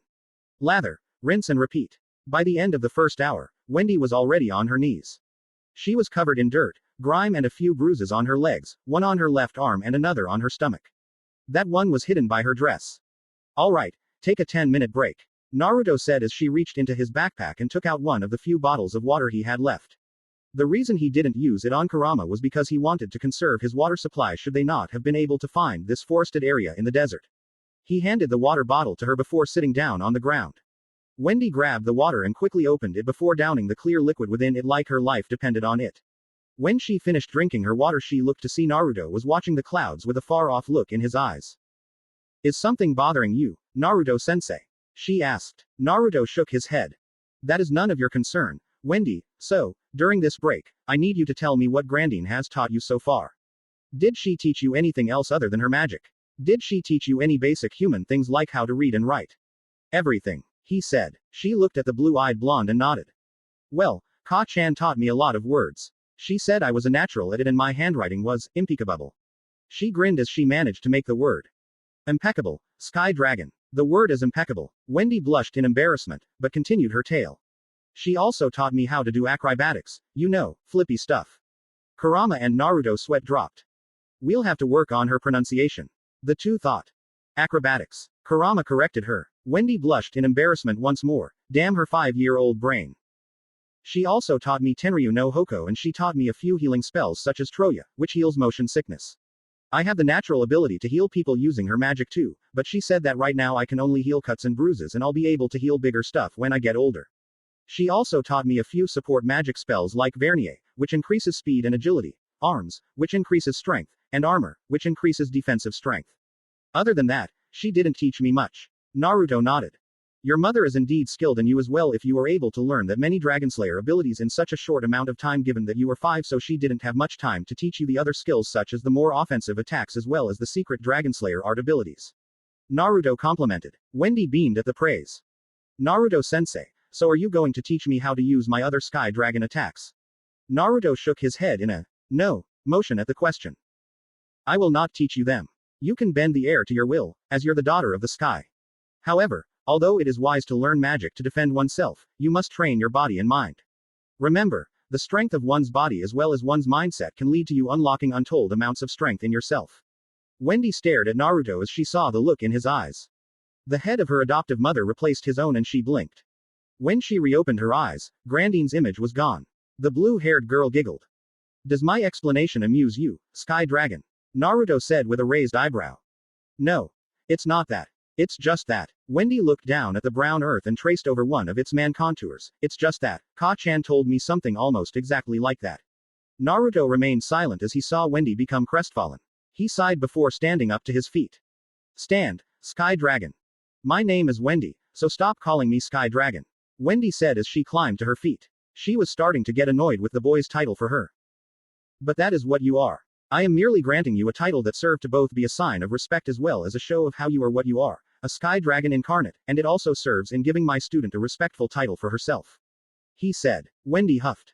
Stop with all those big, smart-sounding words. Just call me Wendy. Naruto sighed and scratched the back of his head before he sighed once more. As you wish, Wendy, Naruto said. Kurama chuckled at Naruto. Even when Sakura and Ino aren't around, that boy's will is bent to the will of any female regardless of age. Kurama laughed in his mind. Naruto turned to see Kurama grinning like a Cheshire cat.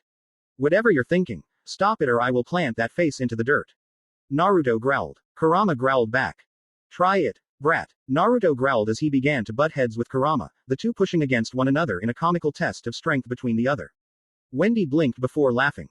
Naruto-sensei is funny. Naruto and Kurama blinked at that. Girl, I think you just lost a few of your brain cells from him throwing rocks. Naruto is anything but funny. I concur. I find myself to be lacking in the humor department. He deadpanned. Wendy continued to laugh. Naruto-sensei made a funny face when he was fighting with you, Kurama-chan. Wendy said as tried to mimic Naruto's angry snarl. Kurama blinked at the suffix added to his name, but then began to burst out laughing at the 5-year-old as he took notice of her face, while Naruto merely blinked as he stared at the girl's snarl. Do I really look like that when I get angry? I look freaking ridiculous, he thought. He then shook his head to rid himself of the thoughts before throwing a rock at Kurama to silence his laughing. Ow. Damn brat. Don't throw fucking rocks at me. He was then hit in the face with another rock, this time by Wendy to his surprise. Grandine Ka-chan said that was a bad word, Kurama-chan. No saying bad words. She scolded the young exceed. Naruto smiled widely at the blue-haired girl and ruffled her hair playful-like. Kurama was releasing a puppy-like whine as he was rubbing his paining muzzle. That really hurt, brat. He mumbled. Excellent shot, Sky Drag. He paused when he saw her chocolate brown eyes shift from amused to angry. I mean, Wendy. He saw her expression become happy once more. Right, Wendy. I suggest you up your physical speed and strength. After that I will teach you how to fight as well so that way you won't always have to rely on your magic to fight. Also that way you can couple your physical attacks with your magic such as combining a punch with arms and vernier to hit harder and faster. Naruto explained. Wendy nodded. Yes, Naruto-sensei. Naruto nodded before picking up his rocks once more. The sky is the limit, girl. You're going to become a strong Dragonslayer. Kurama said. Wendy blushed lightly at the praise, but flinched when she heard Naruto's commanding tone. Get ready, Sky Dragon, because I will not accept weakness from my student. Naruto growled. Wendy's eyes burned with determination, and slight annoyance due to him calling her Sky Dragon again, and her legs tensed as she saw Naruto throw a rock up and down in his hand. I'm ready. 3 months later. Wendy quickly rolled to the side as she saw a rock come at her. She then went into a cartwheel and avoided another. She jumped and caught another rock in her left hand before throwing it back and had it collide with another rock. She then landed on the ground before going into a handstand and bent her arms. She pushed off and soared over 2 other rocks that aimed to collide with her body before twisting in the air and kicked another stone sending it off course. As she landed, she twisted and bent her body at angles one wouldn't have even thought was possible from a young 5-year-old girl. Suddenly a large fireball came at her and the Sky Dragonslayer's eyes widened before taking a deep breath. Tenryu no Hoko. The large tornado blasted out of her mouth and engulfed the sphere of burning oxygen before she turned and glared at its user. Kurama-chan, that was mean. She huffed. The fox costume-wearing cat grinned widely as he formed 2 more fireballs in his paws. I feel so bad, here let me make it up to you. His grin lengthened, threatening to split his face, before he hurled both fireballs at her. She backflipped to avoid one before twisting and cast a spell. Armor. She called out. Her legs suddenly became encased in a soft green glow and then she lashed out with a vicious spin kick. The armor spell prevented her legs from being burnt as she sliced it in half, reducing the sphere to embers. You're mean, Kurama-chan. However, as she glared at Kurama she quickly reacted as she felt something heading towards her and saw the smirking face of the Apocalypse Dragon's Dragonslayer. Meanie, Naruto ni sensei. Wendy whined as she jumped out of the way of another rock. Over the past 3 months, Wendy had begun to improve. Her speed and agility were much greater than how it was previously, and when she realized just how strong Naruto truly was she began to idolize him, looking up to him as a big brother of the sort. Of course, she never knew if he felt the same towards her due to his fluctuating emotions as he went from emotionless, cold and distant to a bit of prankster and fun in the blink of an eye. Come on, Wendy. Keep your eyes on the target, Kurama is just helping with that. Naruto said. The blue-haired girl scratched her head as she felt the remnants of searing heat from Kurama's fireball as she ducked beneath it. You're both mean to me. She huffed before catching a rock and throwing it at Kurama, nailing him in the muzzle. The flying cat's head snapped back and he spiraled to the ground. Mayday! Mayday, I'm going down. He over-exaggerated his descent before a small explosion of fire erupted around him as he landed. Naruto and Wendy paused in their exercise and watched the small fire that was Kurama. The flames died down to reveal an angry Kurama and the 2 Dragonslayers merely blinked at him. You see me burning in flames and you say nothing. You're both dead to me. He howled. Naruto blinked before poking Kurama's forehead. You're impervious to fire, stupid fur ball. Naruto said with a small smirk before turning to Wendy. Wendy, you're good enough in your speed and agility. All that's left is for you to train yourself in that area. Now for you to work on your fighting skills. Naruto said as walked towards the small girl. Wendy nodded before dusting herself off. Her previously pure pink dress was now stained with dirt, grime and small drops of blood from when Naruto accidentally hit her in the face with a rock during one of his torture-sei training exercises. Naruto ni sensei. Wendy spoke as she saw Naruto stretch his muscles for his teachings. Yes, Sky Dragon. He spoke that nickname to her just to see the annoyance on her face. Acnologia always called him a weak human for the fun of it, and he usually retorted with calling the dragon an overgrown garden snake. Naruto chuckled at the memory before looking down at Wendy's annoyed face. He ruffled her hair, causing her to look up at him, brown eyes still showing annoyance. Am I stronger? Can I hear what happened to Grandine Ka-chan? She asked. Naruto suddenly became emotionless at the question. Yes, you are stronger, but you are still not going to hear what happened to Grandine, young Dragonslayer. I have told you countless times, I am bound by oath to not say anything. Naruto said. Can't you make an exception? She asked. Naruto pinched the bridge of his nose. She was stubborn and her resolve was admirable, but it was getting annoying for the Apocalypse Dragonslayer. No, he said coldly. Wendy frowned.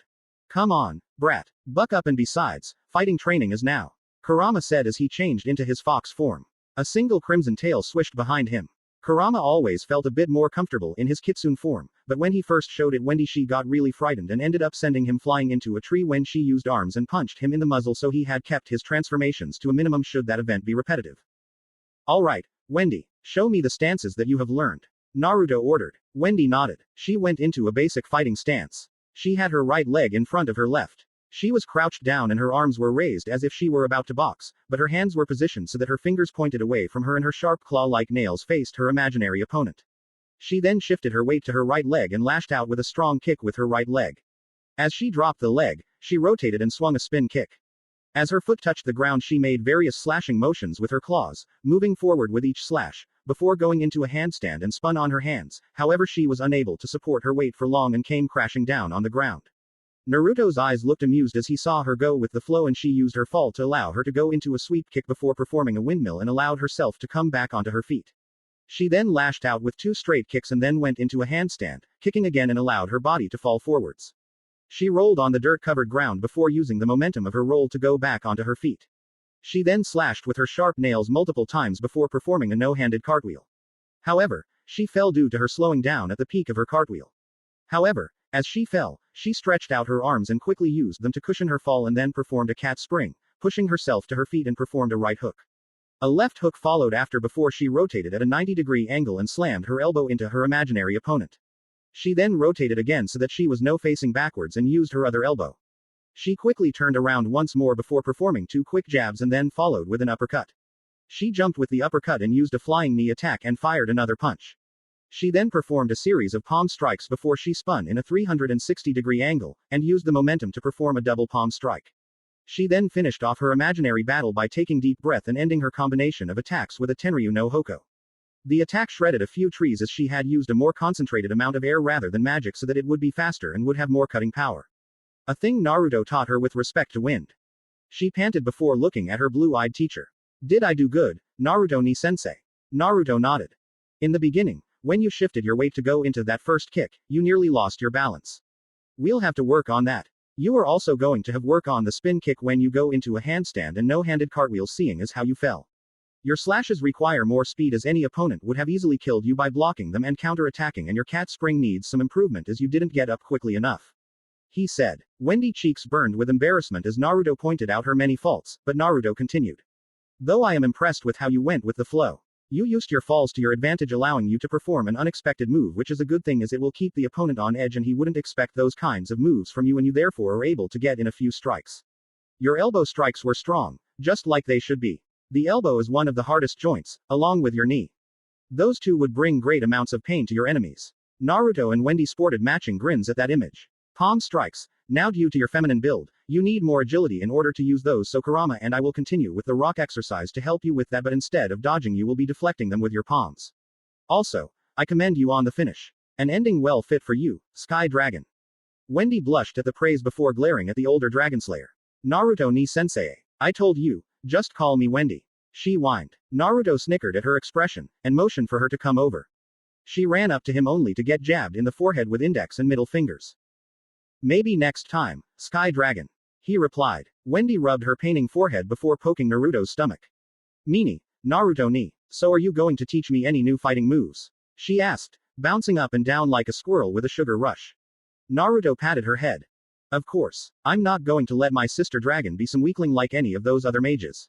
Wendy's eyes widened as he had called her sister. Even though the context of the word's use was all wrong, she still felt like Naruto saw her as such. Now then, what I'm going to show you now is to go in combination with what you already know. Your current set of moves, the ones you just performed, they are based mainly on your light frame and thus you are able to use them to their highest potential as you would be able to perform the moves swiftly. Now this set of moves, are moves which are basically, hit and run, moves. You hit, dodge, hit again, lather, rinse and repeat. Understood? Wendy nodded. Are you going to combat Kurama-chan? He seems to be rather excited given his vigorous leaping. In the months she was under Naruto's tutelage, she had also expanded her verbal dictionary and Naruto helped her with writing them out in order for her to learn them quicker as it was an effective test in terms of learning new words and it also helped with Wendy's writing ability which was already above standard. She was a bright girl, Naruto had quickly realized and she picked up things quickly. Much like I did with Two-san. He thought with a small smile. Insert music. Naruto Shippuden reverse situation. Naruto turned to Kurama and nodded. Kurama's body glowed a red color for a moment. His kitsune body suddenly began to release loud snaps and cracks as his bones lengthened and retracted to various lengths. Finally, the transformation was complete and there now stood a bipedal Kurama. His arms were longer than a human's, ending just above his hips, his hand-like paws were now more human-like, but they were lengthier and his black claws were now like fingernails. His legs were also long, the muscles lean instead of large. This showed that Kurama's form was much faster than his other two forms. He retained his single tail, but that soon changed as two more sprouted out of his rear. His feet were still paws so his ankles were bent at an angle. Three tails, Kurama, Naruto asked. You know you're already faster than two. This is to keep things even and besides in this form my strength decreases since it mainly helps me move faster than when I'm in pure kitsune form. Kurama's crimson eyes stared into Naruto's cerulean ones. The blonde nodded. True. Now Wendy, watch carefully. He said. The blue-haired girl nodded to her brother. Naruto and Kurama faced each other before nodding.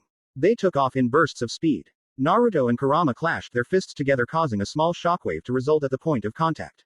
The two copied each other's attacks for a few moments, fist met fist and leg met leg in a furious dance of destruction. A staccato of small booms followed each collision. The two then came to a stalemate as they crashed their fists against one another, their arm muscles tensing in an effort to overpower the other. Naruto quickly withdrew his fist causing Kurama to stumble forward due to the lack of a resisting force and was met with a kick to the face. However, Kurama countered with one of his tails, but Naruto had already jumped away. The Dragonslayer slashed with his sharp, claw-like nails and Kurama dodged it only for Naruto to have rolled to the side as the fox was about to counter with a spin kick.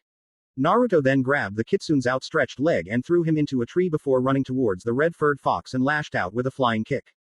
So close. The kitsune commented with a mischievous grin. Kurama grabbed the leg with one of his tails before slamming Naruto into the ground, but Kurama quickly followed up by jumping and slamming both of his paw-like feet into Naruto's stomach. The blonde released a gasp as the wind was knocked out of his lungs. Kurama then raised his fist, but Naruto blocked the punch with his left arm before releasing a pulse of wind from his body. The pulse sent Kurama off of him and allowed him to climb back to his feet. Kurama flipped in the air and planted his feet against the trunk of a tree before pushing off and sent a fireball at Naruto. Naruto quickly ducked beneath the attack and slammed an uppercut to Kurama's gut, but the fox quickly recovered and bit down on Naruto's arm. The coppery-tasting liquid touched his tongue and Kurama smirked before letting go and kicked Naruto in the face before slamming two tails down on Naruto's body. Naruto crossed his arms in front of him and blocked the blow before grabbing Kurama's tails. With a loud cry, Naruto swung the three-tailed fox over his head and slammed him down on the ground. Naruto then jumped away as Kurama had fired a ball of burning oxygen at him. He countered by sending a blast of wind. Kurama vanished in a blur of speed, avoiding the wind attack before appearing front of Naruto. The kitsune fired off a kick to the chest and the attack sent Naruto skidding backwards. The blonde quickly ducked beneath the fireball that followed after before racing towards Kurama and slammed a fist into his gut. He dodged the followed claw swipe before twisting and slamming his elbow into his ribs. Kurama winced and lashed out with two tails. Naruto jumped over them and was about to counter with Fuden Daitapa, only for the third to appear above him. The tail became engulfed in a storm of fire and the fiery whip that was Kurama's tail crashed down on Naruto. Luckily, Naruto had formed a wind shield in front of him and was able to take the attack head-on. The dust cloud cleared and revealed the blonde was gone. Kurama's ears twitched before ducking beneath a kick that would have really hurt had it connected with his cheek. He countered with a sweep kick, but Naruto jumped over it and slammed a fist down on Kurama's skull. The fox growled in pain, but kicked Naruto in the stomach sending him soaring.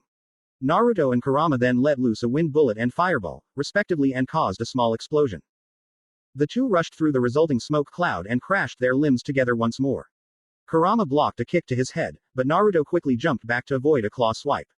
Kurama slashed upwards, but Naruto leaned back so that his upper body was now parallel to the ground. He then went into a backhand spring before rushing Kurama and slammed his head into the fox's stomach. Kurama grabbed the blonde's head and twisted him so that the boy's whole body spun and he was slammed into the ground. Kurama then did a cartwheel so that he straddled Naruto and began to rapidly punch the boy's face. However, Naruto opened his mouth and released a wind dragon from his mouth. The attack sent Kurama skyward. The three-tailed fox flipped in the air and began to rain fireballs down upon Naruto. Naruto flipped and twisted, performing a series of acrobatic moves to avoid the attacks. Kurama then enveloped himself in fire and dove down towards Naruto at a fast speed. Fire rocket! Kurama yelled. Naruto quickly slammed his palms out in front of him. Fuden. K's no tate, wind style, wind shield. He cried out. A circular-shaped shield of rotating wind formed in front of Naruto. Kurama crashed into the shield causing it to erupt into flames. The resulting explosion sent Naruto skidding backwards. Naruto then vanished into the wind and appeared behind Kurama and aimed a kick to his spine. Kurama back-flipped over the kick and aimed one of his own for Naruto. However, Naruto leaned back and avoided the attack. He then jumped back to gain some distance between the two of them. You've gotten better, brat. Kurama grinned. I could say the same to you, fluff ball. Naruto grinned back. Wendy was in utter shock at just how completely awesome this battle was. Naruto ni is so cool. Kurama-chan could do that with fire. Those some of the many thoughts that were going through Wendy's head at the moment as she saw the two continue to duke it out. Naruto and Kurama rushed each other and Kurama's tails burst into flames before racing towards Naruto. All three rear appendages aimed to spear Naruto, but as the two neared each other, Naruto vanished into the wind in a blur of speed. Kurama's crimson eyes widened as he saw Naruto appear above him. Naruto held out his hand. Magic energy swirled to life before condensing into a single sphere of compact, rotating energy. Energy make. Rasengan. He yelled as he slammed the attack down on Kurama, causing a large crater to form. Kurama howled in pain as the attack drilled into his flesh and burned it. Naruto ended the attack before jumping away. Do you know how many times you fell for that tactic? Naruto said with a large grin. Suddenly Kurama burst into flame, revealing nothing in the crater. Fire clone. He gasped mentally. He then noticed the small hole where Kurama's clone body was. The blonde's eyes widened before hearing the ground beneath him crack. Shit, he thought before Kurama's red-furred fist crashed into his chin, sending him flipping through the air. The three-tailed fox then flew out of the hole before breathing a tongue of flame. The orange and yellow stream of burning oxygen raced towards Naruto, but the Dragonslayer of Acnologia growled before clapping his hands together. His pupils became slitted and his fangs bared as he took a deep breath. Mokushiryu no Hoko. He released the attack and both attack collided in an epic explosion of energy and flame and caused the earth itself to rip apart. Trees creaked from the winds from the shockwave and birds flew from their trees to escape being hurt from the explosion. Wendy was comically blown away before slamming face first into a tree. Ouchie, she thought. When the smoke cloud died down, Naruto and Kurama took deep breaths to calm their heart rates before turning to Wendy, who had an amusing look of surprise on her face as she peeled herself from the tree bark. Dodge and counter, remember that. Naruto said as he walked towards the young girl. Wendy gawked at how he could be so calm after causing so much destruction. Naruto ni, you cause damage on a wide scale and that's all you can say. Naruto turned back and scratched his cheek as he observed the destruction he and Kurama caused. I've done worse. Wendy face faulted. Alright, get ready. He got into a fighting stance. Wendy gulped as she looked at the blonde. But, if I'm fighting you, I'll get hurt. I was barely able to keep up with you and Kurama-chan. Wendy said. Naruto grabbed Wendy by the back of her dress collar and hoisted her up, much to her protest. Wendy, you're going to get hurt if you fight. I've been fighting for a long time so I'm used to it, but you aren't. This is why I'm having you fight me. You will get hurt and then you will be able to gain a tolerance for pain. With that comes the ability to recover quicker and strike back. He said. The blue-haired girl nodded to the blonde, but she still gulped out of nervousness at fighting her Ni-sensei. She slid into the fighting stance, but paused before walking up to her, Ni-sensei. Naruto looked confused as she pulled back his torn sleeve to reveal the bloody tissue where Kurama had bitten him. She then placed her hands on the wound. A sky-blue-colored aura surrounded her hands before it was expelled as a haze. The flesh and skin quickly regenerated before she rolled back the sleeve and then began to heal his other wounds. After he was healed, she retreated with a small smile on her face.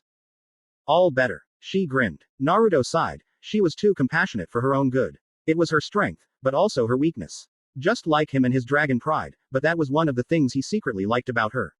Wendy then slipped into the fighting stance she formed earlier, Naruto forming the same stance. You were permitted to use magic to help you, he stated. Wendy's eyes filled with relief at that notification before taking off. Vernier. She took off in a burst of speed, leaving cloud of dust in her wake.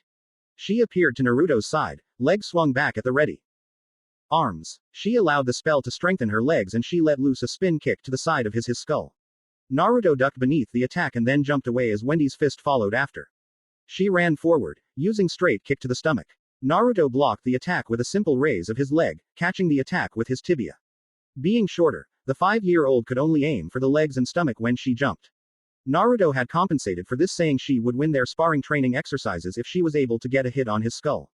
For that purpose, Wendy had worked harder to improve her jumping prowess. Wendy then pushed off of his leg and backflipped before landing on the ground and vanished in a blur of speed as she used vernier. She let loose a punch to the calf, but Naruto sidestepped it before kicking her in the back. Wendy stumbled forward, but rolled with the blow before climbing back to her feet.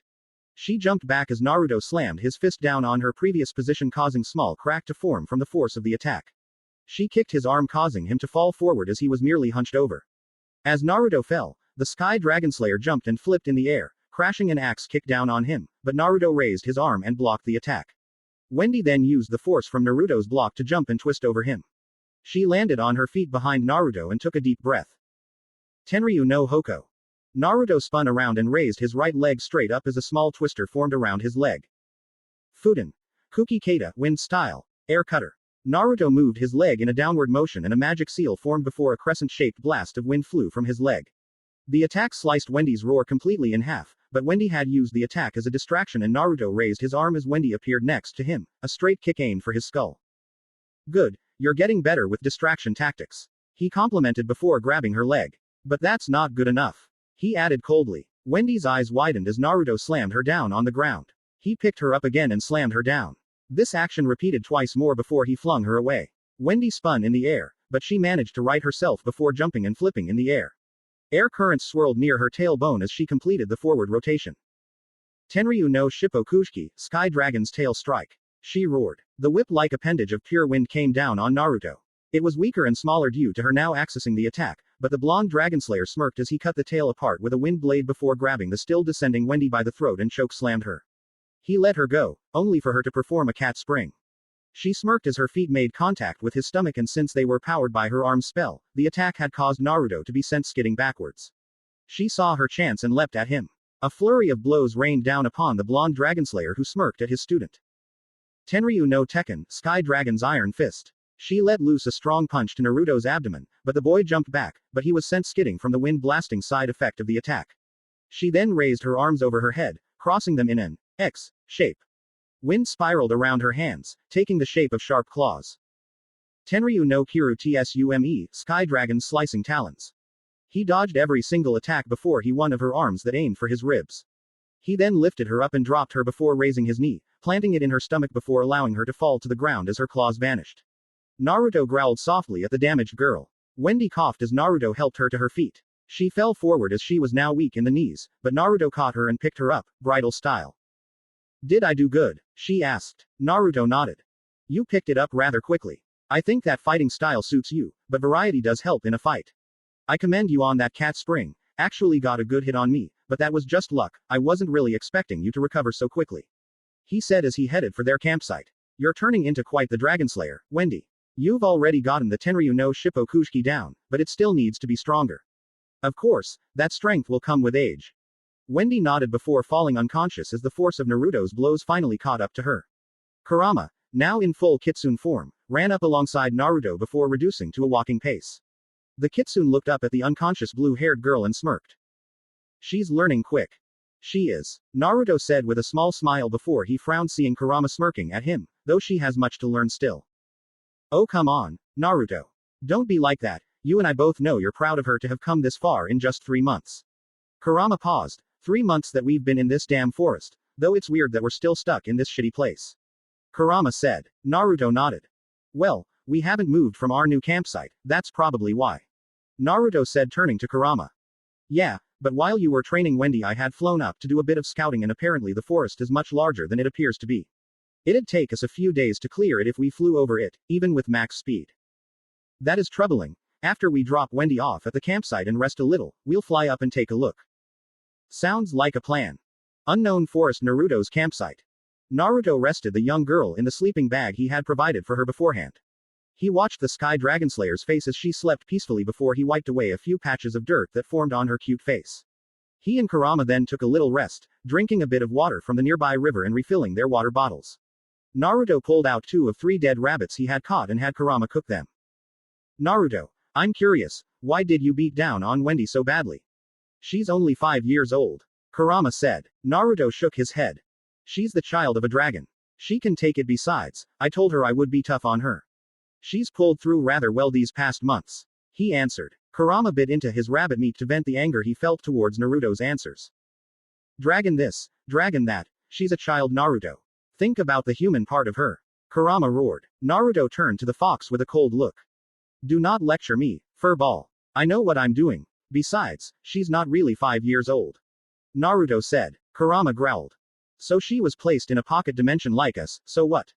Her body is still at 5 years old. She's still frail. Naruto. Naruto didn't answer the fox when he finished. Instead he just turned to look at Wendy again as he pondered Kurama's words. Maybe he did have a point. Despite how much time Wendy spent in the pocket dimension, her body was still a child's. Besides whatever training she did with Grandine, she was basically just a little girl who had her limits, which he seemed to always make her reach during their training. Naruto shook his head and decided to think more on the matter later as he kept eating his meal. Once their meal was done, they cleaned themselves and stood up. With that, the blonde turned to his red-eyed exceed. Kurama reverted to his costumed cat form and nodded. Era, he cried. A pair of white, angel-like wings sprouted of his back and Naruto used Fuden, Tobu. The two took to the skies and hovered over the forest's canopy before taking off. Naruto watched over the trees, and it was then that he noticed just how large the forest was. Naruto then spied another river which branched off from the path that his campsite's river took. A rocky pathway bordered both the river and the forest. Naruto then landed there, Kurama following. The two began to sniff the air before they caught the scent of a mage. There's magic power coming from that direction, Kurama said, pointing up the river. Naruto nodded. Let's go. He began to sprint as the fox-costumed feline flew alongside him. After a few minutes of running flying, the two paused when they came across a small village-like area. It looked similar to a village one might find relating to North American Indian tribes.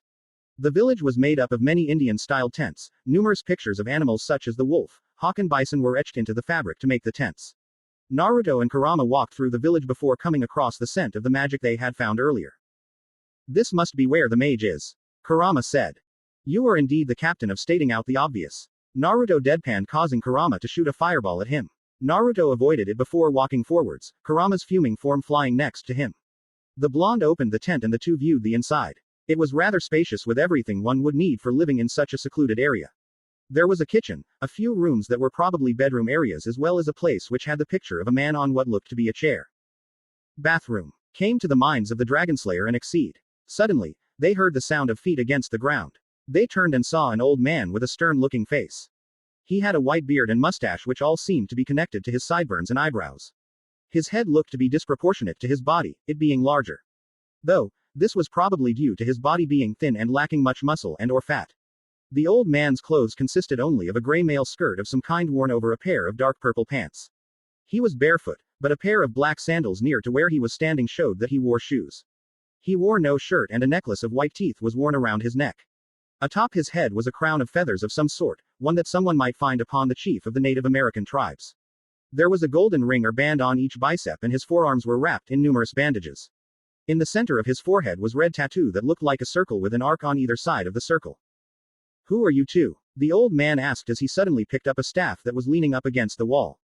He pointed it at the two of them. You are the magic energy we've been feeling. It's quite large for one as elderly as you, Naruto said. Are you calling me old? The man asked. No, I called you elderly, Naruto said. Kurama turned to the boy, a sweat drop on the back of his head. They mean the same thing, you idiot.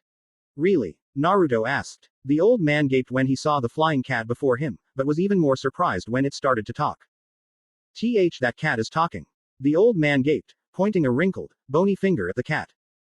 Didn't your mother ever tell you not to point? Kurama growled. The old man gulped as he saw the rage in the feline's red eyes, but then his gaze hardened. What are you doing in my village? The old man asked. We were observing the forest and we came across a strong magic power. We followed it and came here, and seeing as you're the only occupant of this village, it would obviously have to be you. Naruto explained. So would you mind if I asked why you're living alone in the middle of nowhere? The old man raised a hand. Please, call me Rubal. I am part of an ancient civilization that has long since died out. I am its sole surviving member. Rubal said. Naruto didn't pry any further on the topic. Everyone was entitled to their secrets. So, are you a member of a guild? Naruto asked. Rubal looked confused. No, why? Because I've been traveling with a little girl. She is only 5 years old and I fear my travels may put her in the path of dangers I will not be able to protect all of us from, even if we are both there to help her. Naruto said. I was looking for a place to watch over her, keep her safe, but sadly, this place does not seem safe, especially because of that dark magic and light magic surrounding you. Rubal's eyes widened. How did you? Naruto didn't reply as he continued to glare at the elderly man. Maitu-san told me of a legendary magic that was around during the early days of Earthland. A tribe known as the Nervit, which lived 400 years ago, was said to have made a magic that was able to make the darkness go away and replace it with light. However, balance was meant to exist, and so whenever darkness became light, light had become darkness and the members of the Nervit were changed and ended up killing each other off from the negative emotions they felt. Naruto said. Your father is well informed on this information. Rubal said with a serious tone. What do you know of my people and how did you know I was one of them? I never knew. I merely had a suspicion of your being a Nervit due to the fact that a majority of this village doesn't really exist and is an illusion. Naruto said. Rubal looked shocked. My illusion magic is of the highest level, how did you see through it? Naruto looked at Rubal and closed his eyes. Mokushiryu no Byakugan, Apocalypse Dragon's all-seeing white eye. Naruto whispered before snapping his eyes open, revealing the pure white eyes of his adoptive father. Rubal took a step back in shock and fear. Those eyes. There's no way he has a connection that dragon, it's not possible. Rubal thought. These eyes cannot be fooled. In fact, you are trying very hard to remain attached to this world for some reason, as you should be dead. Your organs are dying and yet you look very young for a man of over 100 years of age. These do not only see through illusions alone, you are a kind, caring man. You would put your life on the line for those you care about, but with them all gone you are merely surviving with the sadness and regret of not being able to help your fellow Nervit during the day your tribe was wiped out. Rubal remained silent as he watched Naruto. You seem to have figured me out with just a glance, son of a dragon. Rubal said. Naruto smirked. You had your suspicions as well, I see. You merely confirmed it. There is only dragon I know of which those kind of eyes, son of Acnologia. Rubal replied. Naruto nodded before a magic seal appeared in the right eye of the Mokushiryu no Byakugan. A trail of light extended from the eye before a small hologram of Wendy was shown in front of Rubal. This was the exact same ability that Acnologia had used when he had revealed the image of his biological parents to him. Memory projection. Naruto then cut off the flow of Dragonslayer magic to his eyes and the hologram vanished. The white shine in his eyes died down and his blue iris returned in a blink. So listen here, Gigi, I'll strike a deal with you. You watch over the little girl when I bring her here and I will not reveal your secret to anyone whom I do not believe should know the information. Deal. Naruto held out his hand for Rubal to shake. The Nervit elder gritted his teeth. All that for the sake of a little girl, she must be precious to him. He thought. The Nervit sighed before nodding. All right, I'll look after the girl when you return to this place. Rubal surrendered the boy's demand. Naruto nodded before Kurama flew next to him and quietly whispered in his ear. He does know that you have no to tell this information to, right? Kurama said. It's implied. No, he deadpanned. Kurama chuckled before patting the boy's head. Great job, brat. You're getting more cunning every day. Naruto smirked at the compliment before looking back at Rubal. So, boy, do you mind telling me your name and the girl's name so that way I will know who you all are when you return? Rubal asked. It's so easy to copy appearances these days. A smart question, Nervit-san.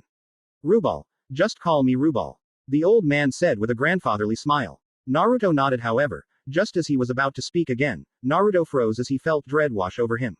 He looked at the elderly man and frowned. Wendy. Naruto and Kurama thought. Naruto Uzumaki Namikaze is my name. Now I have to go now, something's happened. Naruto grabbed Kurama and then channeled wind magic energy into his feet. Fuden. Shunpo no Kazejin. Naruto and Kurama then vanished into the wind, causing Rubal to stare at the spot in shock. Wind magic and such amazing control of it for one so young. Naruto Uzumaki Namikaze, I look forward to your return. Unknown Forest Naruto's campsite. Wendy yawned as she woke up from her nap. She looked around and found herself in their campsite. Over the months, the three had been constantly moving from one area to another as an effort to try and find a way out of the literal jungle as well as find new areas for Wendy to train so as to aid her adaptation skills. Naruto ni sensei, she called out as she got out of the sleeping bag.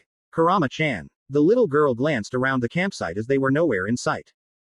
Must have went hunting for dinner then. She hypothesized. She took a deep breath as she did a few stretches to loosen her taut muscles. Once that was done, she saw a cooked rabbit roasting over a small fire. Looks like they knew she would wake up while they were gone. Wendy smiled as she dug into the rabbit meat. Once she finished eating, she got up and ate a bit of the air. I wonder where Naruto went. The Sky Dragonslayer wondered. She then decided to try and find him. No one had ever even found their campsite before, so it was safe for her to just leave. She took a deep inhalation of air through her nose. Her pupils became slitted as she drew upon her draconian aspects. Naruto's and Kurama's sense then reached her sensory organ as she differentiated it among the different smells of the forest. She took off, skipping through the forest as if it were her own backyard, which is what it was in a sense. She jumped over a large tree root before leaping and grabbing an outstretched tree branch. She used the forward motion to allow herself to swing up onto its surface before leaping up onto the higher branches. After a few more leaps, she reached the top of the tree. Her head poked out of the cluster of leaves and she viewed the forest. She sniffed the air once more. With the lack of tree obstructing her sense of smell, she was able to get better fix on his and Kurama's positions. Once she caught wind of them, she dropped down, rolling on the grass-covered ground so that she wouldn't hurt herself with the fall. As she dusted herself off, she ran for a few minutes, but then paused. She quickly ducked behind a tree as she sniffed the air. Malicious magic power met her nostrils and she glanced out from behind the tree. She kept her heart rate and breathing calm as she watched as 5 individuals walked out of the brush. 4 of them looked around the area as if they were actually looking for something while the 5th appeared to be sleeping atop a. Is that a flying carpet? Wendy thought. She's supposed to be around here. One of the figures spoke. He was a slim boy of average height. He appeared to be at least 1 year older than Naruto, with spiky crimson hair which was styled upwards, aside from a tuft covering his forehead and 2 bangs framing his face. He had seemingly snake-like features, a rather flat nose, and prominent canine teeth. He also sported a simple circular earring on his left ear. His outfit consisted of an elaborated whitish coat with purple inners and cuffs intricately decorated by silver-colored motifs, and many studs lined up the chest, the high collar and the sleeves, which have armbands seemingly made of metal around them above Cobra's elbows.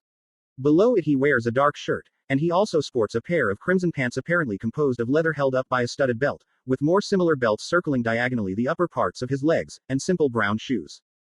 Are you sure? You're rather slow sometimes when it comes to finding things, even with your listening magic. A second male voice spoke. The second figure was a taller boy of at least 15 years old. He had black and blonde hair in which the blonde hairs were styled into a mohawk.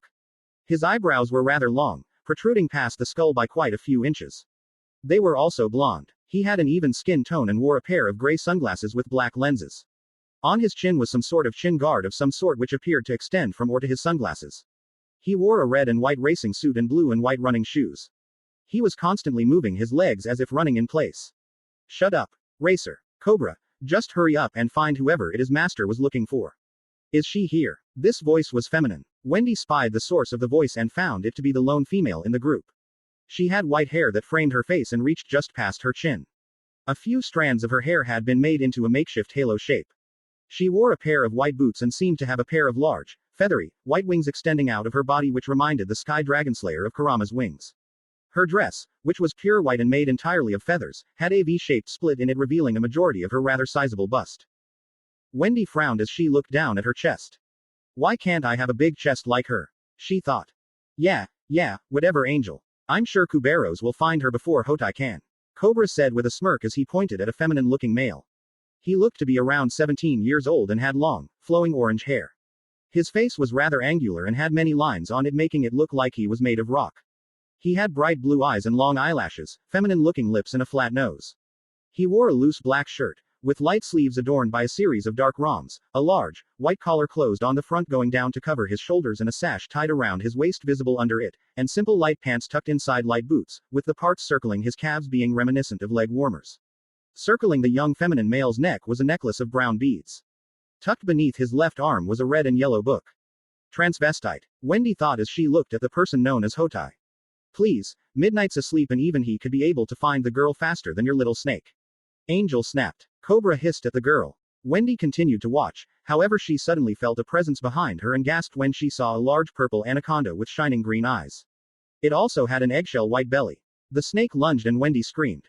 Oh yeah, suddenly a scream met all of their ears. The one on the flying carpet, a 13-year-old boy with a lean body structure, black spiky hair on the top, and longer, straighter white hair on the bottom. He had a set of 5 maroon beads on the left strand of his hair. He wore a black leather vest with white fur-like material on the collar and sleeves. He also wore a white armlet around his right bicep, and a black choker around his neck. He wore a pair of yellow trousers with black designs on them, and burgundy boots.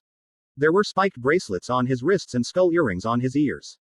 Though his head was bent down, Wendy managed to catch sight of the boy wearing plum-colored lipstick.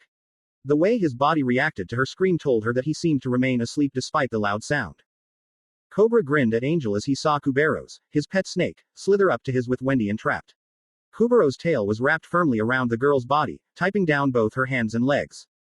"Let me go, fucking bastards." The 5-year-old growled using some coarse language she had heard Kurama say when he fought with Naruto.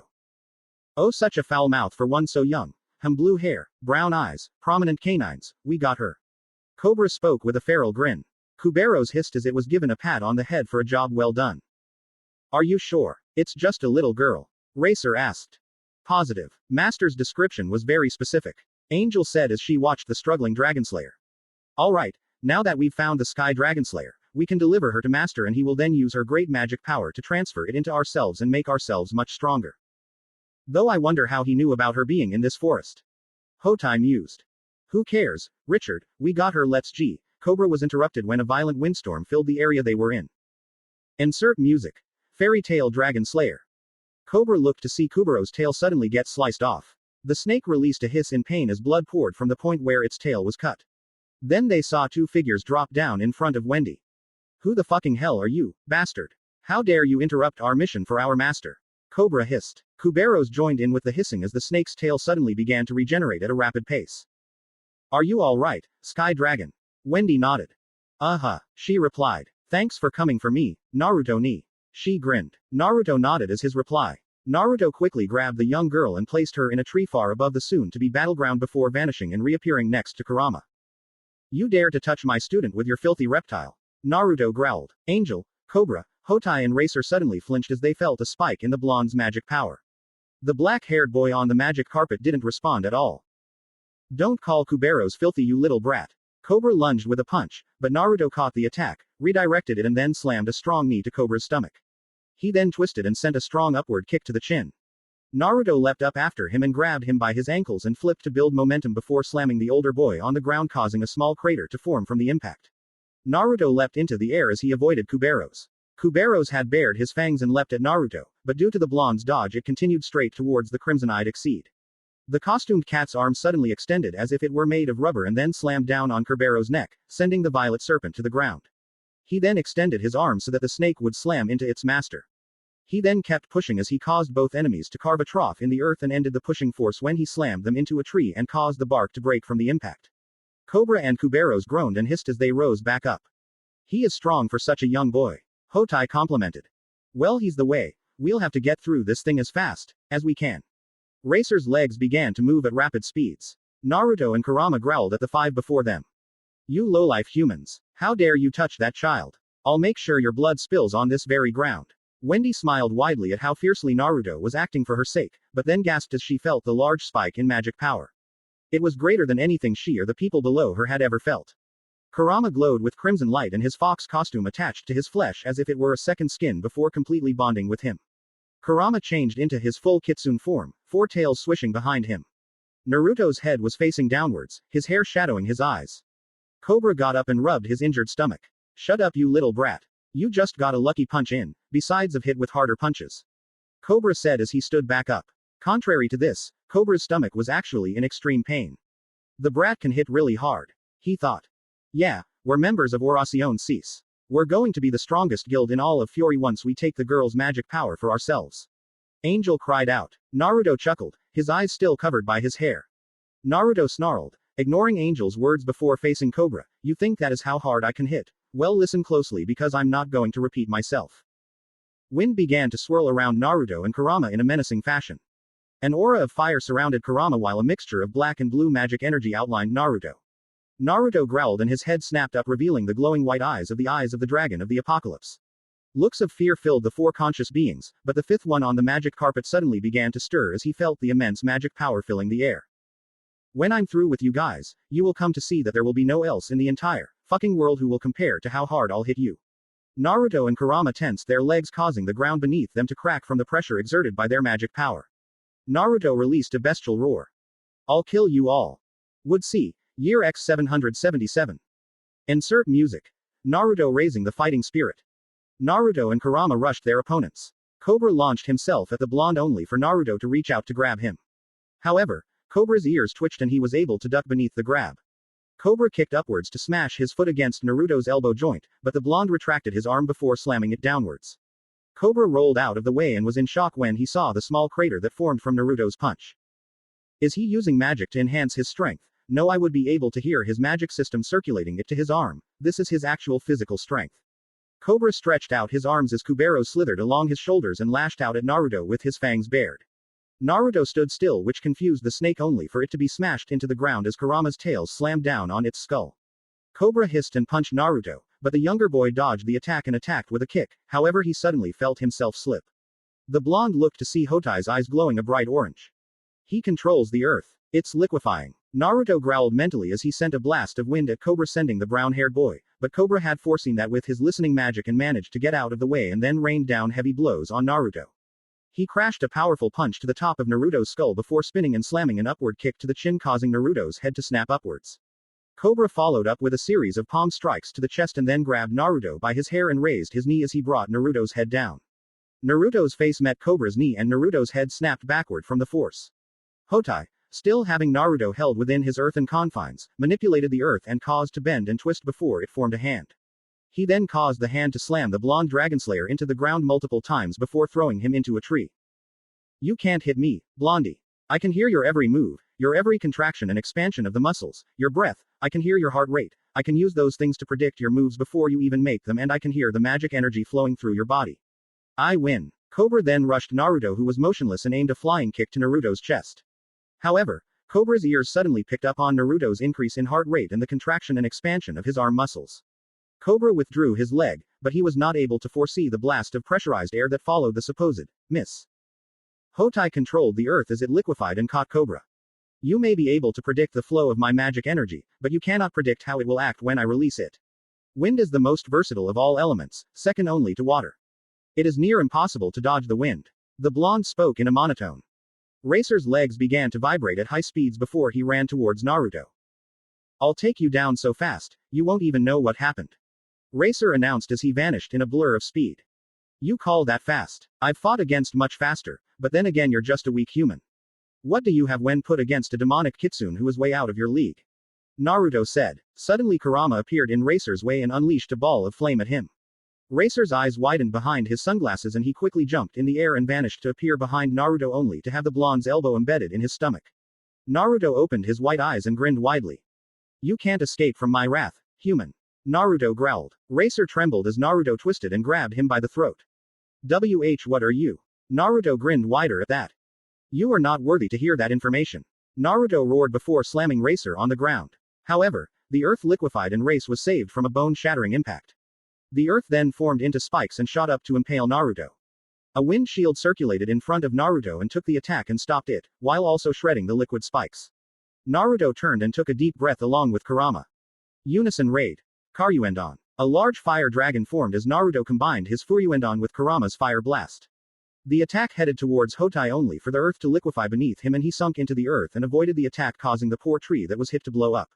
Kurama jumped and flipped in the air, his tails igniting as he aimed for Angel.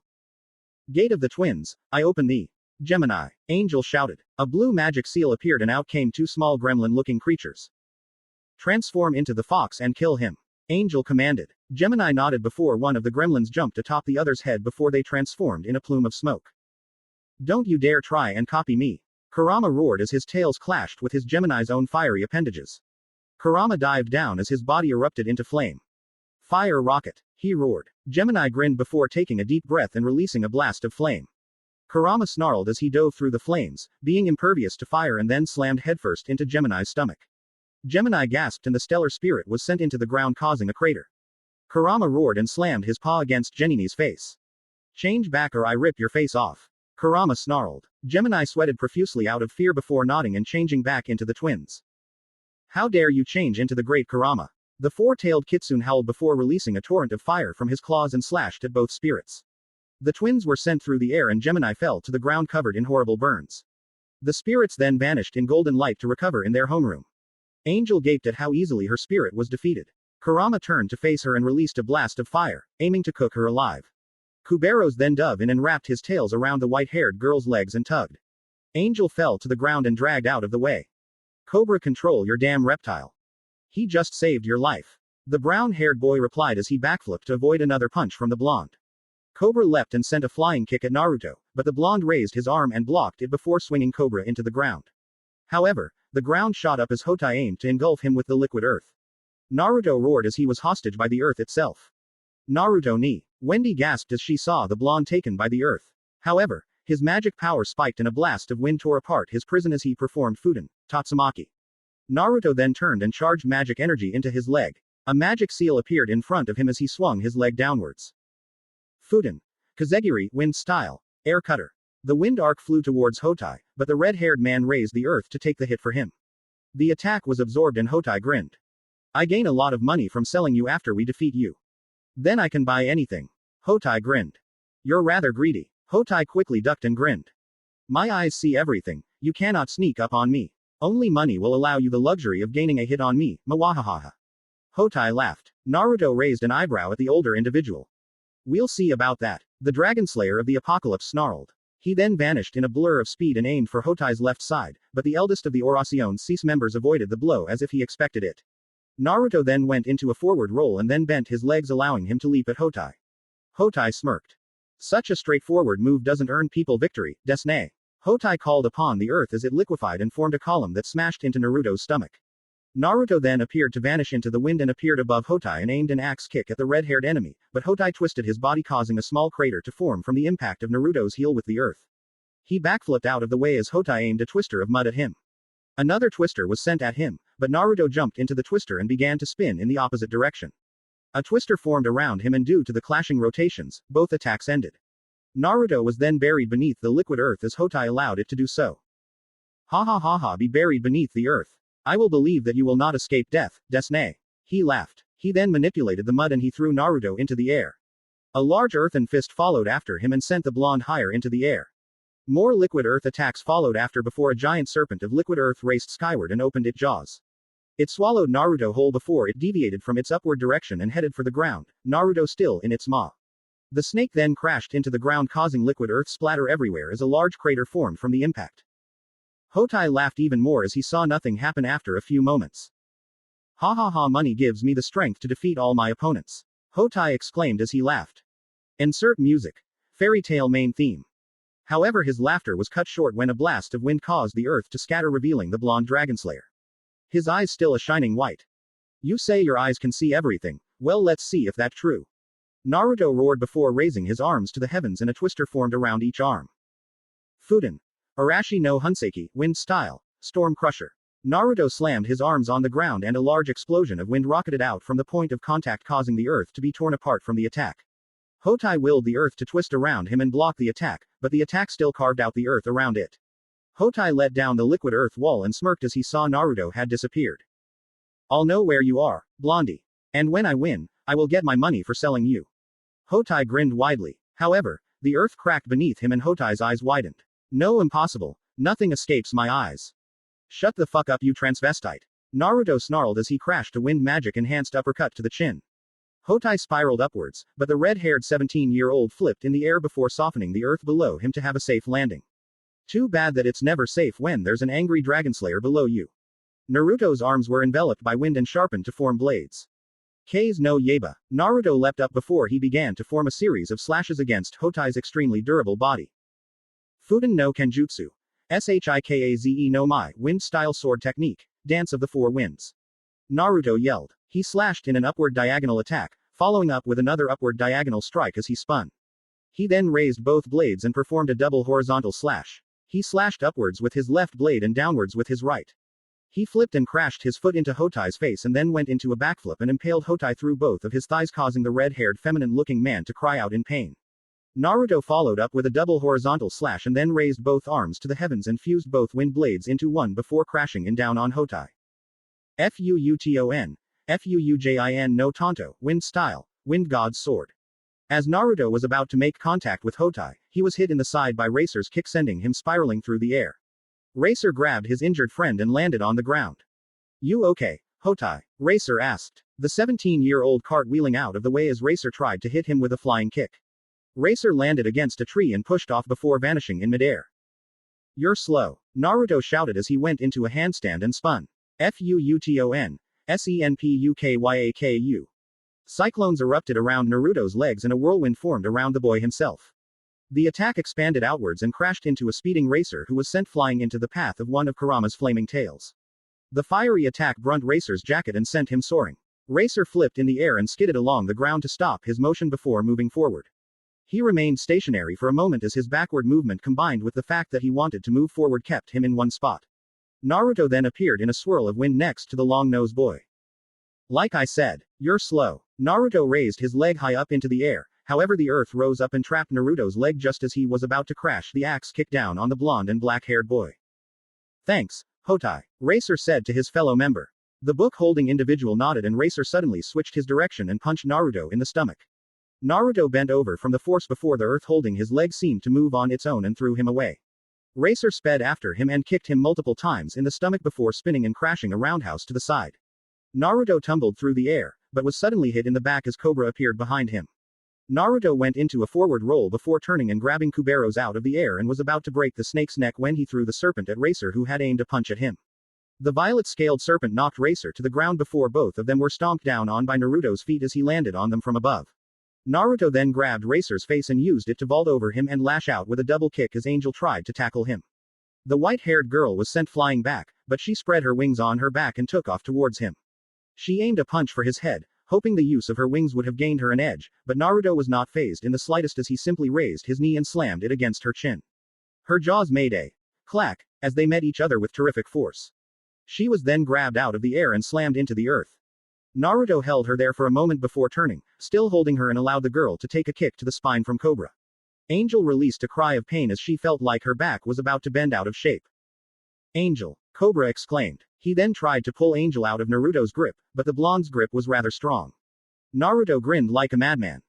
You want her? Take her. Naruto's free hand was then filled with pure magic energy. The magic energy swirled into a compact sphere and he thrust it forth. Energy make. Rasendangan, spiraling bullet. The Rasengan flew out of his hand and into Angel's stomach, sending both her and Cobra flying back, but the brown-haired teen flipped in midair and Angel reached into her pocket once more. She pulled out a silver key and pointed it at him. Gate of the Chisel, I open thee. Kylum. An orb-shaped celestial spirit appeared out of a blue magic seal. Its steel-like body was levitating and the green circle in its center shone as if it were an eye. Kylum. Cannon form. Angel commanded. Kylum gave a beat before changing into a large silver, high-tech-looking cannon. The green circle of Kylum's eye was rather prominent since it was glowing brightly. Beams of green light blasted out of the eye of Kylum and flew towards Naruto. Naruto avoided the beams and jumped before raising his arm. Futen. K's no Yaiba. He slashed with his wind blade, but suddenly Kylum's body glowed and the spirit changed into a large silver blade that clashed with the wind blade. A blast of wind ejected outwards from the point of contact between the two blades. Naruto backflipped and grabbed Cobra in midair as the boy had tried to hit him from behind before slamming him into the ground. But, I should have heard you. Cobra gasped as Naruto was atop him. I'm unpredictable. Now shut up so I can kill you. Naruto roared before throwing Cobra into the path of a speeding Kylum who intended to impale him. Angel's eyes widened before performing a forced gate closure. The technique caused a large portion of Angel's magic power to go down and as a result she was unable to avoid the tackle from Kurama. Kurama then jumped as Hotai aimed to engulf him in an arm of liquid earth. Kurama breathed a blast of fire and the earth solidified before aiming the attack at Hotai himself. Hotai's eyes widened before summoning a wall of earth and took the attack. However, Kurama used his speed to crash through the wall. My money. I could have gotten so much from selling you too. Hotai gasped as Kurama raised his flame-covered claws. Fuck you. The kitsune growled before crashing the claws down on Hotai. The red-haired boy released a gasp as he felt his ribs crack and his skin burn. Kurama grabbed the book-holding boy and threw him away before sending a blast of fire at his airborne target. However, Racer appeared in a blur and caught Hotai and blurred out of the way of Kurama's attack. Good thing I'm fast, Hotai. Hotai nodded before two arms of liquid earth bent to his will. He sent one at Kurama, but the fox jumped over the attack and his tails extended outwards, catching on fire. Kurama flipped in the air and crashed his tails down upon the two, but Hotai used the second fist to block the attack. Hotai appeared to the left of the kitsune and spun around. Nitro. A furious combo of spinning legs slammed into Kurama and sent him flying through the air. Racer then appeared in front of the soaring fox and kicked away before blurring away once more and appeared above him and crashed a downward kick and sent Kurama to the ground. Kurama slammed into the earth in a crater and Racer smirked as he landed in front of the crater. You weren't fast enough, fox. Racer grinned. However, he was caught off guard when Kurama exploded into a plume of flame. Racer gasped when the earth cracked beneath him and a flaming uppercut crashed into his chin. Racer soared upwards. Kurama followed after as he leapt out of his newly formed foxhole. He grabbed Racer by his ankles with his tails and flipped in midair. Once he built up enough momentum, Kurama slammed Racer down on the ground causing a crater to form from the attack. He then jumped away as two arms of earth extended towards him before spinning and releasing flames from every part of his body. Pyro Tornado. Kurama roared as a flaming twister headed towards the user of those earthen fists. Hotai formed a serpent out of liquid earth and used it to get of reach of the tornado, however the fire twister bent and extended outwards. Hotai's eyes widened as the fires raced towards him before it morphed into the head of a giant kitsune. Kitsune no Koenga, Fox's blazing fang. Kurama roared as the giant fox of fire aimed to bite down on Hotai. However, Hotai's serpent swirled into an orb around Hotai and protected its master from the attack. A large explosion formed as the attack made contact with Hotai's, but luckily the liquid earth took the brunt of the attack. Hotai leapt out of the smoke cloud, clothes and book burning. My book. I'll need to spend money to buy another one. Hotai cried. You break my heart. Kurama said sarcastically before releasing a fist of fire at Hotai. A wall of liquid earth took the attack before the earth beneath Kurama liquefied and encased the four-tailed fox. Kurama then broke through as he caused the earth to burst apart with the amount of heat he had generated from his body.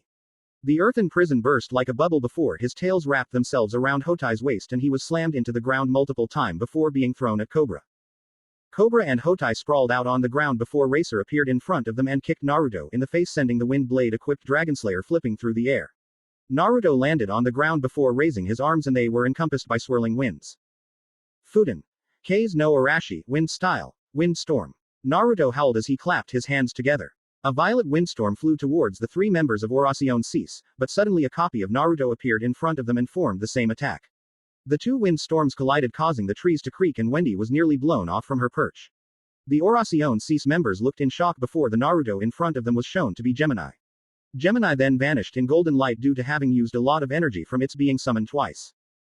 Thanks, Angel. Cobra sighed. Angel nodded, but she was suddenly kicked in the side before she was sent flying upwards as Naruto appeared beneath her and followed up with an upward kick.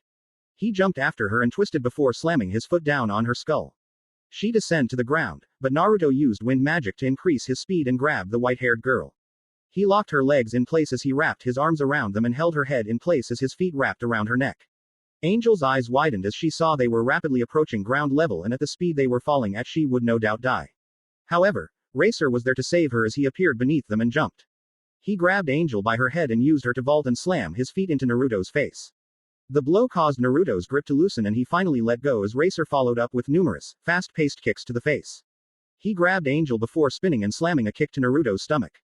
However, Naruto used Fuden Tobu to remain airborne and the two airborne Orasion Cease members were in shock. He can fly. They exclaimed mentally before they both flung away. Naruto then sent a wind dragon after them, but Racer landed against a tree, Angel in his arms and vanished in a blur of speed causing the wind dragon to shred the tree into splinters. Naruto was then sent to the ground as a quickly rising liquid earth hammer slammed down on him. Naruto flipped in the air and landed on his feet with enough force to form a crater. He saw the hammer fall after him and he quickly began to spin. A gray-green magic seal appeared above his head. Fuden Tatsumaki. Naruto yelled as a giant tornado formed and caused the liquid earth hammer to split apart with a sickening squelch. He then raised his arms in an X shape to block a flying kick from Cobra.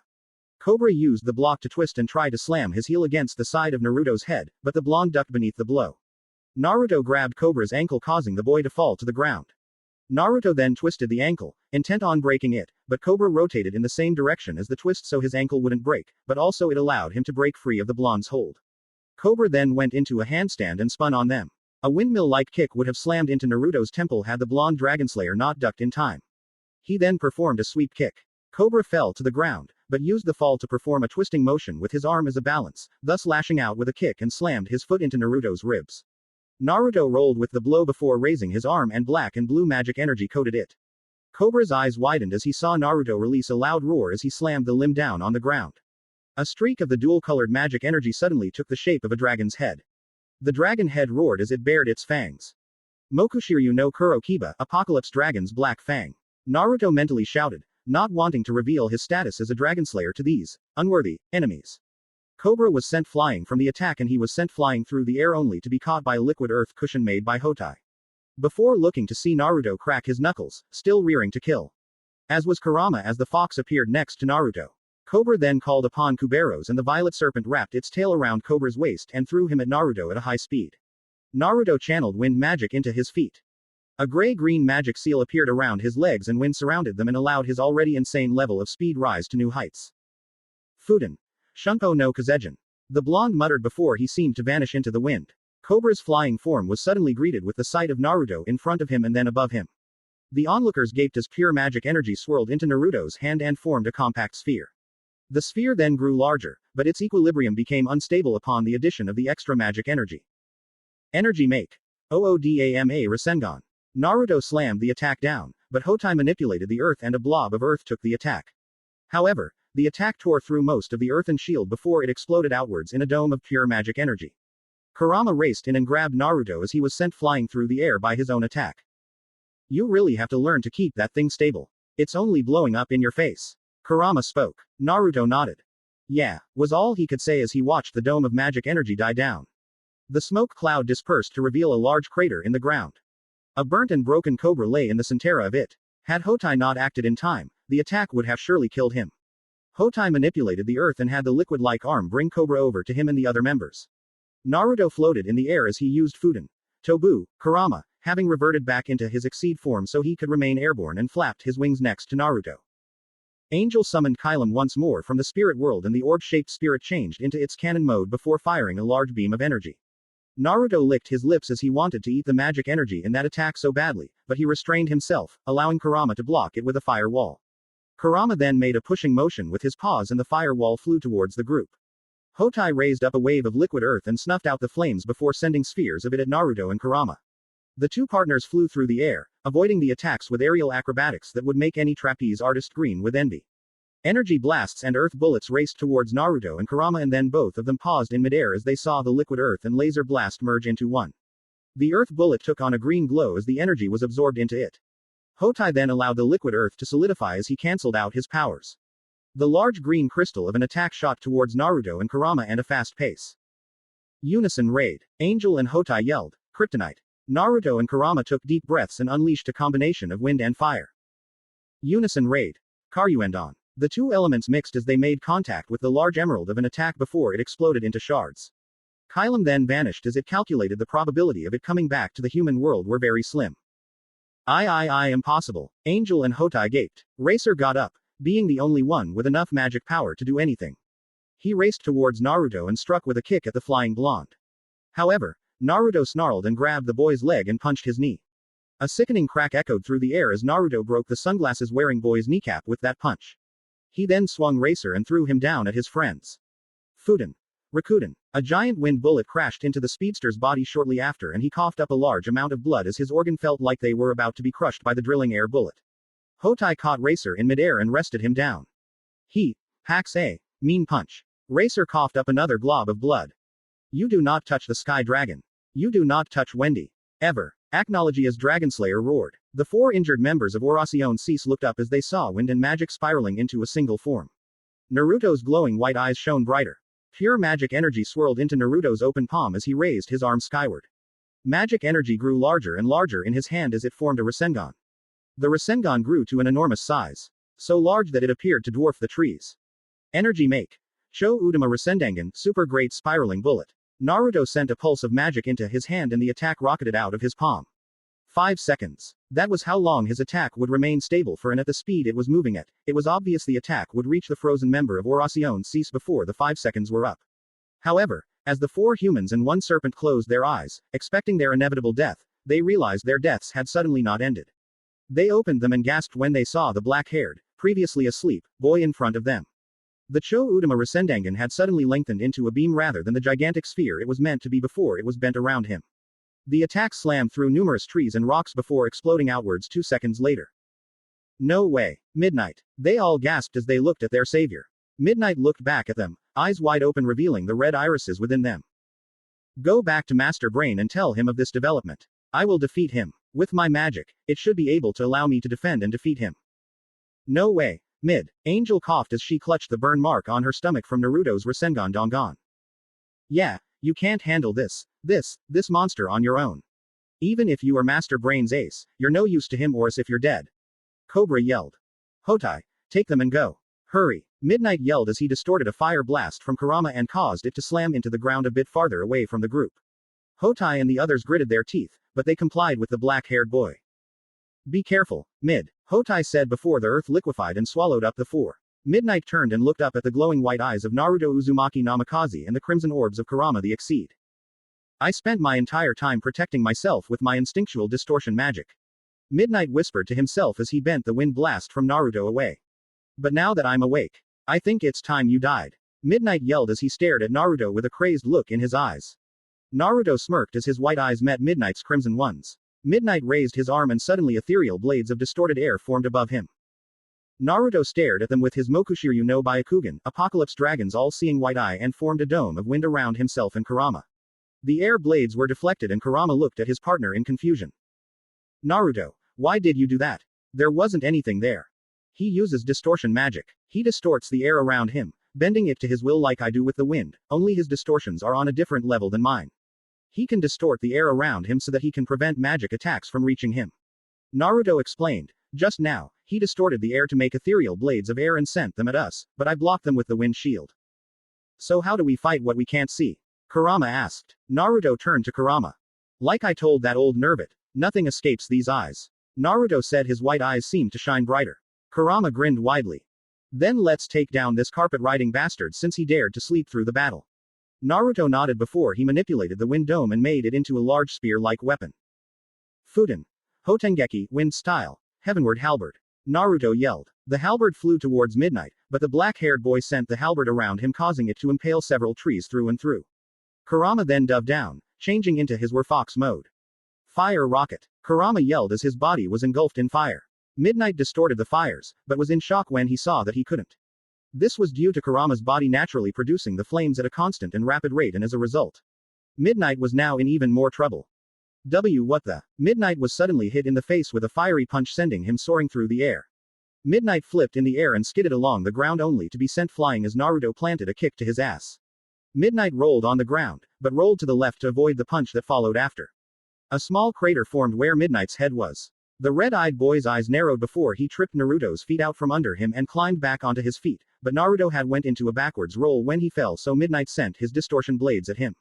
Naruto saw the blades coming with the eyes of his adoptive father and then took a deep breath and unleashed a wave of wind. Futen. Daitapa. The wind blast met the air blades, but the blades cut through the wave as if they were nothing. As Naruto avoided them, he noticed they were much thinner. I see. He distorted the air so that the blades would be at a much higher pressure so that way they would cut through my wind even if they are of the same element.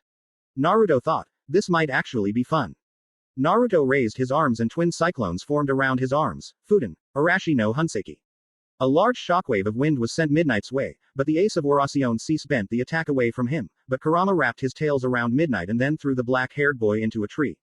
Midnight flew through said tree and through two more before causing the trunk of the fourth tree to snap as he came into contact with it. Midnight got up and avoided the punch to his skull from Naruto and kicked the blonde away. Midnight lashed out with a punch, but Naruto ducked beneath it and crashed his fist into Midnight's gut, causing the boy to lose the air in his lungs. Naruto followed up with another punch to the stomach before performing an uppercut, sending Midnight upwards. Naruto jumped and did another uppercut before backflipping and crashing the toe of his shoe against the red-eyed enemy's chin. The attacks sent Midnight skyward. Kurama leapt atop Naruto and used the blonde as a springboard to reach above the spiky, black-haired boy and continued with the onslaught of uppercuts. Kurama then ejected jets of flame from the bottoms of his paw-like feet to propel him upwards and then clasped his hands together, igniting them. He crashed the hands down on Midnight's skull and the boy was sent to the ground. Midnight flipped in the air and managed to right himself, though, and so he was able to land on his feet and skidded backwards.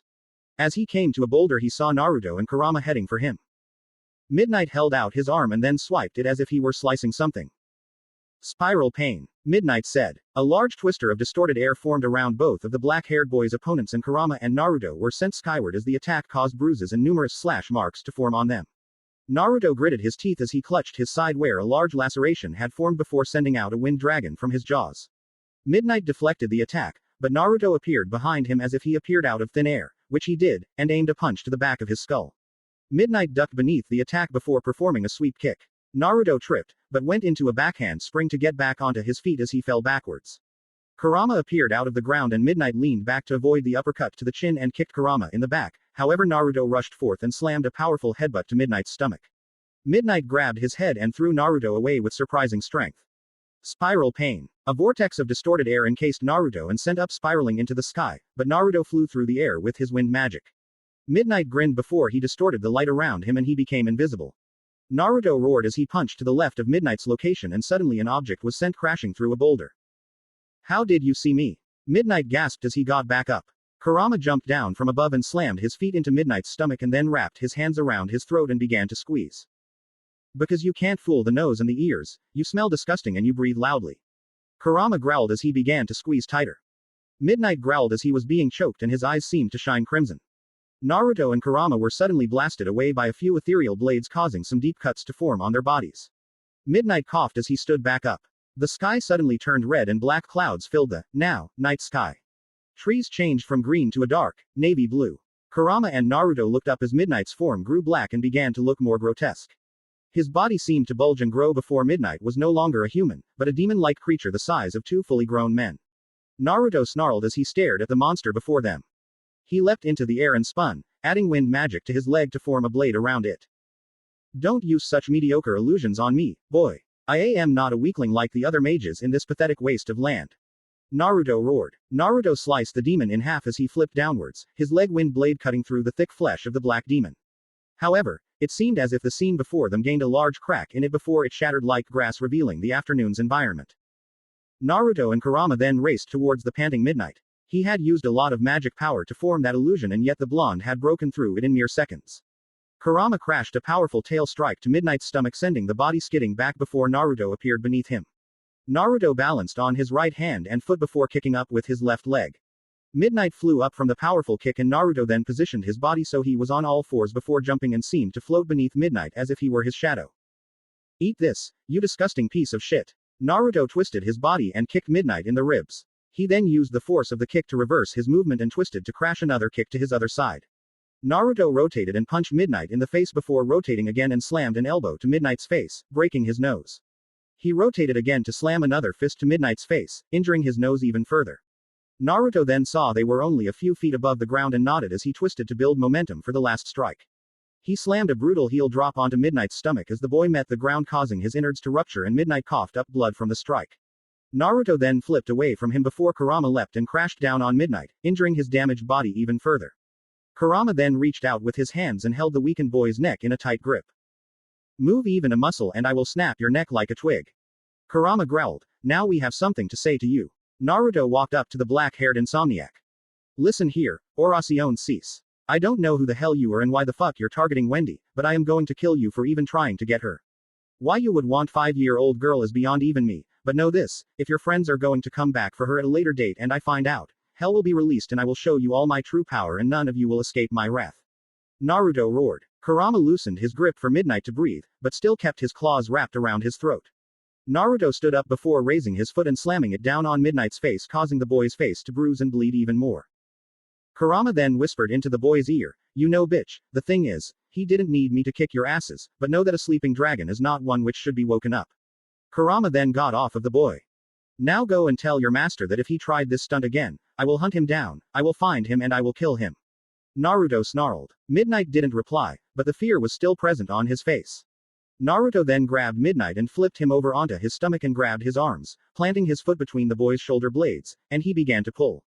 Midnight released a scream as Naruto's white eyes seemed to glow brighter at the sound of pain. Ha ha ha, you seem attached to these arms, bitch. Naruto laughed, let's see how much it hurts when I detach them. A loud snap and crack were heard as Naruto wrenched the boy's arms free of their sockets and then broke them at the elbow as well.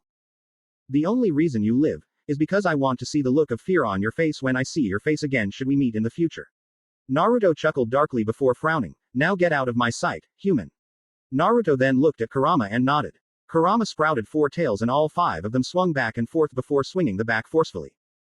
4. Kurama yelled before swinging them and Midnight was sent flying off into the sky, over the trees and somewhere over the rainbow way up high. Naruto sighed before turning around. He closed his eyes and cut off the flow of Dragonslayer magic, and his blue irises returned as soon as he had blinked. You can come out now. He called out. Naruto and Kurama watched as the young Sky Dragonslayer ran out with a big smile on her face. She ran up and wrapped her tiny arms around Naruto's legs. You were so awesome, Naruto ni sensei. You were all like, wham, bam, pow, boom. And you had the funny, angry face again. Wendy giggled like the innocent little child she was. Naruto frowned. I do not look like that when I'm angry. He growled. Wendy pointed at him and laughed, funny face. Naruto sighed and Kurama and Wendy laughed at his expense. Kurama-chan, you're not cuddly anymore. She pouted. Kurama sighed before turning into his Exceed form, fox costume and all. Wendy cheered before taking the Exceed into her arms and holding Kurama like a stuffed toy as she began hugging him. Naruto ni sensei. Naruto looked down at the little girl. What are we gonna do now? Are those bad people gonna come back again? She asked. Naruto growled, causing Wendy to back up a bit in fear as she saw his eyes become filled with rage. If they come back, I'll find them and I will kill them. They were lucky they were able to escape, and that one we just beat should be able to live for now. Naruto then grunted as he suddenly felt the effects of the battle on his body, Kurama as well. Both Exceed and Naruto then began to groan in pain. Naruto ni, Kurama-chan. Wendy gasped as she watched them. She gently placed Kurama on the ground before holding out her hands. A sky blue glow enveloped them before a haze of the same color washed over her two patients. She saw their faces relax as her lost magic began to take effect. Their cuts and bruises healed in a matter of minutes. All better. Wendy gave a small smile to her brother figure. Naruto stared at the little girl and nodded. You are getting better. He praised her as he ruffled her hair. Now then, we have to pack up and move. We can't risk those bastards finding you again. Wendy nodded before skipping away to their campsite. Naruto ran his fingers through his hair and Kurama got up and floated next to Naruto. You really think letting her go is a good idea? He asked. Naruto nodded. It's the only way I can assure she's protected. Rubal will watch over her and his illusion magic should help in preventing her from being found by those Orasion Cease assholes.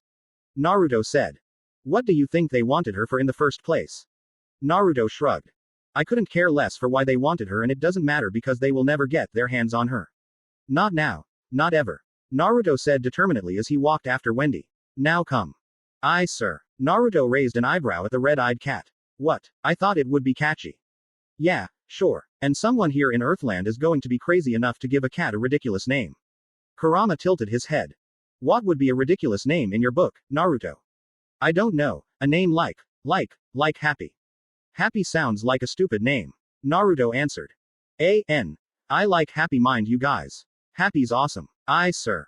After packing up, the trio had already abandoned their campsite. Naruto then decided he would up the training for Wendy and try to make the most of the time he had left with her, which is why he had decided to walk towards the Nerbit area instead of flying like he did with Kurama. Naruto ni sensei. Yes, Sky Dragon. Wendy huffed at the nickname, but continued with her question. When can I hear about Grandine? She asked. Naruto sighed as he stopped walking. Kurama, who was resting atop Naruto's head, watched the small 5-year-old. Alright, I'll tell you what happened. I can't tell you anything more than this is probably the only loophole in the entire Oath of the Dragon. Grandine and the other dragons left their children to go to a meeting that only dragons are allowed to attend. It is very important to their kind, so they are not able to tell anyone about it. That's why Grandine left you without a reason. Naruto said. Satisfied. Wendy frowned. How do you know this? My two-san, the dragon who raised me, he is a dragon that is able to do things other dragons cannot. Naruto said. Wendy was about to ask who his dragon parent was when she saw the look in his eyes. Do not push it, Sky Dragon. Do not ask any more questions concerning the matter. Do you understand? What? Why? I asked you. Do you understand? He snarled. Wendy gulped. Even after 3 months, whenever she saw his angry expression, the image of how he nearly took her life entered her mind. Wendy nodded. Yes, ni sensei. She mumbled. Naruto nodded before he started walking. Wendy followed, but then watched his larger form. Who was your two-san, Naruto ni? Wendy thought. 5 weeks later. The two Dragonslayers continued to walk, Kurama resting atop Naruto's head. However, as they were walking along a mountain trail, the sky was a bright blue above them. Come on, Wendy, hit the rock. Naruto said as he pelted another stone at the blue-haired girl. Wendy sighed as she sent another rock away with a palm strike. It had been 5 weeks since the day that Orasion Cease had attacked. The 5 that Naruto and Kurama took down had never even made so much as a peep in response to the beatdown the two had given them. Naruto had decided that he would move as slowly as he could without raising too much suspicion from Wendy, while also moving fast enough that they would have to change campsites every single day. Alright, now Wendy, let's try out the wings again, Naruto said. Wendy nodded as she stepped off to the side of the stone path on the mountain's smooth incline. She then began to spin on the tips of her toes like a ballerina. Wind began to swirl around her arms at a fast pace. She stopped spinning and her arms were now coated with wind in the shape of feathery wings. Tenryu no Ranyoku, Sky Dragon's Tempest Wing. Wendy yelled as she slashed her newly formed wings downwards. The wings flapped with the movement of her arms and she crashed them down on the ground, causing a giant shockwave of wind to form at the point of contact. The ground was broken up in many places from the strike. You can keep it stable now, good, Naruto said. Manipulate the wind to spin faster though when you use this attack. Your wings require speed in order to be effective enough in a battle. Wendy nodded and the three continued moving forward as Naruto continuously dodged small fireballs from Kurama along the way while she had to counter with her physical moves and try to hit Naruto at the same time. However, along the way, the three spotted a figure up ahead. Naruto ni, look, there's somebody over there, she informed him, pointing at the person up ahead. Naruto narrowed his eyes before looking at Kurama. The fox costume wearing cat sprouted his wings with a cry of "Era" and took off. He floated above the person and managed to get a good look at the person, committing his appearance to memory. Once that was done, he flew back to Naruto and Wendy. Is it a person from Orasion Cease? Wendy asked with fear in her voice. Don't show any fear, Sky Dragon. I've taught you better than that, Naruto said before turning to Kurama. Who is it? No one we know. And he's too young to appear to be from Orasion Cease since all of those people were a bit older if not the same age as you, Naruto. He's got blue hair, black eyes, has some kind of weird tattoo by his right eye. But the thing is, he has absolutely no magical power at all. In fact, all of it is hidden within the staves he carries on his back. The Exceed said. Well, let's go catch up to him, maybe we can help him find what he's looking for. Wendy smiled before skipping ahead. Naruto was about to reach out to her and tell her to stop, but her skipping and the fact that her agility was now much better, prevented him from doing so. Naruto slapped his face and dragged the hand down his face as it pulled his skin. I wonder if this is what it's like when Tu-san watched over a younger me. He mumbled as he saw the 5-year-old near the blue-haired boy. Hiya, Wendy greeted. The boy turned with a serious gaze, but it softened when he saw Wendy. Hello, little girl, are you lost? Wendy shook her head. Nope, I'm walking with Ni-sensei. Are you lost? The Sky Dragonslayer asked. The boy shook his head. No, I'm just looking for something. He spoke mysteriously. What is it? Maybe we can help, Wendy said as she saw Naruto and Kurama finally catch up to her since they were walking rather slowly. Wendy, I told you to stop running off on your own. Naruto scolded, and you run off to go and talk to some brat we don't even know. The blue-haired boy frowned at being called a brat, but seeing as how the boy was just doing it out of the safety for the little girl, he let it slide. I'm sorry if I caused you any trouble, sir. Exceed, he whispered when he spotted Kurama floating next to Naruto, wings spread. The three's eyes widened in shock. How do you know what I am? Kurama growled as he grabbed the boy by the collar. Wendy and Naruto knew what Kurama was as he had informed them of the name of his species, but he had never told them about the other world, Edilus. The world parallel to Earthland. The boy continued to stare in shock at Kurama. I impossible. Anima. Where? The boy looked around as if he were now looking for something he had lost. Kurama's eyes widened at the mention of the interdimensional portal. He quickly grabbed the boy and flew him out of earshot of Naruto and Wendy in the sky, gripping him with the supernatural strength all Exceed seemed to have. Anima, you're telling that you're from? Yes I am, but I am sorry, Exceed-sama, but I must be on my way. I sense Anima is near and I need to stop it before it's too late. You look familiar, Kurama mused as he watched the boy's face. He observed his blue hair and the tattoo. He then sniffed the boy before his eyes widened. Of course, you're his son. They said you died though. I haven't, Exceed-sama. I was taken in by Anima and sent here to Earthland. The king plans to absorb the magic from this world and use it to power Edilus using Anima. I am here to make sure that does not happen. The boy informed the fox-costumed cat. Kurama nodded before flying down and dropping the boy from a suitable height. Kurama floated in front of the boy's face. I cannot stay here for long, it is coming. Kurama's eyes widened as the boy quickly waved his hand in front of Kurama's face and suddenly Kurama felt drowsy before falling asleep. The boy caught Kurama and handed him to Naruto. What did you do? Sleep magic. The boy didn't respond. I'm sorry, but I must go. I need to take care of something. Wait, what? Wendy exclaimed before she saw the boy suddenly vanish into the air as mist. Wendy frowned. I wanted to make a new friend. Maybe next time you run into a stranger you will, but until then, Sky Dragon. Let's go, we have a lot of ground to cover. He said. Wendy nodded and they continued to walk, but they were unaware that the blue-haired boy was watching them from atop a tree. I can't believe it. One of the 9. They're here then. The boy shook his head as he felt a large pulse of energy in the air. No time to focus on that, have to stop Anima. He then vanished into the air as mist. Would see. May 22nd, year X 778. When Naruto had said he wanted to travel slowly, he traveled slowly. Naruto ni sensei, where are we going? Wendy whined. Kurama and Naruto sighed. I've told you before, Sky Dragon, you'll see when we get there. You said that last year and besides, you never even told me anything today. Naruto and Kurama raised their eyebrows. Told you anything about what? Naruto asked. Wendy huffed. Stupid. Naruto ni sensei. She mumbled with an annoyed look in her eyes. And this is why we will never understand women. Kurama stated. Naruto nodded. Even Two-san said females gave trouble to him and he was a dragon. The blonde sighed. It had now been almost 1 year since he had found the little Dragonslayer of the sky. He had trained her to the best of his ability. She was stronger, faster, more in tune with her element of the air, but everything grew with her abilities. Even her annoyingness levels. Kurama thought with a sweat drop as he watched the little girl use her enhanced jumping skills to jump atop Naruto's shoulders and held onto him. Naruto kept her steady by holding her legs. Naruto's as ignorant as ever to the fact, as usual. The red exceed thought, but then he became thoughtful as he glanced up at the sky.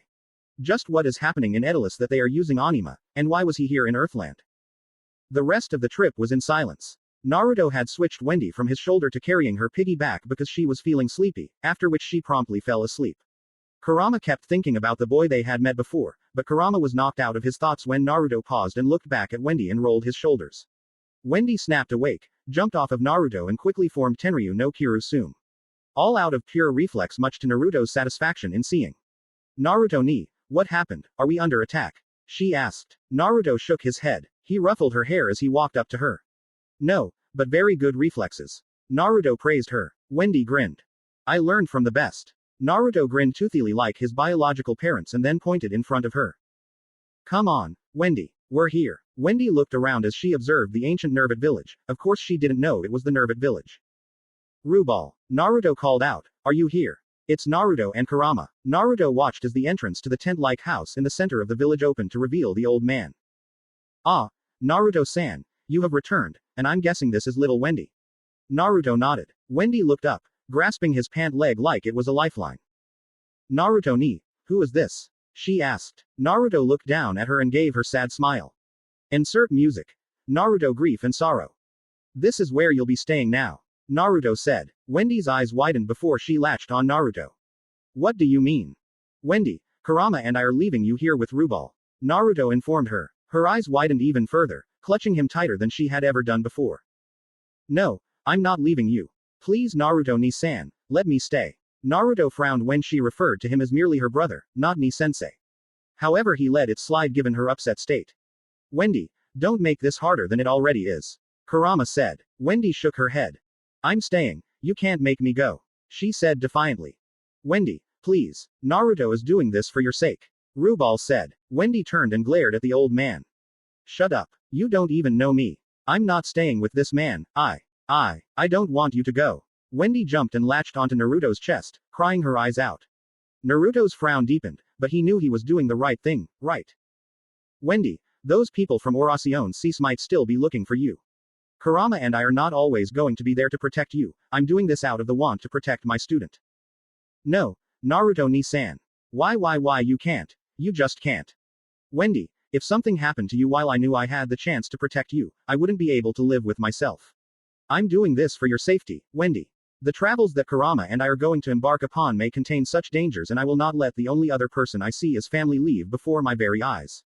Naruto said, I am not going to let my little sister be taken away from me. Wendy froze as she heard that. She sniffled and looked up at him and saw his determined eyes. Why you really mean that? She sobbed. Why you see me as your little sister? Naruto nodded. Yes, Amuto. Now get off of me. He said a bit coldly as he pried her off of his chest. She fell to the ground and got back up. Wendy wiped her eyes. But, Naruto ni I want to. I said go, Sky Dragon. So leave me alone and do what I say. Naruto roared. Wendy backed away, tears welling up in her eyes. She looked down and nodded. Why you'll come back though, right. Tears returned from the depths of her tear ducts and continued to flow forth. Kurama looked at the blonde who kept up his stoic look, but his eyes spoke volumes of the emotion he had towards Wendy as he watched her cry. Truly he took no joy in making his little sister figure cry. He's going to be silent for a long time. The fox-costumed Exceed thought. Wendy smiled brightly, despite the tears going down her face as she met with stone-cold silence. Naruto's now hair shadowed his eyes as he bent his head low. Okay, then I'll stay here, Cosne-san told me to. She said. Naruto nodded. Wendy turned to go by Rubal. Come my child, I must welcome you to the guild. Rubal said. Kate shelter. Naruto nodded, going along with the lie that the old Nervit had devised. You'll learn a lot more from Rubal-san than you could ever learn from me, Wendy. Wendy nodded and then saw Naruto just standing there waiting for her to go. Wendy frowned, but just before she was about to walk off, she turned around, sprinting towards Naruto in a burst of speed and wrapped her arms around his neck. Tears falling with renewed vigor. I'll miss you, Naruto-ni-san. Wendy said softly. Naruto's eyes widened at the blue-haired girl, his body seemingly frozen stiff. Promise me, Naruto-ni, promise me you'll come back for me. Naruto closed his eyes and he felt as if his arms were now moving on their own accord. Naruto gritted his teeth as he tried to pull them back, but the appendages refused to obey his brain and he suddenly felt himself return Wendy's hug. Much to the surprise of all three of them. Rubal watched with a small smile on his face. The two Dragonslayers remained like that for a few seconds where Naruto even rubbed Wendy's back as he hugged her before he finally released her and vice versa.